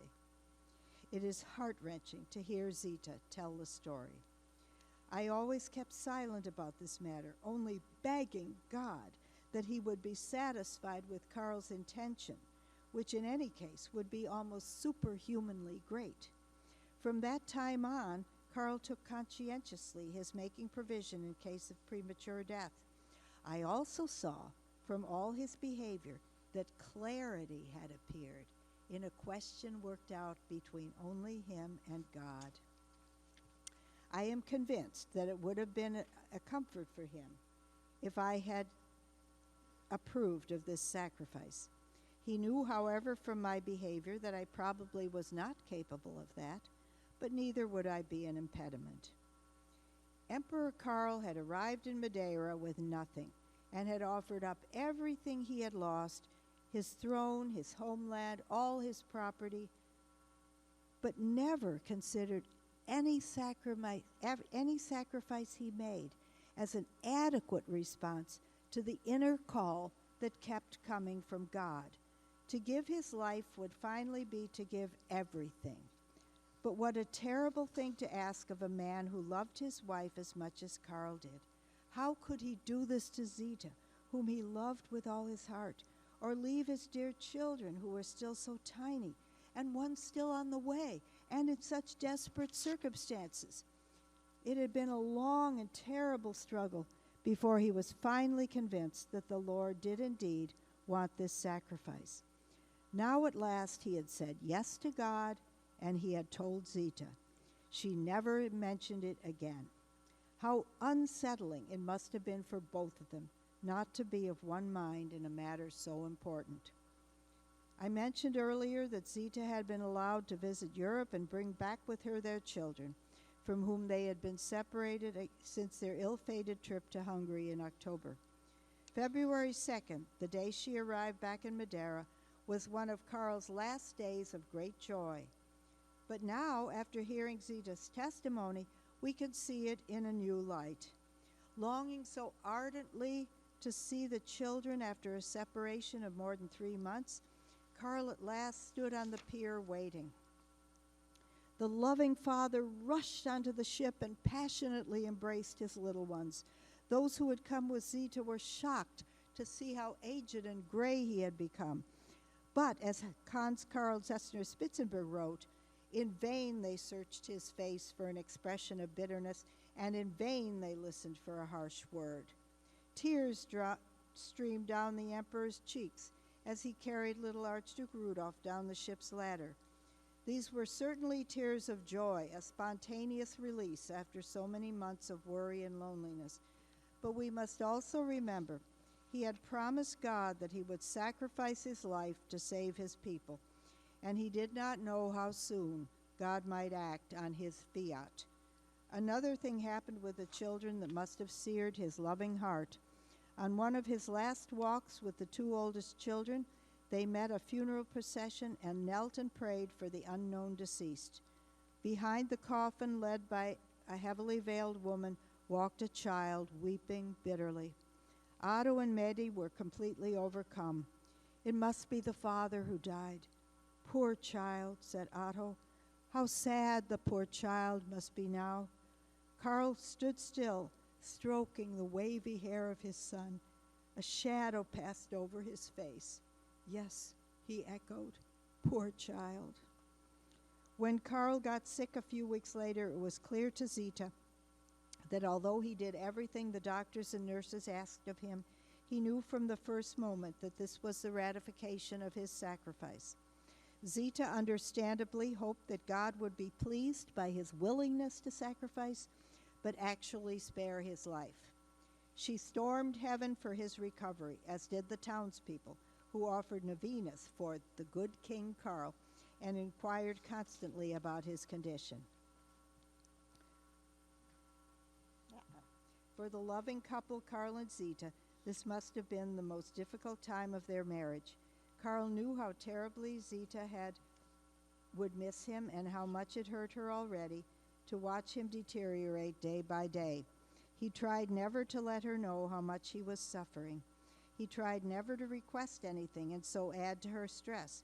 It must have tortured him to inflict this cross on Zita, and yet he knew that God wanted his sacrifice. What a crushing burden on top of his fierce physical pain. Zita never voiced her reservations, obviously out of love, but even silence can be unbearable for those who love each other enough to know what feelings are not being expressed. Zita sat by his side day and night, holding his hand, praying with him. He told her, I have promised the dear God that as long as I am ill, I will do nothing on my own, but I will follow all the prescriptions of the doctors, all for love of him. This promise, combined with the eagerness of those around him to do everything possible to save his life, resulted in an excruciating series of treatments, one after the other, which brought him to a state of unspeakable agony. On top of the constant, terrifying struggle for breath, paralyzing weakness, and a relentless cough that deprived him of sleep for days on end, he endured repeated cuppings, turpentine injections, and other painful treatments that left his entire body covered with wounds, burns, and swellings, so that there was hardly a healthy spot left. Yet he expressed neither a desire nor a sigh, but only kind words of thanks for every little service. Even during his deliriums, he did not give expression to his enormous physical pain. He did not relive the devastating losses, the bitter betrayals, the disappointments, and immense hurts he had suffered in the past. He saw only the suffering of others, the casualties of the war, his wounded soldiers, the poor, hungry children of Vienna, and was still trying to help them. His heart was so pure that it knew only love, even in the deepest reaches of the subconscious. Through weeks of mounting physical torture, Blessed Karl never showed the least impatience or uttered a single complaint. All the virtues which he had developed to a heroic degree during his entire life shone with full brilliance. When he seemed close to death, he received the last sacraments. After making a general confession, he called Father Jean-Baptiste back into the room and declared, I forgive all my enemies, all those who have wronged me, and all who are working against me. He added with great emphasis, I forgive all my enemies. I want to continue to pray and to suffer for them. It seems that his offer was gladly accepted because although death had seemed imminent, God gave him 4.5 more days of ever-increasing suffering. Blessed Karl never prayed for the slightest alleviation of his pain, let alone for a return to health. But Zita certainly did, and her care was still directed toward obtaining his recovery. She practically never left his side. In her distress, she turned to a holy nun in Madeira, already revered in her lifetime as a saint and known for her spiritual gifts. Zita asked Mother Virginia to pray for the healing of her husband. Mother Virginia wrote back, I cannot accept your request. It is God's will that the emperor die on Madeira. This directly confirmed what Karl had told Zita several months earlier, yet she was not convinced. Even on the last morning of his life, she asked him to beg God to make him well. She explained later, "The thought came to me that his sickness might have come from the devil. I could not believe that God would really take him. Even though he was already in the agony, he understood me and even consented my request, although he inserted the restriction, 'if it is your will,' indicating his complete submission to the holy will of God, and also that he definitely did not share my optimism. Rather, he persisted in surrendering his life as a holocaust. Then, as if he had gone too far by even asking, Karl promptly made an act of perfect contrition. He then entrusted each of his children by name to the Lord, including the baby yet unborn. 'Protect them in body and soul. Let them rather die than commit a mortal sin. Thy will be done.' In the last hours of his life, he continued to pour out his love. Urged to stop praying and rest, he objected, 'But I still have so much to pray for.' Zita wrote later that Karl explained to her during the 3 hours of his final agony, 'I must suffer so much so that my people come together again,' adding immediately, 'I forgive them.' His last words to Zita were, 'I love you infinitely. In the heart of Jesus we will meet again.' After devoutly receiving Holy Communion, he continued, 'In the heart, in the arms of the Savior, you and I and our dear children.' His dying words sounded like a conversation. 'Yes, yes, my Jesus. As you wish, Jesus.' His face, so ravaged by suffering, became completely transfigured. And when, on his last breath, he breathed, 'Jesus,' it was diffused with the most serene and radiant joy. One of Karl's attending doctors, publicly known for his atheistic views, was so moved by the way Blessed Karl bore his sufferings and the holiness of his death that he converted completely and joined a religious congregation. The people of Madeira, who had never known Blessed Karl as a ruler, but only as a humble exile and warm-hearted man, immediately revered him as a saint. By the thousands, they streamed by his open coffin in the house chapel, laying rosaries and religious objects on him and even kissing him. Soon the chapel could hardly hold all the flowers they brought. Karl's step-grandmother, Archduchess Maria Theresa, wrote, "His face was so transfigured that his little son Robert exclaimed, 'Why is Papa so beautiful? I have never seen him so beautiful.'" The vast throngs who came to honor the good King Karl stood patiently outside the house in respectful silence, awaiting their turn to go in. Many were crying bitterly. The Bishop of Funchal came to the house to anoint Karl's body. Then, accompanied by the local clergy, he led the procession to the pilgrimage church Nossa Senhora de Monte. The coffin was placed in a small two-wheeled wagon which had to be pulled by hand. An enormous crowd followed this simple roof-covered hearse. Although Blessed Karl was unjustly refused burial in any of the countries of his former empire, his ever-faithful city of Funchal, as he affectionately called it, gave him a send-off worthy of the most beloved ruler. 30,000 mourners attended his funeral. All day long, the shops of Funchal were closed. The Mass was celebrated with utmost pomp and solemnity by the bishop, assisted by the canons of Funchal and visiting clergy. Government leaders attended, as well as representatives of countries who had consulates on the island. The vast majority of mourners had to stand prayerfully outside during the 3 to 4 hour ceremony. When the lid of the coffin was raised briefly after the funeral, rivers of venerators surged forward to touch medals, crucifixes, and holy pictures. They wouldn't let themselves be held back, saying over and over again, "A saint is lying here." Karl was laid to rest under the altar in the side chapel dedicated to Our Lady, which was soon so buried in flowers that the coffin was invisible. Never had there been on the island of Madeira such a spontaneous demonstration of veneration and love. Miracles were soon reported through Karl's intercession. In 1972, his coffin was opened and his body found incorrupt.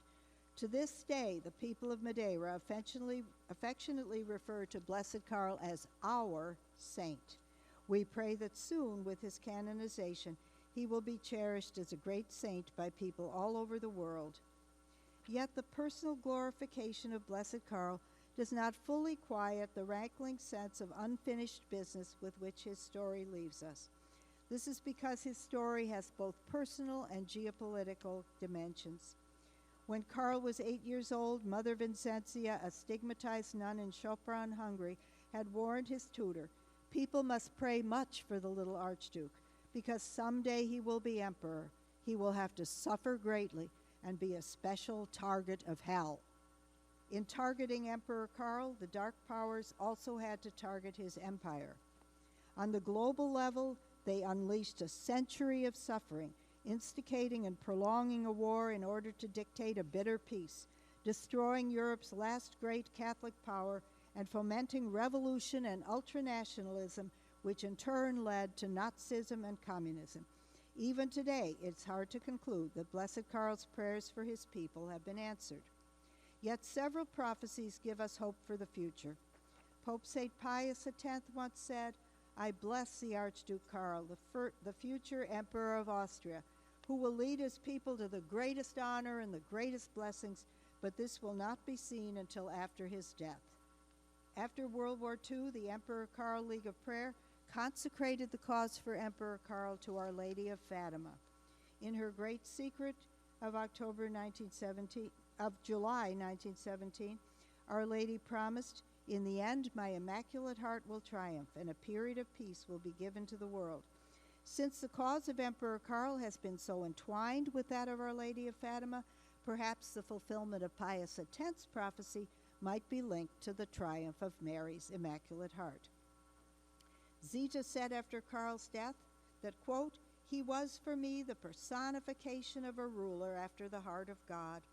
This is why, in spite of all the fears and torments, I hoped against all hope, even until his last breath. In my poor, limited human understanding, I simply could not believe that God would destroy his own masterpiece, calling back to himself a man whom he had led to such luminous perfection, without, in an earthly sense, making the most of him to carry out the enormous task in this world, a task for which God had apparently fashioned him." Our Lord explains in John 12:24, "Unless the grain of wheat falls to the ground and dies, it remains but a grain of wheat. But if it dies, it produces much fruit." When Mother Virginia told Zita that it was God's will that the emperor die on Madeira, what did she mean by God's will? Did she mean his permissive will? As Karl lay on his deathbed, he seemed completely vanquished by his enemies. Because they had deprived him of all means of support, he had to move up on the chilly mountain. Because he had no money, he hesitated to call a doctor. And because he was stuck up on the mountain, he couldn't obtain enough oxygen. But because Karl had accepted God's invitation to sacrifice his life for his people, he put this whole turn of events on another level. As the patriarch Joseph explained to his brothers who had sold him into slavery, "You meant it for evil, but God meant it for good." Perhaps God, foreseeing all these circumstances, asked Karl in advance to offer his life as a sacrifice, making it possible for him to say with Christ, "No one takes my life from me. I lay it down willingly." All this is God's permissive will, as the Epiphany hymn praises him, manifest in gracious will, ever bringing good from ill. Or was it God's positive will that Emperor Karl die on Madeira? Did he have his own plan, his own designs of mercy, which we cannot even imagine? All these prophecies suggest that we should expect more developments in the future concerning Blessed Karl and concerning Madeira. Thank you.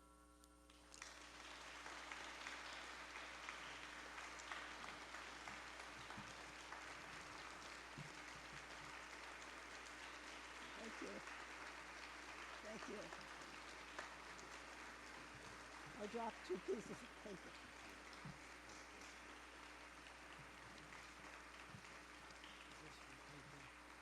I dropped, that was kind of hard.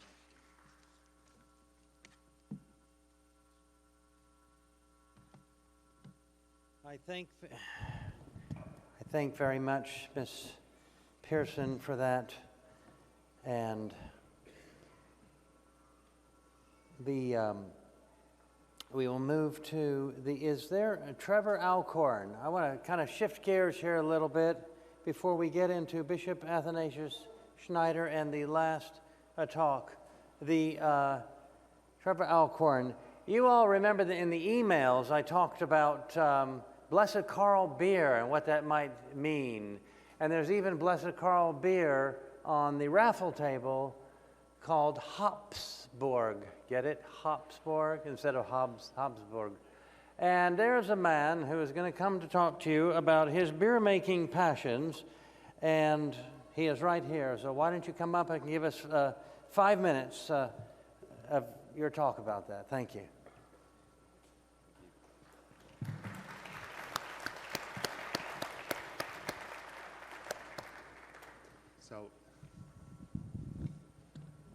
So thank you again, David. I really appreciate you for having us out, as well as my father, our brewmaster, and my mother and my 2 younger brothers. And I also am very grateful to be on stage with Your Excellency and Your Imperial Royal Highness, and Mr. Kaluam and Mrs. Suzanne.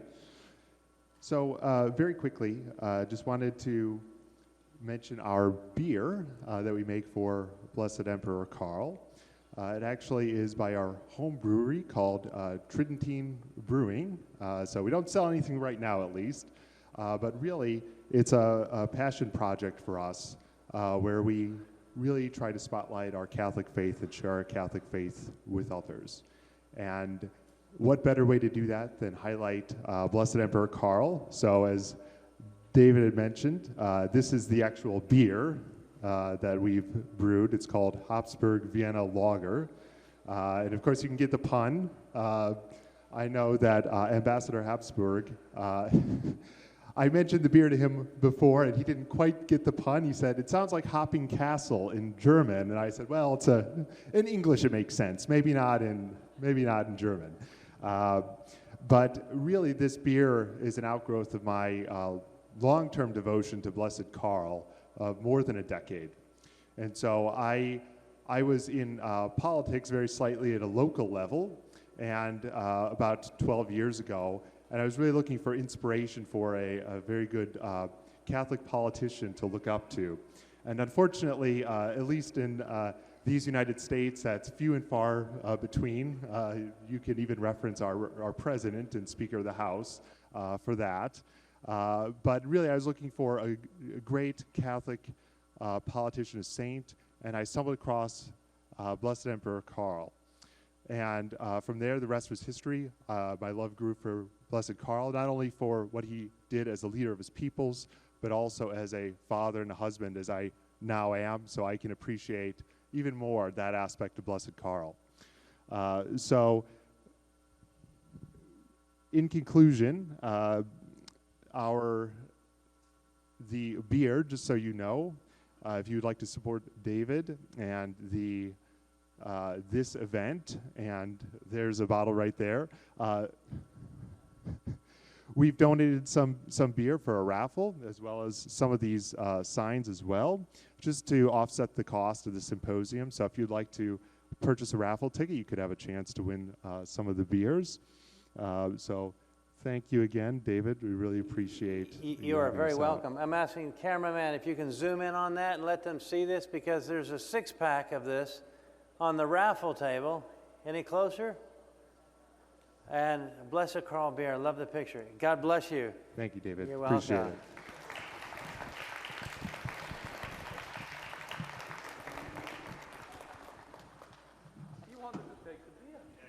Thank you so much. Dave Palmer, Catholic Radio, you're up next. 2 minutes, brother. We have a wonderful Catholic radio station in Dallas, KATH 910. Whoever listens to it, Let's hear it for the radio station. 2 minutes. All right.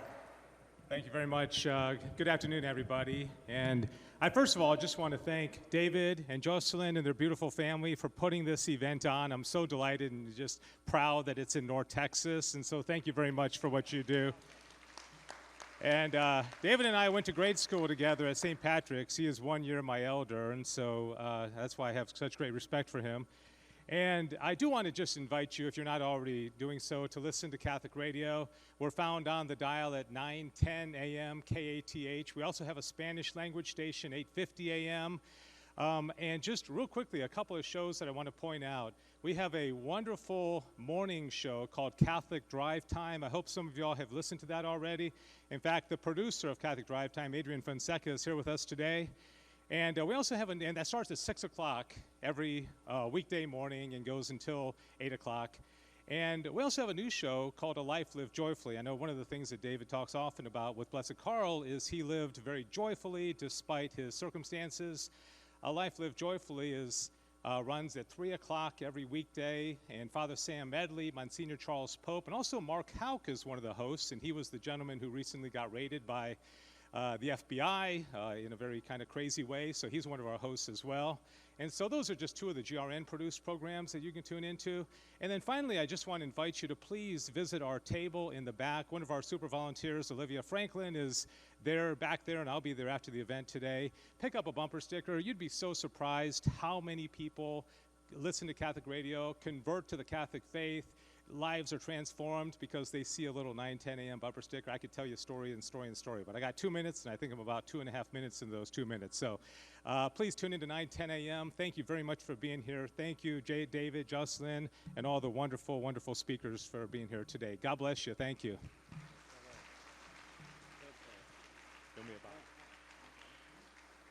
And I would like to ask you also to support this event. The website is blessedkarl.org with a K, you know. And I know I work in the nonprofit, and things like this don't happen unless good people support it. So do they just go to the website? They can support it there just through the donation tab, or can they donate to here? Okay, please go to the website. And again, if you want this to continue year after year after year, as I certainly do, please visit blessedkarl.org and donate as generously as you possibly can so we can have this next year and for many years to come. So again, thank you very much, David. Yes, sir. Thank you. God bless you. Thank you.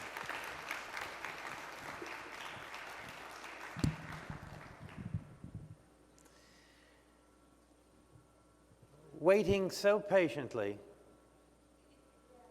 is His Excellency, Bishop Athanasius Schneider, who was born Anton Schneider on April 7th, 1961. He is a Kazakhstani Roman Catholic bishop, the auxiliary bishop of Astana, Kazakhstan. He is a member of the Canons Regular of the Holy Cross of Coimbra. Born in Tokmok, Kyrgyz, Soviet Socialist Republic, in the former Soviet Union, his parents were Germans. He is German, from Odessa in Ukraine. After the Second World War, they were sent by Stalin to a gulag prison in Krasnokamsk in the Ural Mountains. In Krasnokamsk, the family was closely involved with the underground church. Bishop Schneider's mother, Maria, was one of several women who helped shelter Blessed Oleksy Zarychki, pardon me if I mispronounce that, a Ukrainian priest who, because of his ministry, would later be imprisoned by the Soviet regime in the infamous Karlog, which is a slave labor gulag prison near Karaganda in Kazakhstan, and he was martyred in 1963. After being released from the camps, the family traveled to Kyrgyz Soviet Socialist Republic. Later, they left Central Asia for Estonia, one of the 3 Baltic countries in the Northeast Europe, where they lived in Volga. As a boy, Bishop Schneider and his 3 siblings would attend clandestine masses with their parents, often traveling 60 miles from the family's home to Tartu, taking the first train in the morning under the cover of darkness and returning with the last train at night.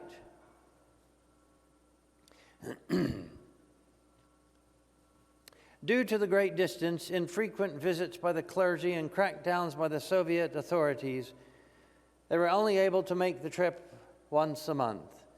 In 1973, shortly after making his first Holy Communion in secret, Bishop Schneider emigrated with his family to Rottweil in West Germany, training for the priesthood.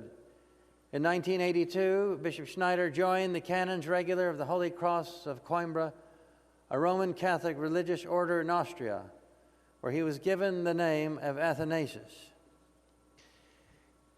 It is my distinct pleasure, as the expression goes, for this man who travels all over the world as a shepherd of souls, presenting an alternative way to various narratives you might be hearing on how to save your soul. I believe he to be a holy man and a wise man who has a special story.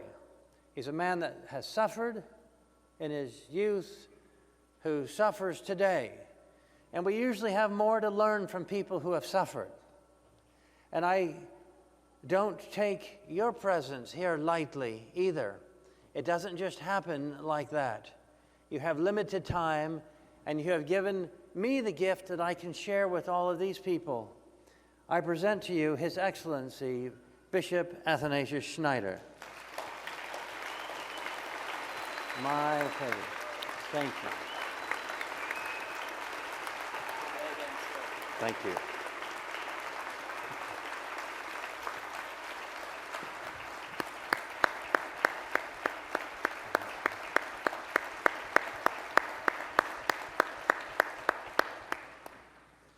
Praised be our Lord Jesus Christ. Now and forever. Your Highness, my dear Princess Maria Anna, Your Excellency, dear Edward von Habsburg, and all my dear friends, brothers and sisters here gathered today for this beautiful and important symposium on Blessed Emperor Karl. I would like to speak to you this afternoon about the Emperor Karl and the supernatural vision of history. Blessed Emperor Karl of Austria is a luminous example of a man with the supernatural vision of history.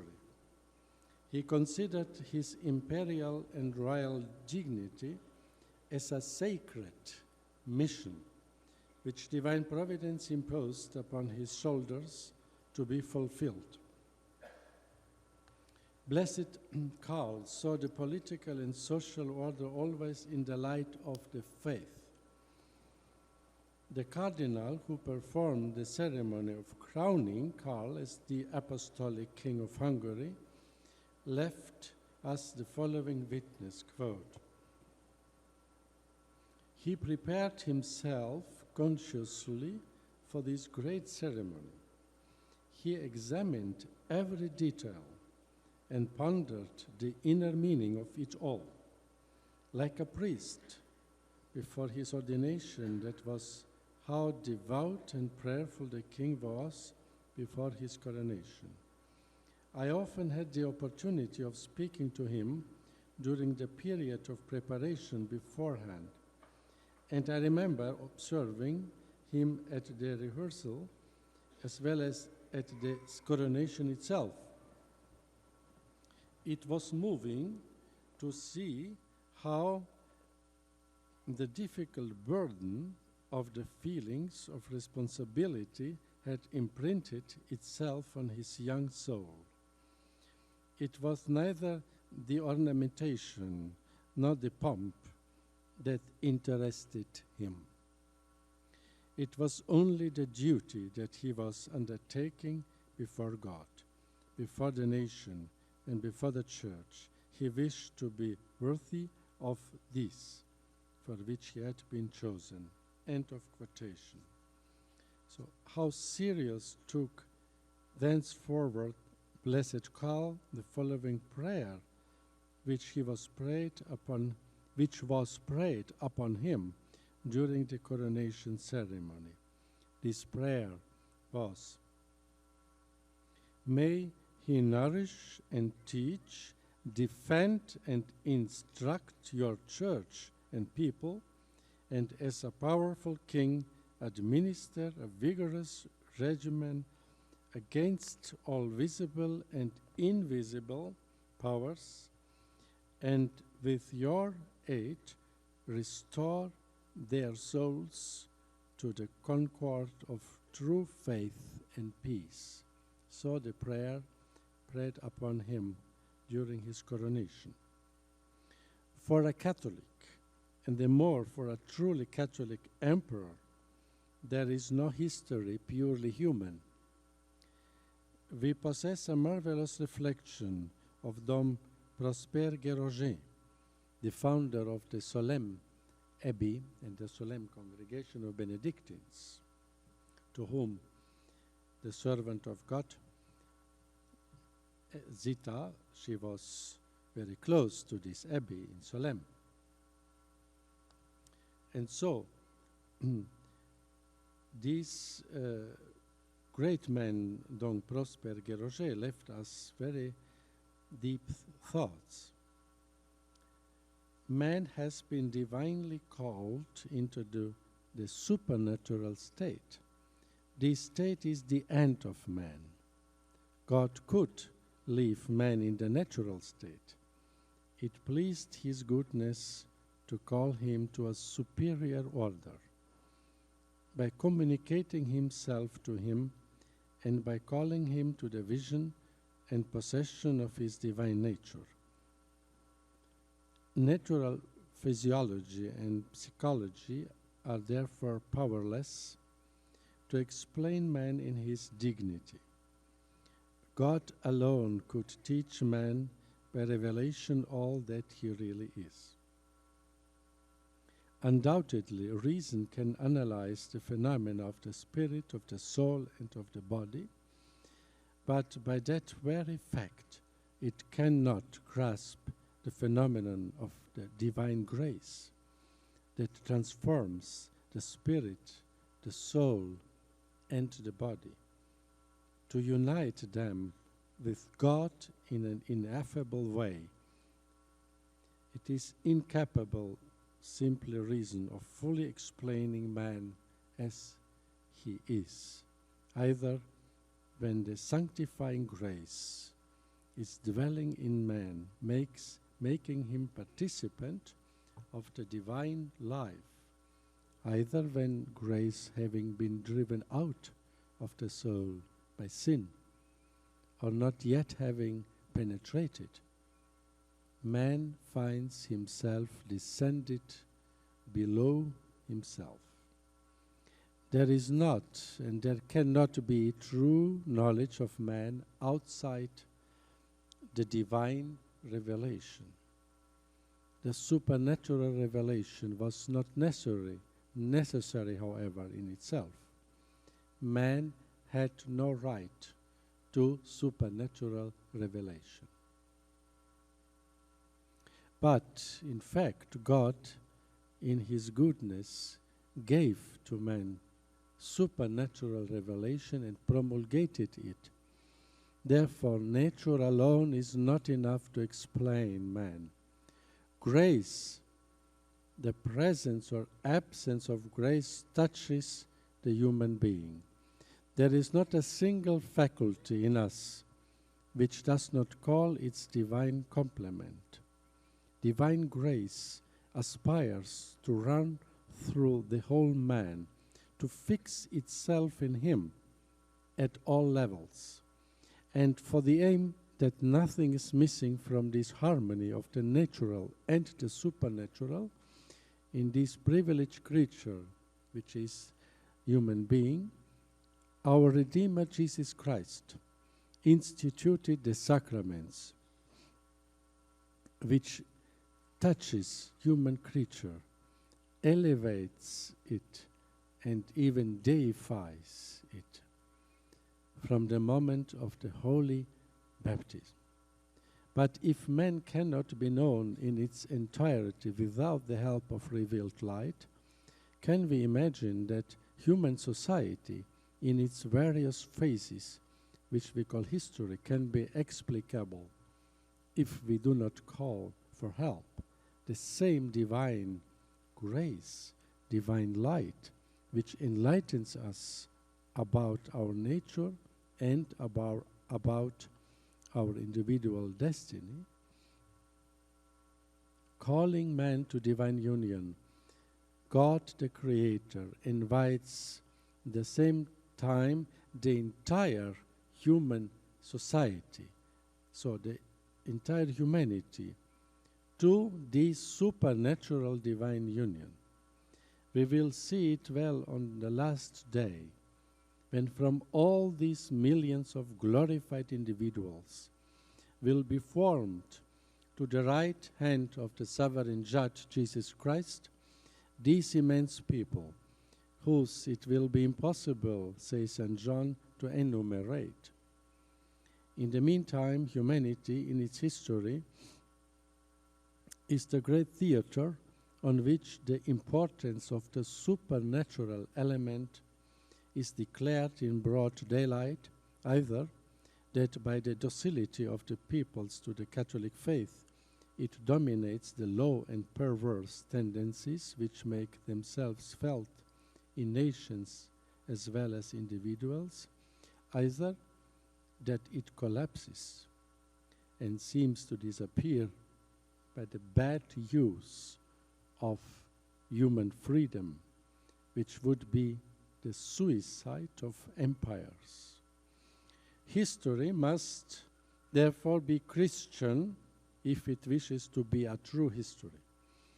For Christianity is the complete truth, and any system which ignores the supernatural order in the presentation and appreciation of the facts is a false system which explains nothing and which leaves the annals of humanity in chaos and in permanent contradiction with all the ideas that reason forms about the destiny of humanity. Pagan historians do not have comprehensive views of human history. It is since Christianity only that history has begun to be treated in a synthetic way. Christianity, bringing back the thought of the supernatural destiny of the human race, has accustomed our minds to see beyond the narrow circle of a selfish nationality. Paganism would never have been able to write anything but occult statistics of facts if it had found itself in a position to compose in a complete manner the universal history of the world. The Son of God made man is the King of this world, that all power has been given to him in heaven and on earth. The appearance of the incarnate Word of God here below is the culmination of the entire human history. The greatest outpouring of grace took place through the divine hands of Christ. The teaching of the man God revealed to man with sovereign clarity the mode of appreciation he must to use in judging events, their morality and significance. This world and all nations must belong to Jesus Christ. The apostles were armed only with the word and the gift of miracles, which confirmed the word.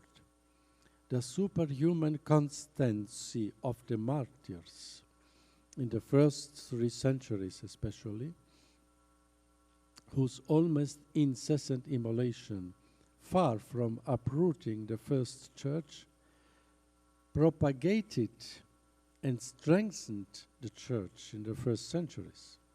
Finally, the Holy Cross of Christ began to crown after 3 centuries, the diadem of the emperors, the ideas, the languages, the laws, and the customs of nations. There is a fact which must last until the end of the time, and it is the preservation of the Church through the time, without mixture in its doctrine, without alteration in its hierarchy and the sacredness of the liturgy. This could contradict the facts of our day, because we are observing a great confusion in doctrine in the life of the Church. From the top beginning, we are facing an immense chaos and blasphemies in liturgy in many places. We are witnessing a true persecution of the most holy, venerable, millennium-old sacred liturgy of the Holy Mass, a persecution perpetrated by high-ranking churchmen. Nevertheless, this is true. The Church always remained without mixture of any errors in doctrine, in the holiness of the life and the Holy Liturgy, because this exists also in our dark times, and this is hope.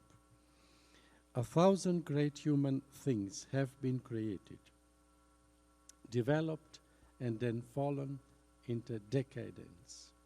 The Church is still standing.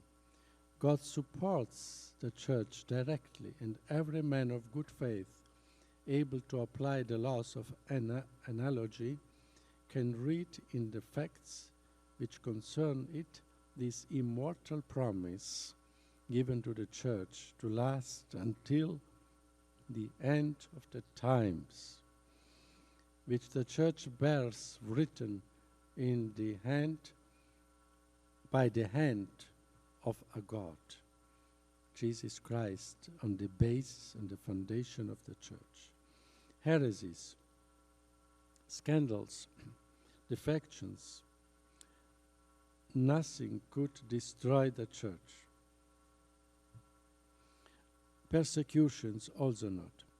Repulsed from one country, the Church advanced in another, always visible, always Catholic, always conquering and always tested by trials. This fact shows the raison d'être of humanity. From this fact, one concludes that the vocation of the human race is a supernatural call, that the nations on earth do not belong only to God as the Creator, who created the first human family, but that all the nations, without exceptions, even the Jews of our days, belong in particular domain to Jesus Christ as their King. Then no more mysteries in the succession of centuries, no more inexplicable vicissitudes. Everything goes to the goal. Every problem solves itself with this divine fact of the incarnation of our God. The saints are not just meant to be on the calendar. The saints have a sometimes hidden action in history when it is limited to intercession and expiation, but often the saints have a patent and effective long influence after them. One must not ignore that on leaving the persecution of the first 3 centuries, the Church, in the midst of the cataclysm of heresies, especially the great heresy, the Arianism in the 4th century, and on the eve of the invasion of the pagan barbarians, the society and the Church were saved by the saints, by saint bishops, by the doctors of the Church, by the monks, which was like the second field battle of the Church. From these first centuries, we have the following saints, among many others, but Saint Athanasius, Saint Basil, Saint Ambrose, Augustine, Gregory of Nazianzus, Hilary of Poitiers, Saint Martin, Saint John Chrysostom, the Pope Saint Leo the Great, and Saint Gregory the Great. There is holy, and in the Middle Ages we have Saint Francis of Assisi, Saint Thomas Aquinas, Saint Catherine of Siena, and many other saints. There is holiness and there is genius. The man of genius charms you, but the name alone of a holy man, holy woman, the trace of his footsteps, this moves you and touches you. Then comes the 16th century, a time of terrible trial in its first half, the Protestant Revolution, not reform, it was a revolution. But in the second half of the 16th century, it was a triumph of the Catholic faith through the Council of Trent. And we had there the effective help of the popes like St. Pius V and many holy bishops like St. Charles Borromeo. The apostolate of the Gentiles reborn in St. Francis Xavier, the defense of the Catholic faith in St. Ignatius of Loyola with the Society of Jesus, the recatholization of Europe, especially through the help of the Jesuits, the Catholic education of youth, the apostolate of the Christian cities in St. Philip Neri, the cloistered life being purified and restored by St. Teresa of Avila, St. John of the Cross. Divine Providence gave us the great Saint Francis of Sales. In him is, so to speak, incarnated in a beautiful way the Catholic Church with her unchanging faith, her boundless charity, her incessant struggle against error and sin.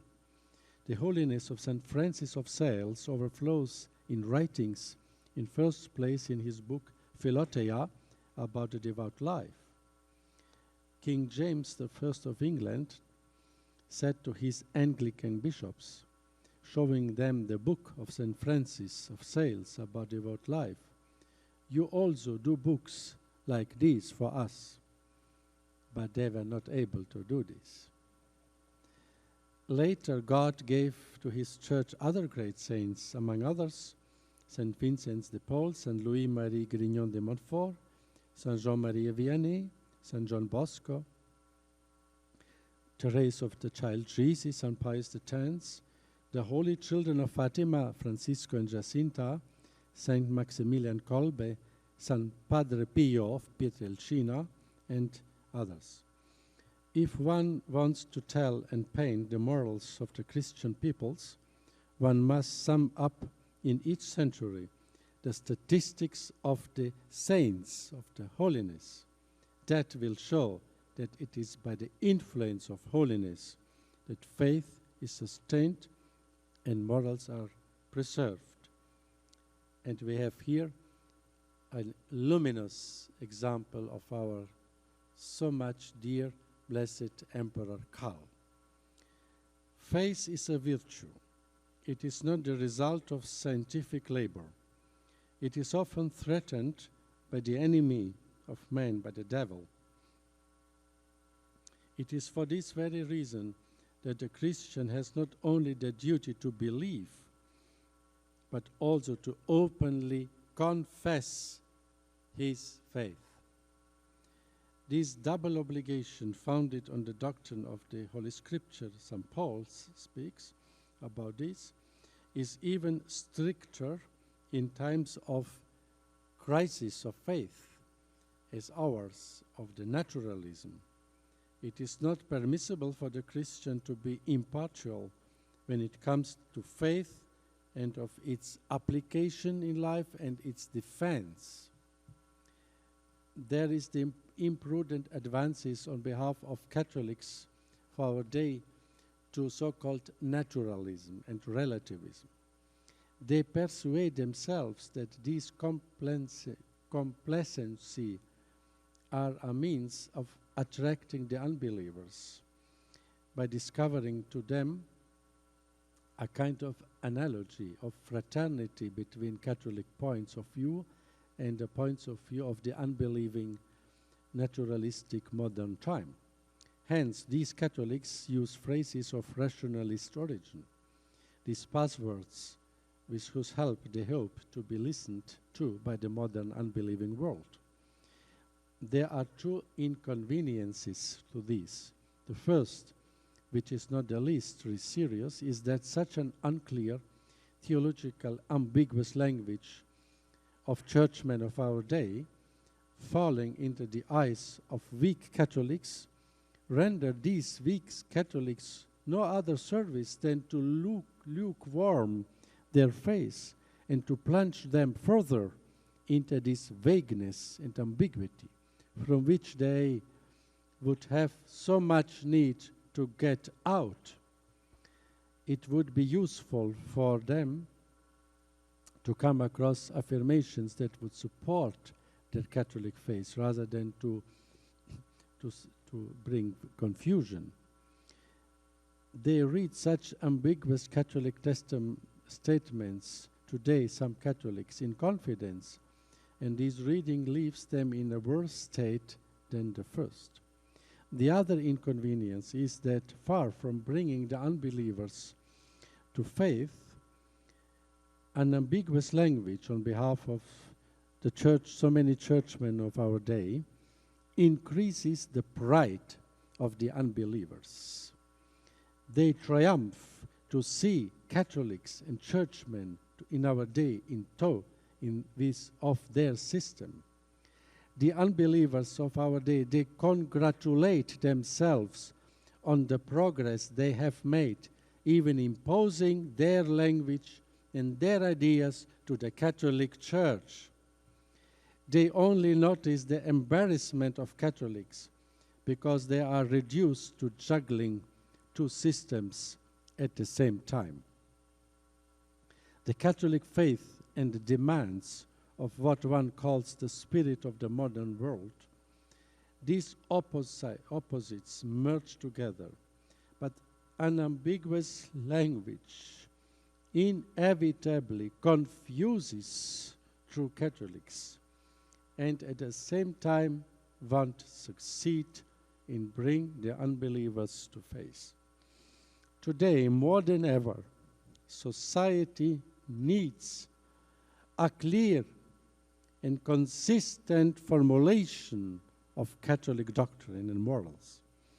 As in the early days of Christianity, it is necessary for Christians to strike the unbelieving world with the unity of their language, of their faith, of their principles. The Catholics must show themselves to the modern society of our day as they really are, convinced Catholics, true Catholics, not half Catholics, not 50% Catholics or 20% Catholics or 90% Catholics, 100% Catholics.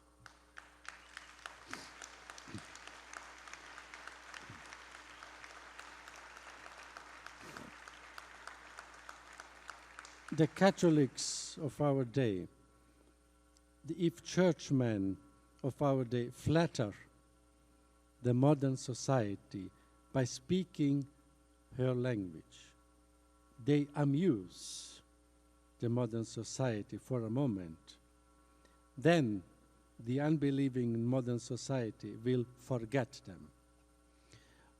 Because such churchmen will not have made a serious impression on the unbelieving world. Because the unbelieving world, the modern society, will have recognized herself in them, in these churchmen, more or less.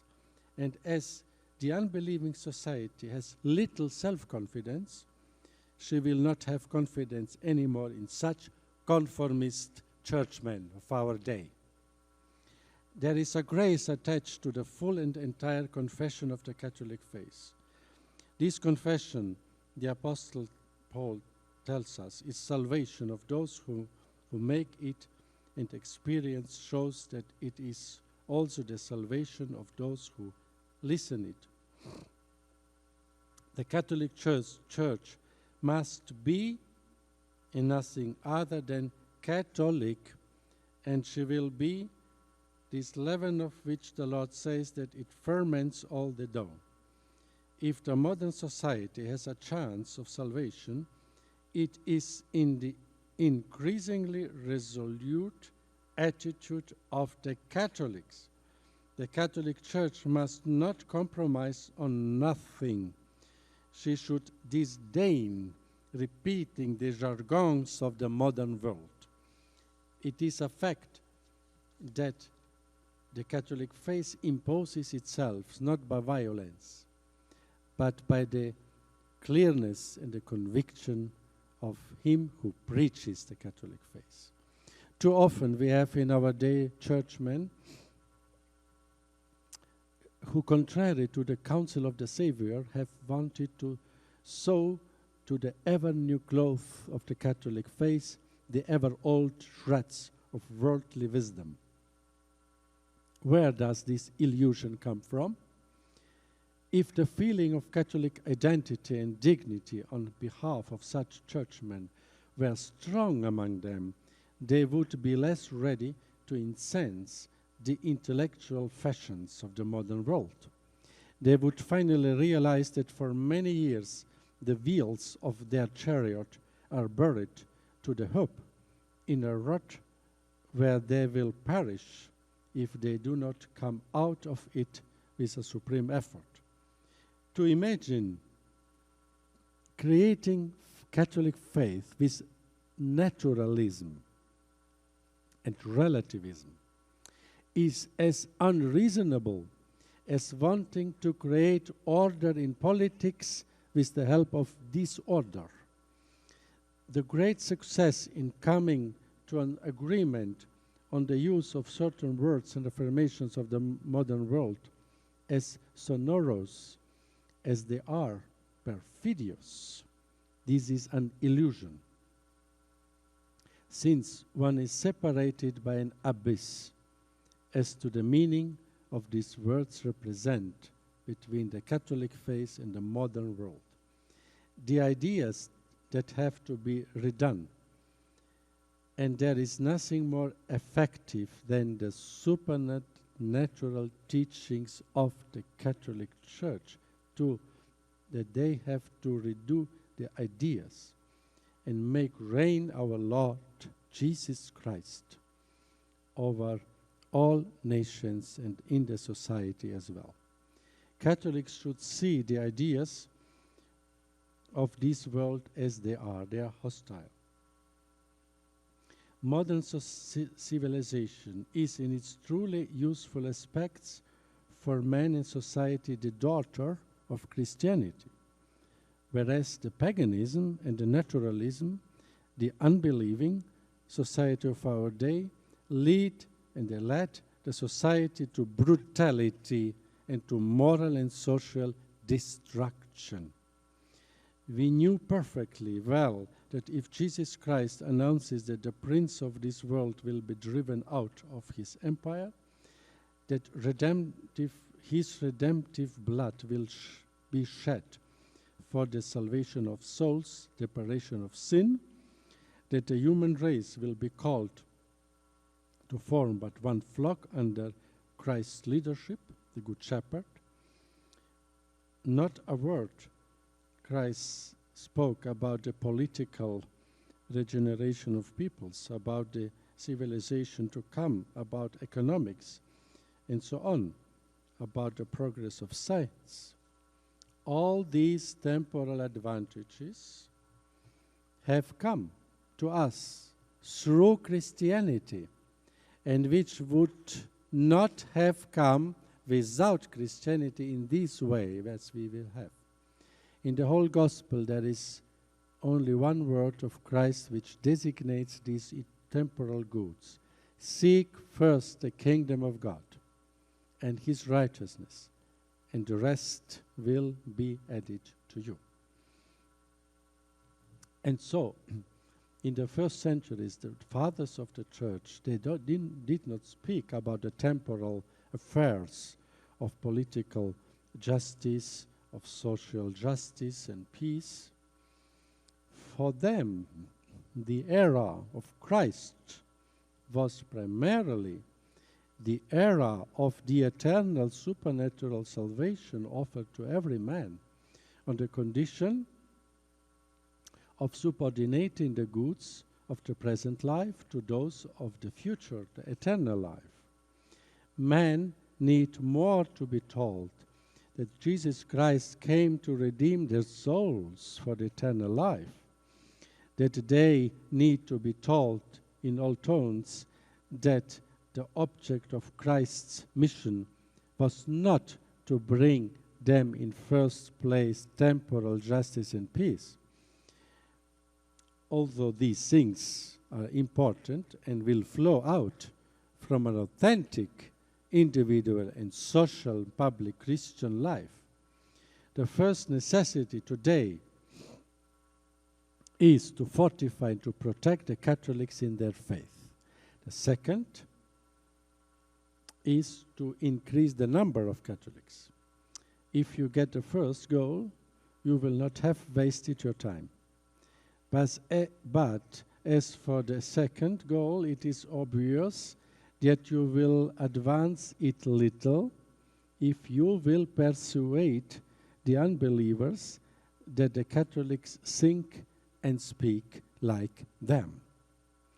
The unbelieving society of our day, which perishes because churchmen of our day often do not speak frankly to the world about Jesus Christ, and the world asks these churchmen to account for their Catholic convictions, so often concealed under naturalistic exteriors. We have to repeat incessantly these decisive and fundamental truths. The destiny of mankind is a supernatural destiny, destiny for the eternal life. Blessed Karl, the emperor, demonstrated in a heroic manner, in midst of a situation marked by political intrigues and nationalistic fanatisms, the Christian and Catholic vision of history and of the current situation in which he was put by divine providence. He understood the veneration of the Sacred Heart and the adoration of Jesus in the Eucharist, not in a separate juxtaposition, but in their unity.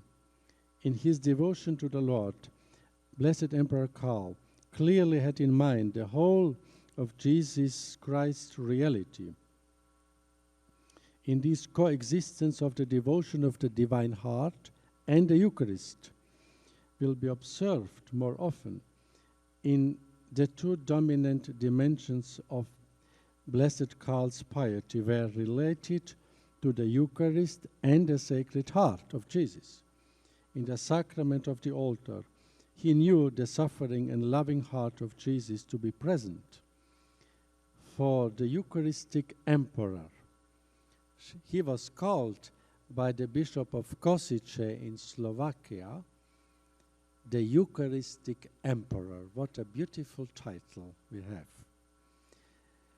So the supernatural vision of history, which Blessed Karl kept always, did not make him alien to the concrete needs of his people. We know he established a ministry of social welfare, the first of its sort in the world. The Minister of Social Welfare, our blessed emperor. Its mission was to deal with such social issues as youth welfare, war-disabled, widows and orphans, social insurance, labor rights and job protection, job placement, unemployment relief, and immigration protection and housing. He organized soup kitchens, used the palace, horses and wagons to deliver coal to Vienna, fought against usury and corruption, and gave away most of his private wealth but distributing alms beyond his means. Blessed Karl went among his people, suffered with them, and comforted them with his presence and words. His subjects called him the people's emperor. A beautiful title. The Volkskaiser. A title he cherished more than his noble and royal titles. At risk to his own life, he visited the soldiers on the front lines and hospitals, faithful to his crowning oath to protect and promote the Catholic faith. Blessed Karl enacted laws to protect readers from obscene reading material and fostered the printing of Catholic reading materials. He imbued Otto, his firstborn son and heir of the crown, with the genuine supernatural and Catholic view of reality and history. Otto von Habsburg, the head of the House of Habsburg-Lorraine, who died in 2011, made one of his publications the following apt and timely observations, which fully reveal the spirit of his holy father, Blessed Karl. Quotation: states and international bodies are now claiming the last word on what is moral and what is not moral. We know the result, a divergence of positive law and natural morality. Unfortunately, what is happening in our states differs only to a small degree what is happening within the church in our day. Unfortunately, while the state is taking on more and more moral, spiritual functions, all too many churchmen, spiritual dignitaries, aspire to a purely temporal role. In fact, continues Otto von Habsburg, we observe that yesterday's harshest critics of clericalism are trying to reintroduce clericalism through the back door today. What is the Marxist option of some churchmen of our day other than a political alliance? So, looking at things as they actually are, one finds oneself confronted today with a more far-reaching clericalism. The more church representatives, churchmen, turn to worldly problems, the less they fulfill their own task. The mission of the church is essentially supernatural. As much as the fulfillment of the commandment to love one's neighbor is absolutely necessary, the first commandment is and remains the love of God. The church is neither a bread factory, eine Brotfabrik, he wrote in German, the text, nor an economic development institute. The words death and faith are disappearing from the vocabulary of many churchmen of our day. We don't need a new socio-political party that still calls itself the Catholic Church.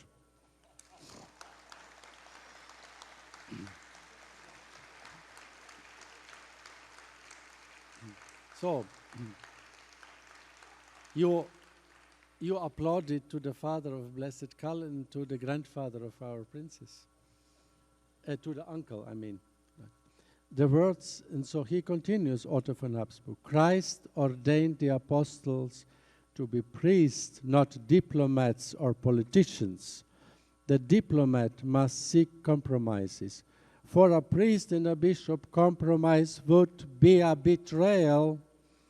When it comes to the only certain event in our life, it is death, then the church has that role that no one can dispute. Before death, Marx and the state are powerless. Only the church can help here. It is tragic that precisely this purely ecclesiastical function, which is of vital importance to us, is being forgotten more and more in our day. In our time, because one wants to appear enlightened and human, the churchman avoids clear statements, no longer dares to be black or white. Just so, as not to attract attention, one prefers to remain in the prevailing gray. This is usually glossed over with the alleged desire for a general consensus. Everything is dissolved in a kind of lukewarm mental chamomile tea.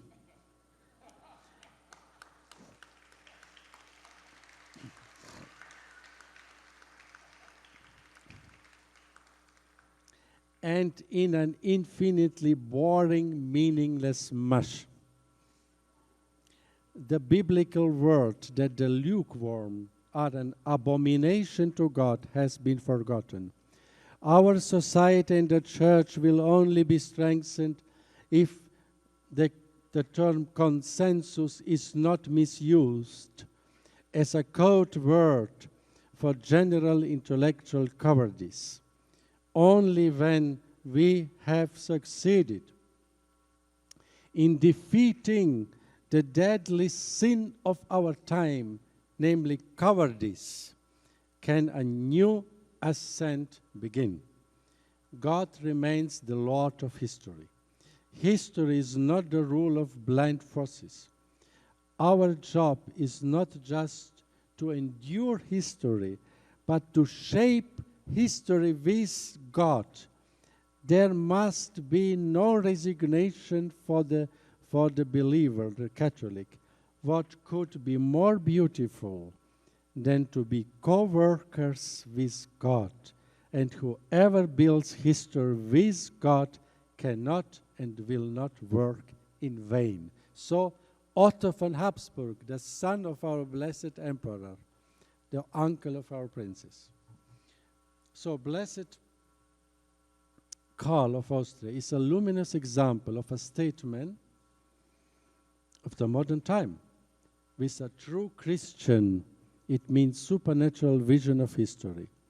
Blessed Karl was a courageous person in midst of extraordinary calamities and human and political collapses. He never yielded to compromises and false consensus.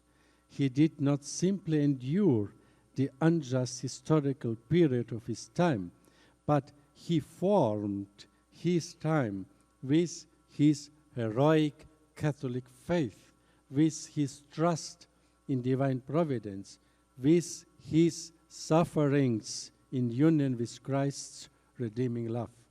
We can say, blessed Karl built history with the love of the heart of Jesus, with his Eucharistic love. Blessed Karl, you are the knight of the heart of Jesus. Blessed Karl, you are the Eucharistic knight. Pray for us. Thank you.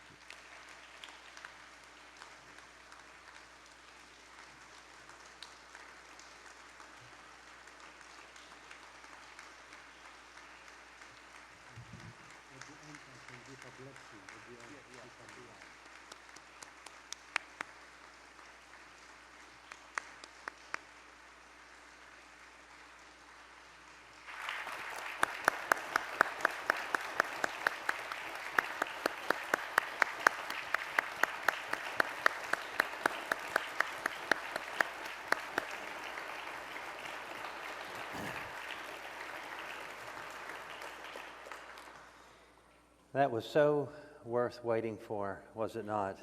That is amazing. Thank you, Your Excellency. Thank you. Thank you, thank you, thank you, thank you.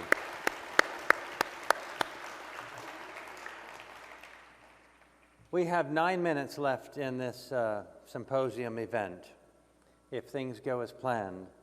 And then at the end of that, we'll have some fun with the raffle drawings. And between those two, a blessing from the bishop. But that would be 9 minutes. I'm going to start now. We have many raffle drawings to do. I'm going to go through them quickly. Cameraman, when we do that, my daughters will hold up an item and see if you can, it's not right now, but see if you can get that up on the screen. But that'll be in about 9 minutes. I want to call up somebody. I have it's not a speech or a talk, I have a last remark to share with you. But before I do that, I want to call up Mr. Eric Sammons of Crisis Magazine if he's still in the house. There he is. Do you know this man? Eric Sammons of Crisis Magazine.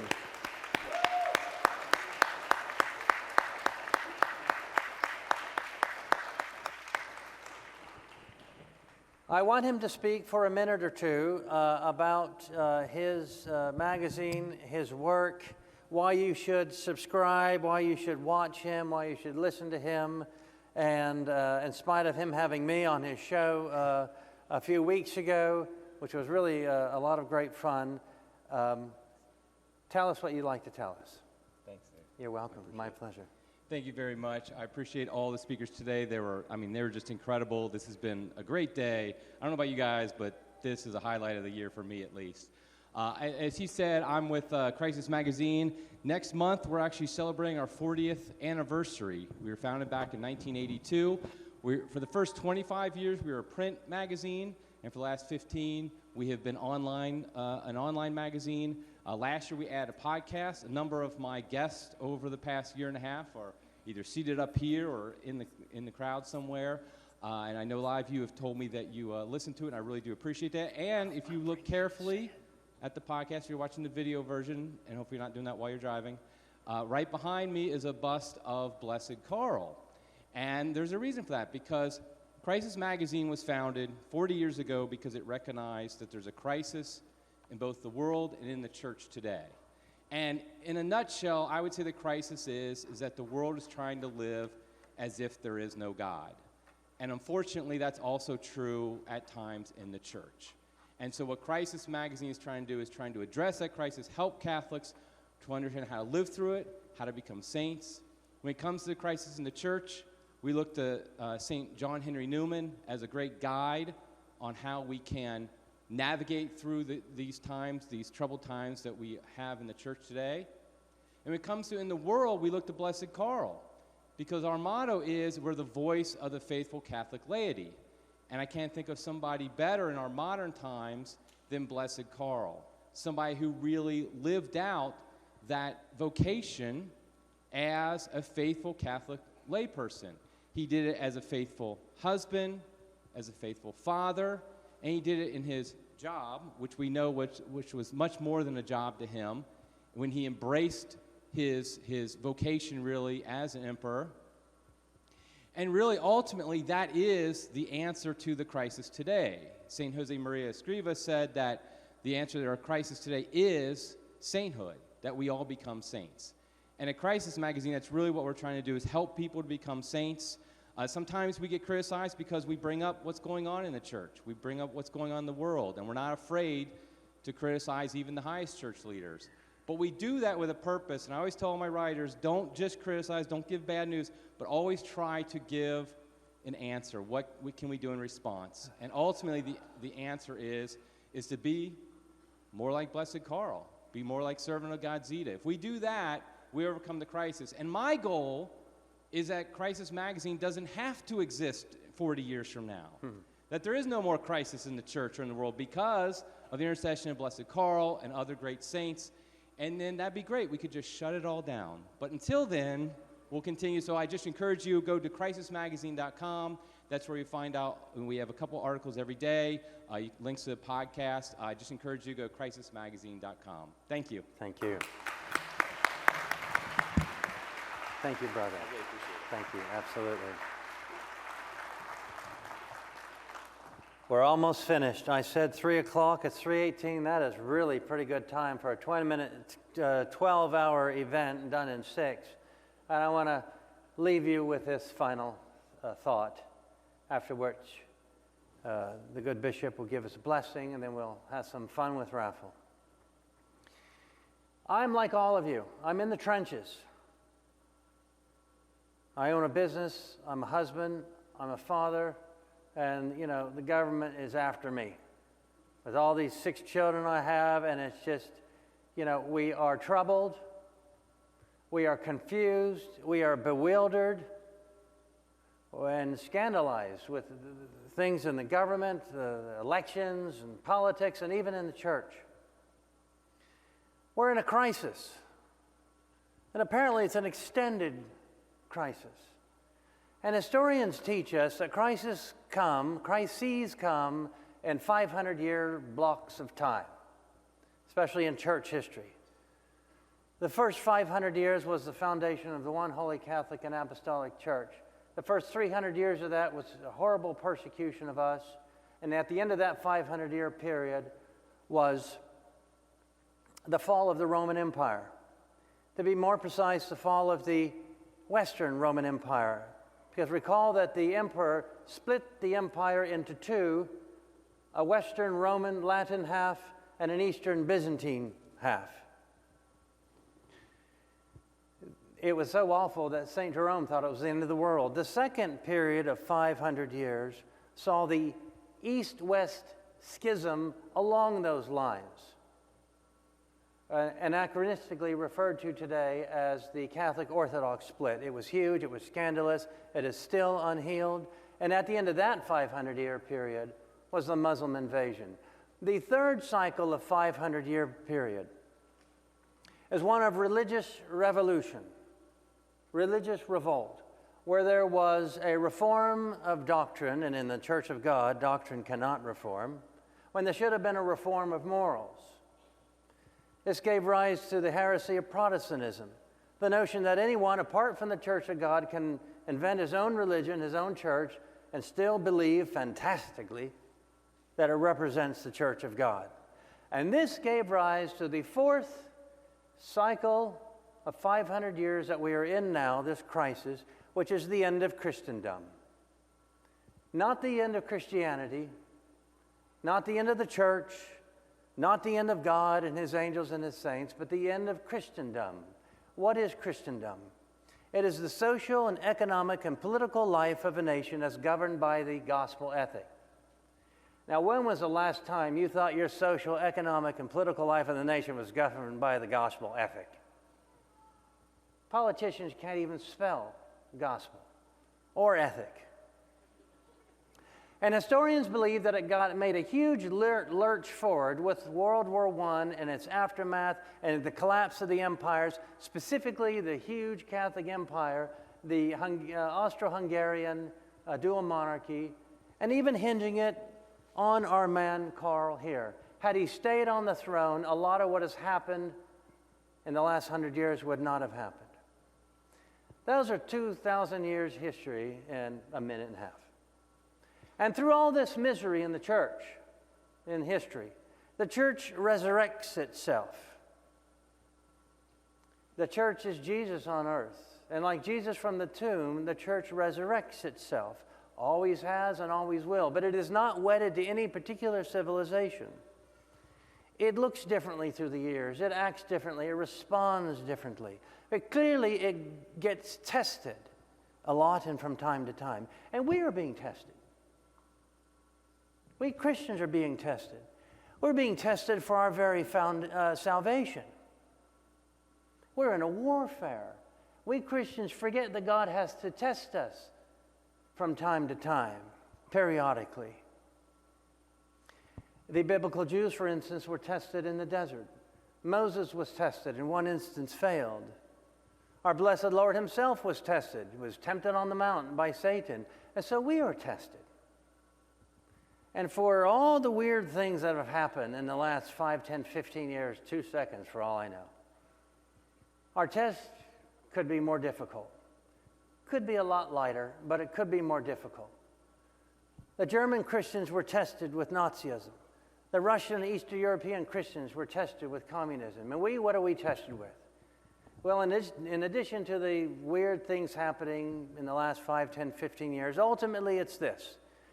How are we going to put Christ back into the civilizations? How are we going to put him back into society? How are we going to put him back into the world, into the public space? And there's all kinds of ways to do that. There's big ways, there's small ways. You can start tomorrow wearing the crucifix on the outside, talking about Jesus and his church and his love and his law openly. There's resurrecting the custom of Christmas caroling with religious hymnody, not Rudolph the Red-Nosed Reindeer. We do that and people love it. We do it to Muslims. We do it to Jews. They love it. And we're going to do it again, and we're going to do it every year. But if you do this, the devil's going to want to discourage you. But here's the hope. If you consider this, and go with me back into the Old Testament, to the book of Judges, specifically chapter 7. There was a man named Gideon. He was a Hebrew judge. At a time when the Hebrews were neglecting the worship of God, and God wanted Gideon to do something about this. Gideon broke into the neighboring tribe, the Midianites, who were pestering the Israelites, busted their altar to the false god Baal. And if you ever bust into the enemy camp and break their altar to the false god Baal, prepare yourself. But it's worth it. If you ever dare to take one morsel of food off the gluttonous plate piled high with evil victories, they will howl and rage. Let them howl. It's easier to identify them. They take something away from us, they push us back. They take something away from us, they push us back again. Them, they seem to howl and rage. And we're saying now, we're drawing the line here. They're not pushing anything back. Well, Gideon had a fight with the Midianites. And he's worried because he's outnumbered. His troops are 30,000. His enemy is 50,000. And while he's worrying about how he's outnumbered, God says, actually, your army is too great. Send the cowards home. And so he did. That left him with 10,000. God said, your army is still great. Send your troops down to the River Jordan. Have them drink. Those who recline at riverside and leisurely drink to their fill, send them home. But those who run along the riverside or posture themselves at the ready and lap up water in the fashion of dogs, that's your army. But I will be with you. And they were victorious. And there were 300. Maybe that's us. See, a paragraph before this, we learned that God didn't want man to achieve something great on their own for fear that they would think they're doing this without God's help. So he wanted their victory to come through a miracle. And maybe that's what he's doing that with us. And if you choose that, the devil's going to whisper in your ear, you can't do this. This is too much of a burden for one man. Even all your friends. Be intimidated. Be silenced. You can't do this. Go home. Sleep. Relax. Better yet, plant yourself in front of some screen and fill yourself with all the blue light you can and get sucked into all the news, and you'll be overwhelmed and you'll be impotent and you can't do anything. But I'm here to tell you, don't be discouraged. Never be discouraged. This is a wonderful time to be alive. This is a wonderful time to be a Catholic because you have to stand up and be counted for Christ. You have to prove what kind of Catholic you are for God now. 50 or 60 years ago, was it so hard to be a Catholic? Not really. But today it's different. And so the next time you hear of new current of moral filth, new streams of putrid, toxic, septic, moral waste, taking some with it, know that it's a dead body that floats down the stream. It takes the living to fight against the current. And you might get bloodied, you might get dirtied if you do that. They may slap you, they may hit you, they may lie about you, they may slander you, they may pluck your beard. And who does that make you look like? It makes you look like the one that you want to be like. So if you feel like you're not going along with the flow, rejoice and be glad, because you're one of the living. And the dead can't be martyred, and the atheist can't be martyred, and the heretic can't be martyred, and the apostate can't be martyred. So we thank God that we live at a time where we can prove our faithfulness to Him. We can prove our faithfulness in Christ the King, who is the King of the universe, because our God is God until the emergence of a new day, when the church can take on a new glory for itself, for the glory of God. And so I wish you all an abundance of hope. I wish you a reclamation of joy, which is that act of the will that you have to choose an inner gladness of heart, as I said before. That isn't based on the material, that isn't based on our political fortunes, that can withstand persecution, because God is with you and our God is God. As you prepare for victory, and if you are edified by what I just said, don't thank me, because I committed to memory for you a sermon given in 1974 by the man who married your parents 20 years later, an obscure bishop, Fulton J. Sheen. And in his famous 6 last words, I tell you all, and you know what they are, bye now, and God love you. God bless you all. Thank you. Thank you. Would you like to bless us? Thank you. Thank you very much.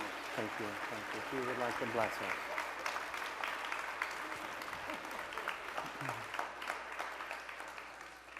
At the end of this beautiful day, before I give you the blessing, let us greet Our Lady in the Salve Regina. Salve Regina, Mater misericordiae, vita dulcedo, et spes nostra Salve, ad te clamamus, ex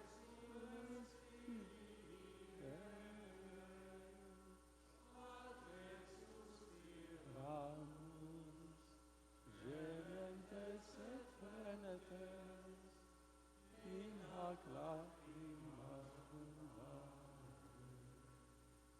ea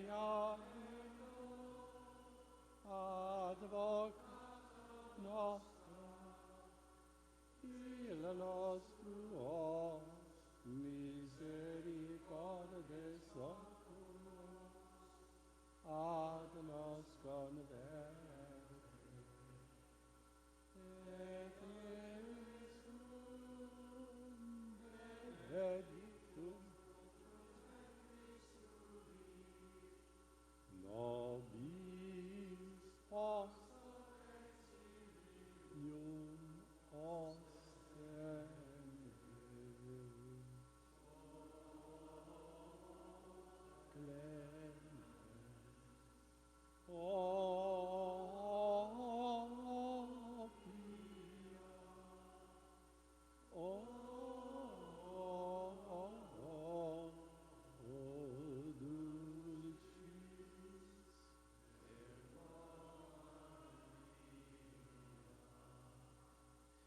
Dominus vobiscum, et benedictio Dei omnipotentis, Patris, et Filii, et Spiritus Sancti descendat super vos, et maneat semper. Praised be Jesus Christ, now and forever.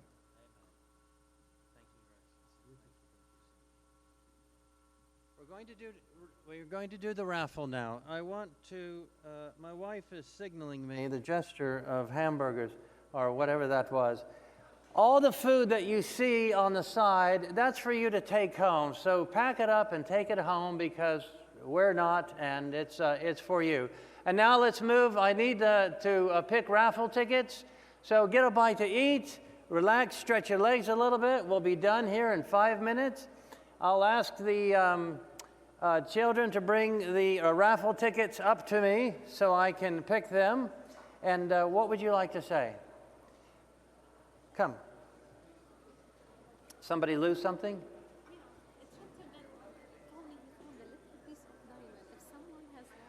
I'm here to announce that this beautiful lady who is my blessed wife here is, yes, give her a hand for that.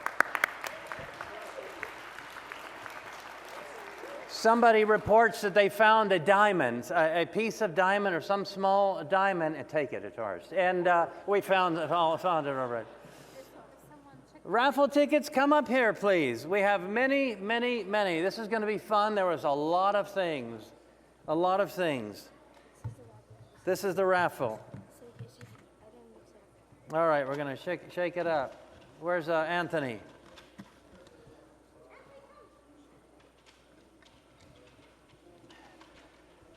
Here, give me this one. This is the cigar. Ladies and gentlemen, get your raffle tickets at the ready.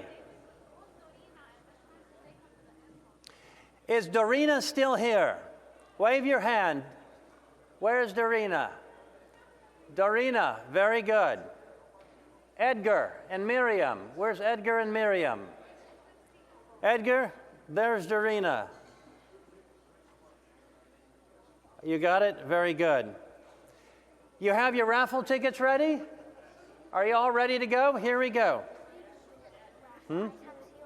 What's that? No, you're going to leave them.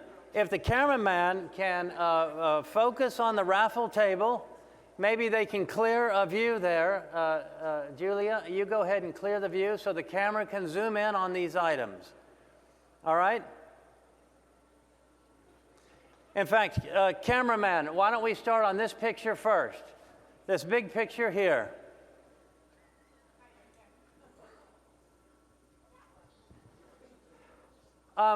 If you bought a raffle ticket for the Ave Maria Blessed Karl cigars, clap. Let me hear. All right. That is a separate raffle. We're going to get to that because not everybody wants that. I can't relate to that, but now, would you pick a raffle ticket? And Nicholas, these are, you're going to hold that. These are my two boys. This is 10-year-old Nicholas, and this is 7-year-old Anthony, who is making his first Holy Communion tomorrow. Yay, Anthony. Now, you're going to read the number. This raffle is for that picture over there. If you win, come up and take it. We have a lot. We're going to go fast. Go. 071971. Read it again. 071971. Did you get that? Any winners? You got a winner? If you got a winner, well, come on down, as they say. Congratulations. All right, cameraman, you can go back to the table. Dad, where did I put the ticket? Put it right here.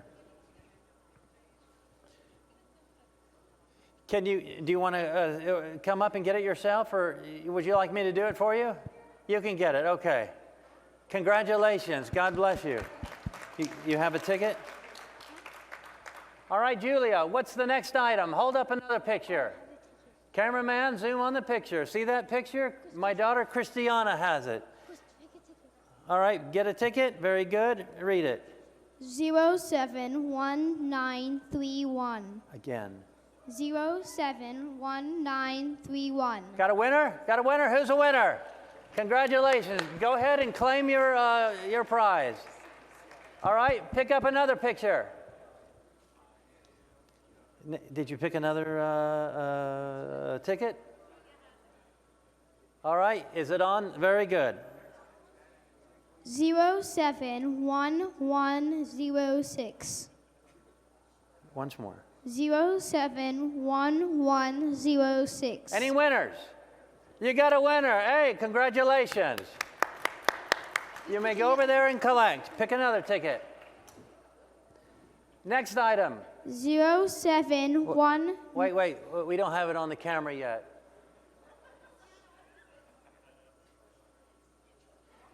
There it is. This is a Byzantine-style icon that comes from Suzanne Pearson's excellent Emperor Charles Prayer League website. 071904. Again. 071904. That last is a 4. Any winners? Over here. Congratulations. It's a Byzantine icon back there. Christiana will give it to you. Next picture. All right. 071994. Once again. 071994. You won? Congratulations. Very good. Pick another one. There's a gathering of my friends out front. I think they're trying to intimidate me. This is not fixed, okay? You can stand close to me all you like, but it's not. And I told you to rip your ticket a little so I could tell. Next, the next biggest item. Hold it up, cameraman. This is from the Tridentine Brewing Company, the tin tacker of Blessed Karl. You see it there? You had seen it before? All right, read it. 071862. Once again. 071862. Any winners? Yes, I see them. Oh, you got it. Very good. You, from Scranton, Pennsylvania. Congratulations. Another one. Edgar's taking you to the airport soon. All right. And we actually have 3 of those. The next one, read it out. 071228. Again. 071228. Winner? Yell, scream, jump up. Winner, read it again. 071228. All right, put it on the chair and pick another one. A little louder. 071231. Congratulations, we got a winner there. Very good. And we have a third one of those. All right, pick it. 071161. Is that you with the cowboy hat? No. You're cheating. Okay, that's pretty shocking. Let me tell you that. 071161. You got it. All right, congratulations. All right, girls, the next biggest item. 071918. This is the genuine antique first edition postcard of Queen and Empress Zita that was issued that year. Read it again. I don't think we have a winner. 071918. Where? You got a winner? Good. Wonderful. Go there and collect. Next item. The box. 071993. Let me explain what it is. Congratulations. And this is homemade soap, Habsburg soap we call it, because it's made with ingredients from the Alpines, and it's a homemade soap and very beautiful. May you smell heavenly after you use it. All right, yeah, that was bad. I think we have 2 of those, right? We have 2? All right, one more, lift it up. Pull that ticket. 071701. 071701. That's it, that's yours. Excellent. You get the box of handmade soaps back there. Congratulations. Next. 071551. Yeah, go ahead. 071551. That is the Blessed Karl and Servant of God Empress Zita tea or coffee mug. No winner? Put it down and pull another one.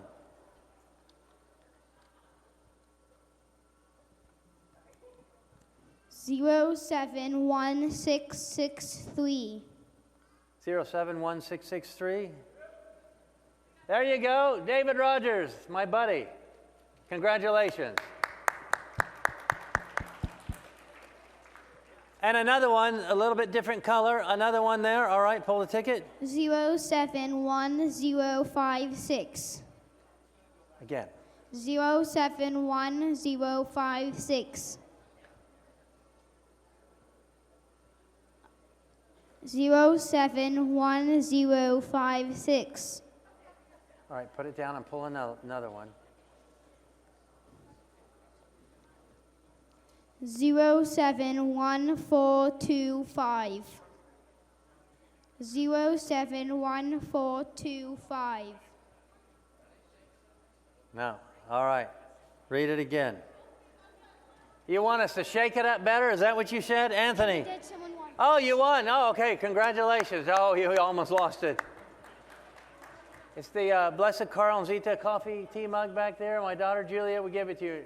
Next item.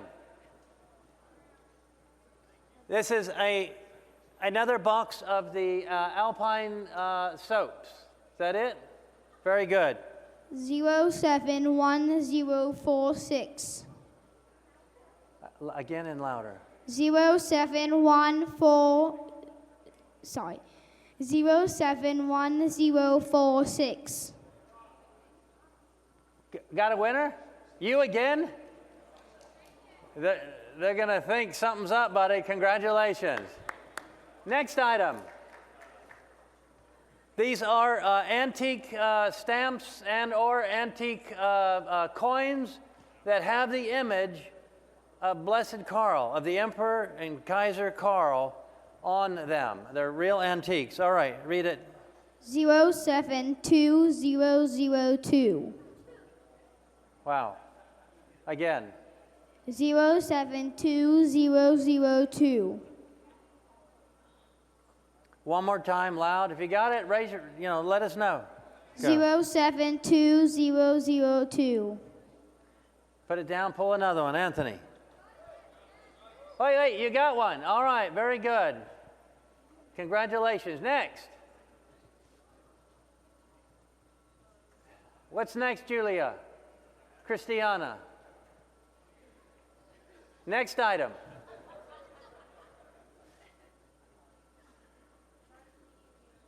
These are collectible magnets from the Tridentine Brewing Company of different saints and their logo. You see the Blessed Karl. It's from the, it's many different magnets of the labels of his many different lines of beer. He's got Bishop Sheen beer. He's got Make Christmas Great Again beer. He's got, I think, St. Therese of Lisieux beer. So pull the number. 071857. Who won? Congratulations. Go back to the table and collect. Very good. Next up. That is another package of those. You don't have to take them out. Go ahead, read the number. 071964. If you won, speak out. Read it again and loudly. 071964. Got a winner over there. All right, go to the table. Congratulations. Next. Pull it and read it. 071951. Again. 071951. Any winners? No. Put it down, pull it and read it. 071173. 071173. Yes, all right, congratulations. Good.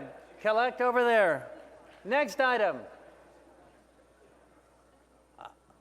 Another collection of antique stamps and coins from the empire during the year that he reigned. Go. 071955.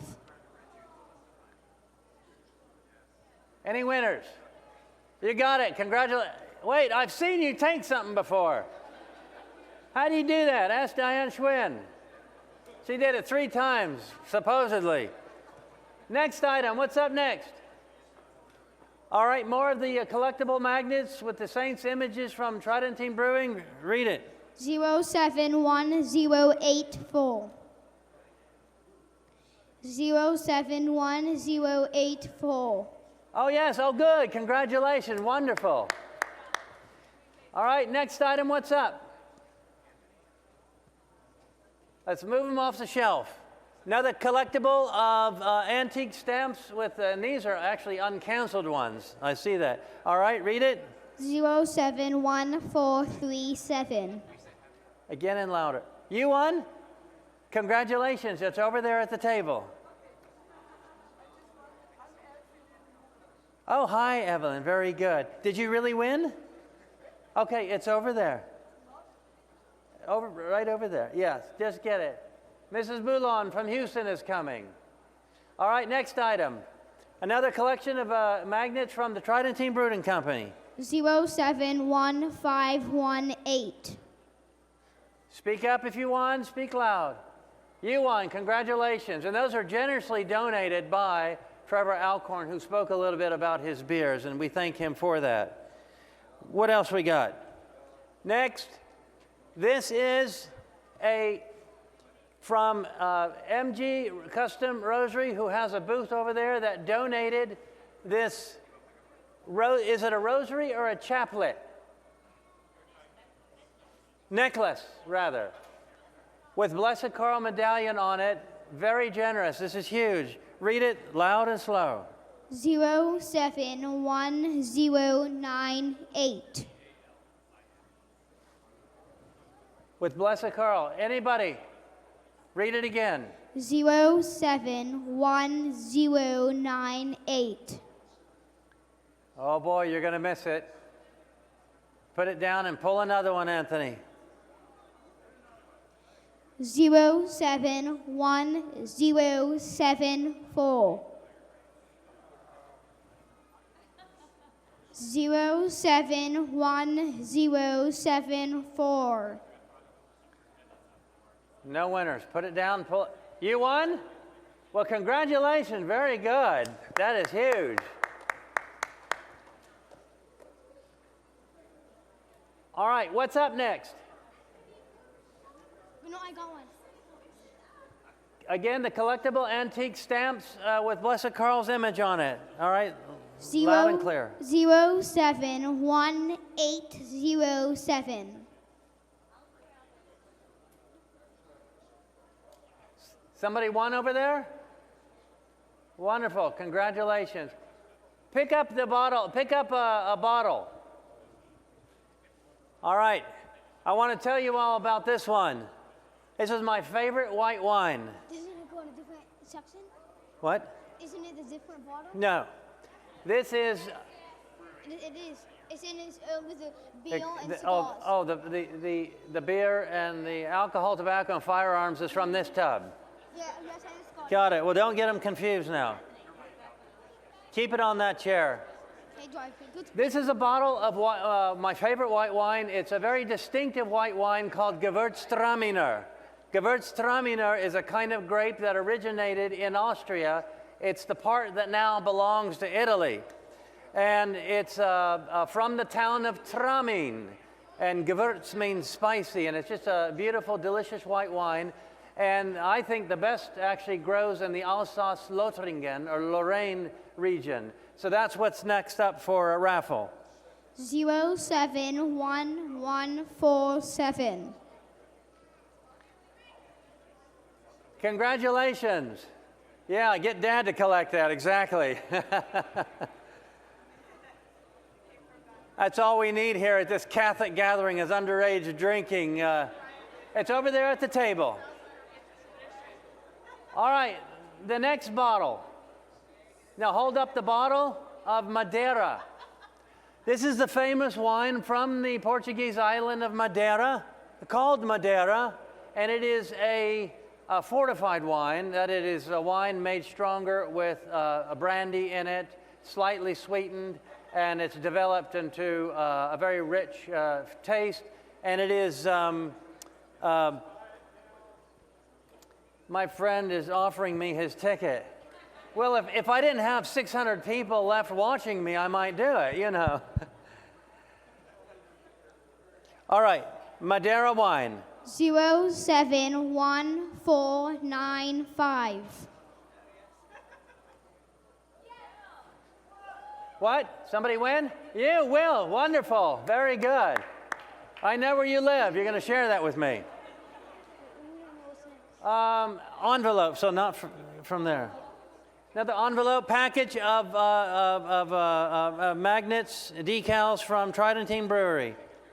Bang it out. 071817. What? Somebody? You got to be louder. Read it again. 071817. So much for this lasting 4 minutes, huh? I don't know, because someone got it. Somebody won? Oh, very good. Congrats. Third time, brother. Tell me how you do it. I'd love to know. Next one. Collectible stamps from the Empire. 071541. Read it again. 071541.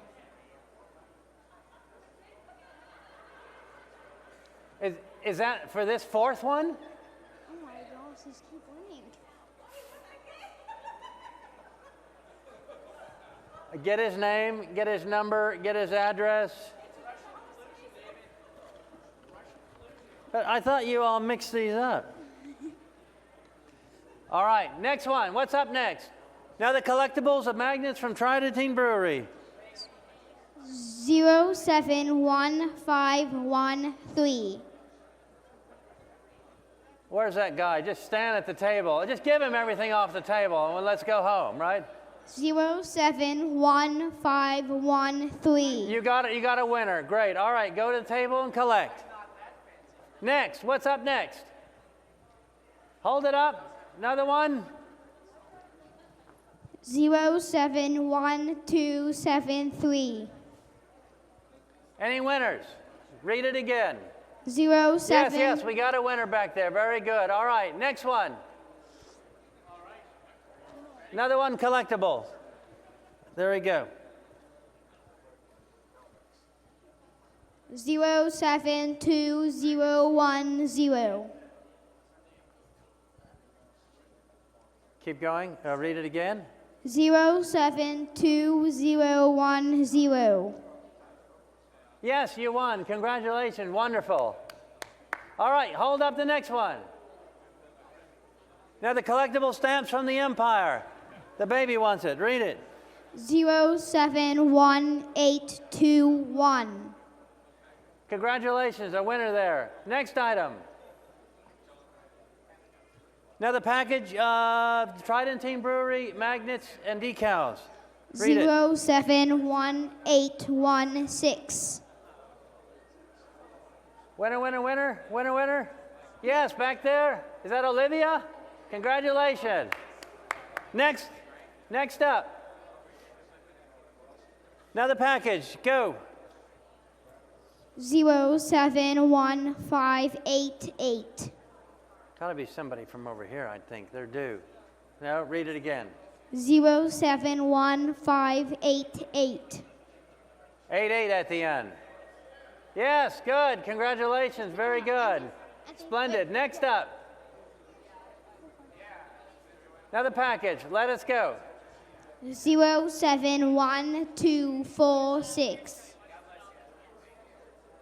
Another one there. Larry Bednar's. Congratulations. Very good. Next up. other one. Get the other one. Just get the other one. The other one. It's the Beal. This is a six-pack of Tridentine Brewery's Habsburg. 071262. Who won the six-pack of Habsburg? Read it again. Oh, you got it. You got it. All right, congratulations. We're not checking it. I trust you're not lying. I wanted that. All right, next. Another six-pack of Tridentine Brewery Habsburg beer. 071948. We gotta go home. Read it again. 071948. 948 at the end. I see someone raising their hand. Who? Where? There you are. Congratulations. Excellent. Very good.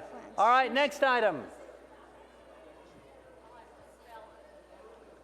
Another package of magnets and decals from the same brewery. 071889. 889 at the end. 889. 889? Anybody 889? You got it. Great. Congratulations. Next item. Another six-pack of Tridentine Brewery Habsburg beer. All right, pick it from there. Read it. 071037. What?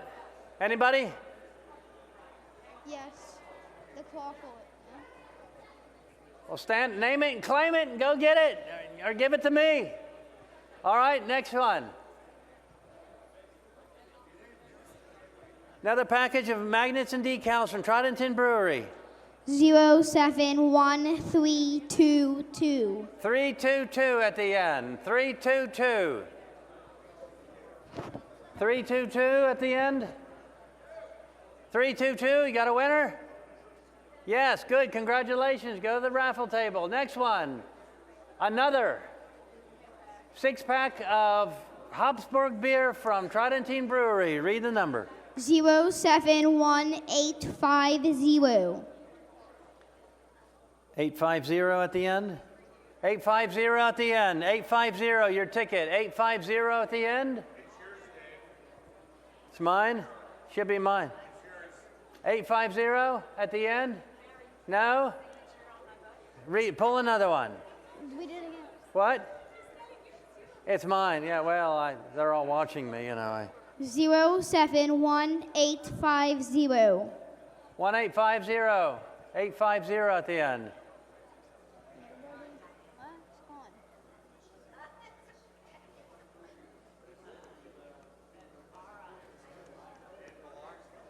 Cameraman.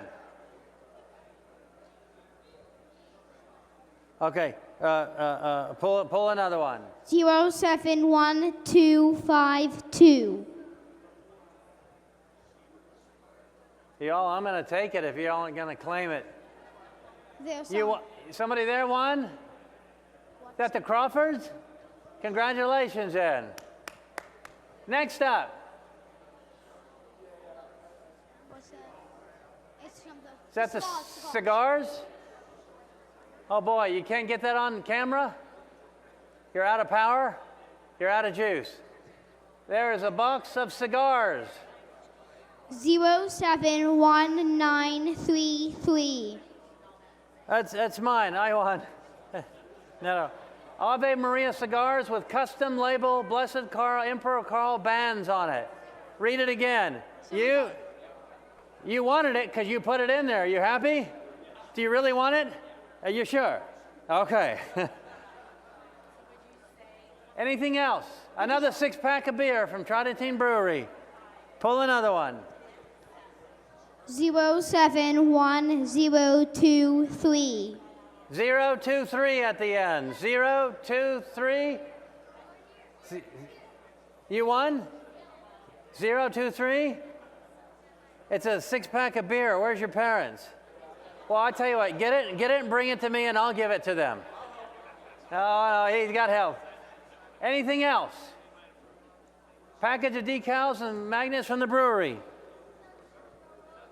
07154. 1454. You won. Congratulations. Excellent. Next one. Now the package. Read it. 071813. Any winners? What's the last three numbers? 813. 813? 813 at the end. 813. 813. Pull another one.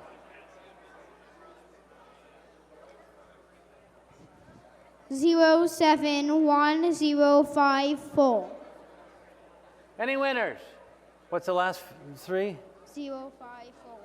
054. 054. Going once. 054. Congratulations. Back there. Anything else? Now, how many more of those? Kid. Combine them. Read it. 071008. 1008. Is that it? Yeah, the four last. 008. 008. Congratulations, ma'am. I know you. Right back there to the table. Anything else? No. Finished. Yes. Ladies and gentlemen, this concludes the event completely. God bless you all, and good night. Thank you. Thank you. Thank you.